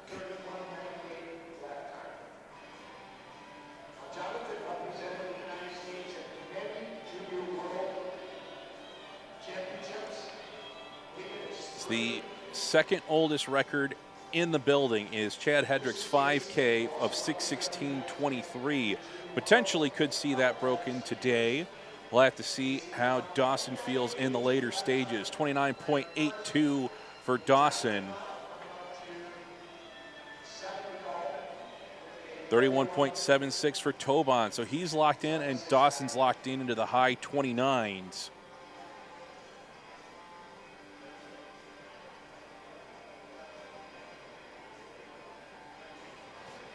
Dawson coming up to 6 laps to go. We're past the halfway point here, 29.89. So Dawson able to keep that consistent lap time. We'll see if he's got more in the tank as we get into that final third. Try to start negative splitting. 31.95 for Tobon.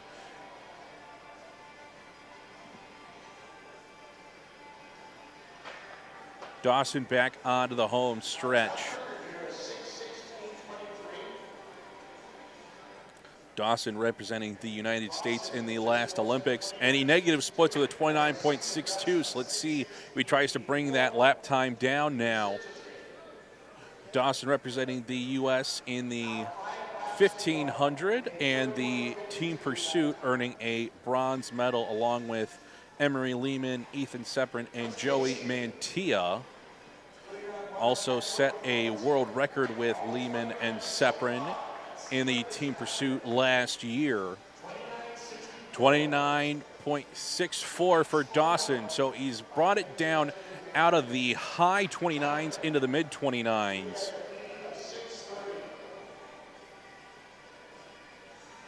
See if he can best his season best and give that track record of Chad Hedrick a scare. That second oldest standing record. The oldest one is the women's 5K, set back in 2000. Dawson, 29.47, so he's negative splitting and looking strong at the end of this one.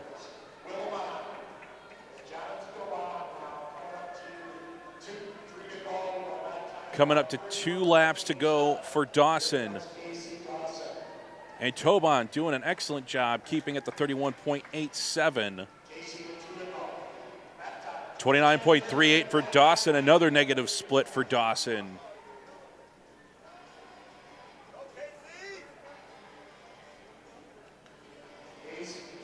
This is Dawson on the backstretch. And according to the rink announcer, Jeff Brand, Dawson on pace to break that track record. There's the bell for 1 lap to go. Let's see if Dawson can stay in below the... Needs to try to stay below 30 seconds. Let's see what Dawson can do here. Coming up to 1 to go for Tobon. And here comes Dawson up to the finish. Let's see, can he get to the line in 6:16? Here he comes. It's going to be close at the line. And Dawson finally breaks that track record held by Chad Hedrick. It's a 6:15.67. Breaks it by about 3/4 of a second. Dawson, your new leader with a new season best and a new track record. Here comes Jonathan Tobon up to the finish with a very solid performance in the 5K. He sets a 6:40.86. And for Tobon, that's a season best, is about 10 seconds off his personal.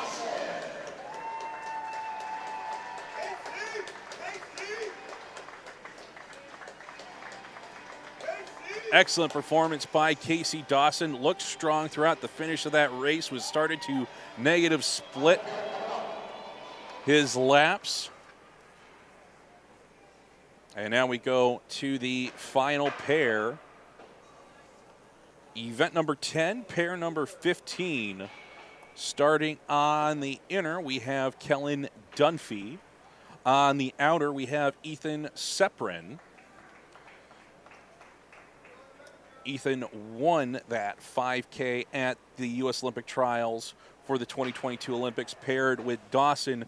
Yui thought they were going to break Chad Hedrick's record in that race, as Emery Lehman nearly broke it the pair before, and him being one of the training partners with the two of them, we thought it was going to fall. It didn't seem like there was much margin for them to fit in between Emery's time and that track record, and somehow they finished within 200ths and didn't break the track record that day.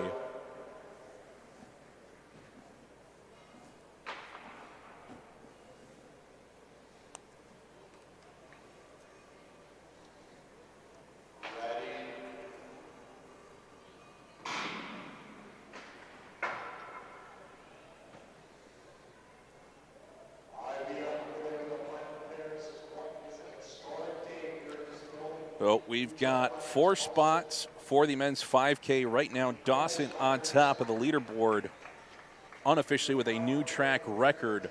Sepperin going to open with a 19.94, Dunphy 19.57.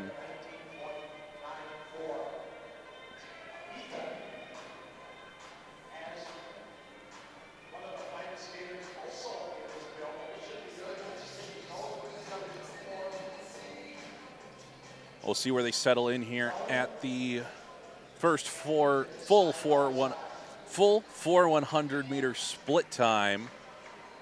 Sepperin 29.95, Dunphy 30.27. Dawson was able to stick in the high 29s and then brought it down to the mid and low 29s in the later laps. See if Dunphy settles in here in the low to mid 30s.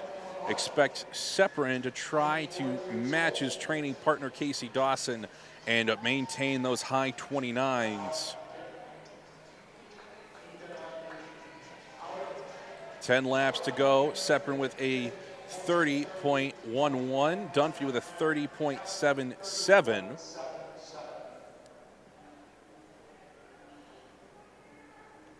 Sepperin picking up a little bit of a draft on Dunphy.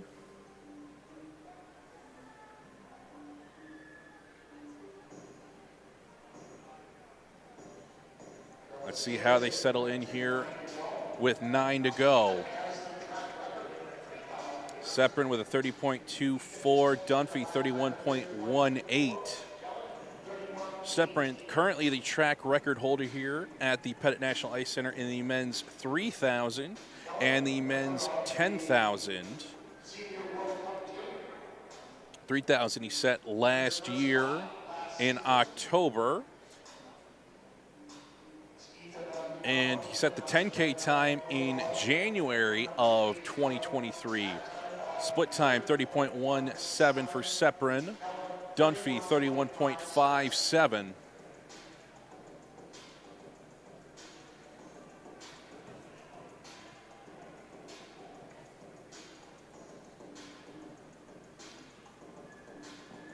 Sepperin now on the inner, Dunphy on the outer.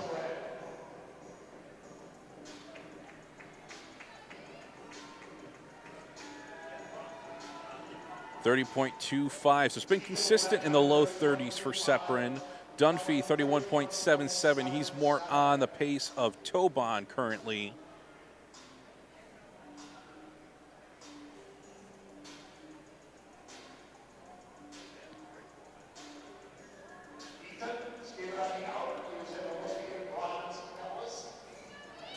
Sepperin coming up to 6 laps to go.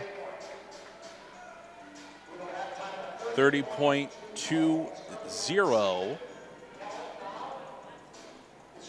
Bit behind the pace set by Dawson, but still a comfortable race here for Sepperin. Looks settled in well. Dunphy, 31.78. He's settled in well as well. You like to see them try to have those consistent lap times through the first half of the race. And if they then have anything extra in the tank, they can let it go in the back half. If you let it go too soon, you might not leave yourself enough to go at the end and could blow up and really start hemorrhaging time at the end. Another 30.21 for Sepperin, 31.89 for Dunphy. But Sepperin looking comfortable here.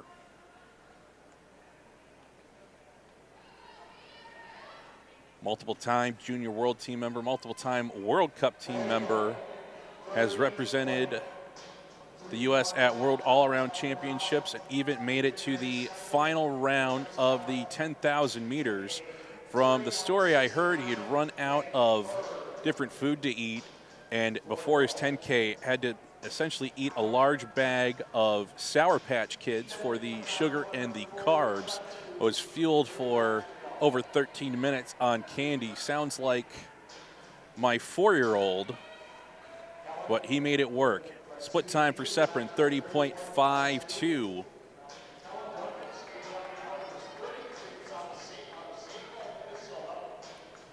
Dunphy, 31.81. Seprin growing up just a few hours away in the suburbs of Chicago, considered the Pettit his home rink for a long time, likes to come back and skate here as it feels like a second home. Seprin, 30.98. Seprin falling back off the pace of Dawson. See if he can hold it under 6:25. Dunphy, 32.13.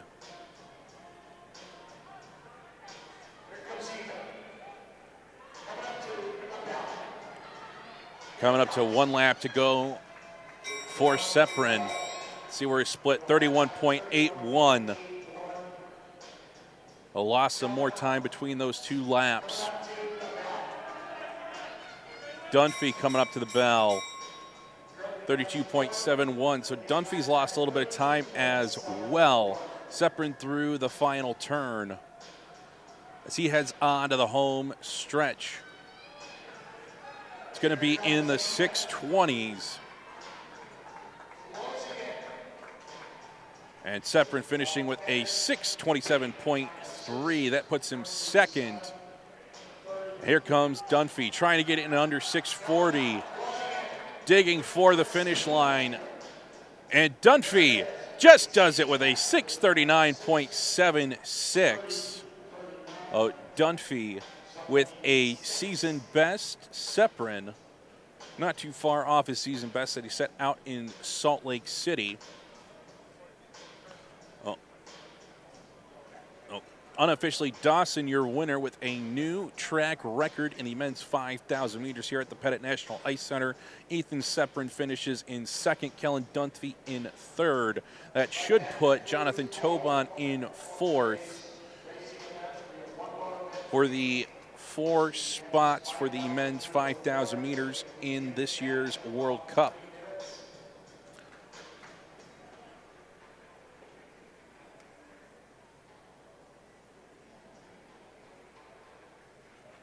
Racing, we'll be back for racing tomorrow. Start time should be about 9 a.m. We'll kick things off with the second flight of the women's 500 meters. Then we'll move on to the men's 500s. Then we'll do the women's 1500s, then the men's 1500s, and then we'll have the women's 5,000 and the men's 10,000 tomorrow. And then on Sunday, we'll have the second women's 1,000 meters, the second men's 1,000, and then we have a handful of mass start races for the men and women.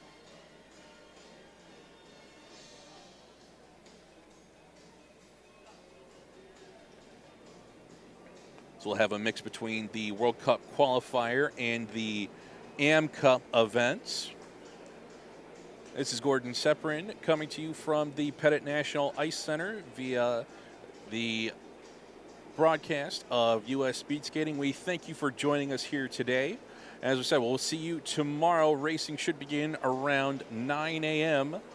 on Saturday. We'll see you then. Have a good night, everybody.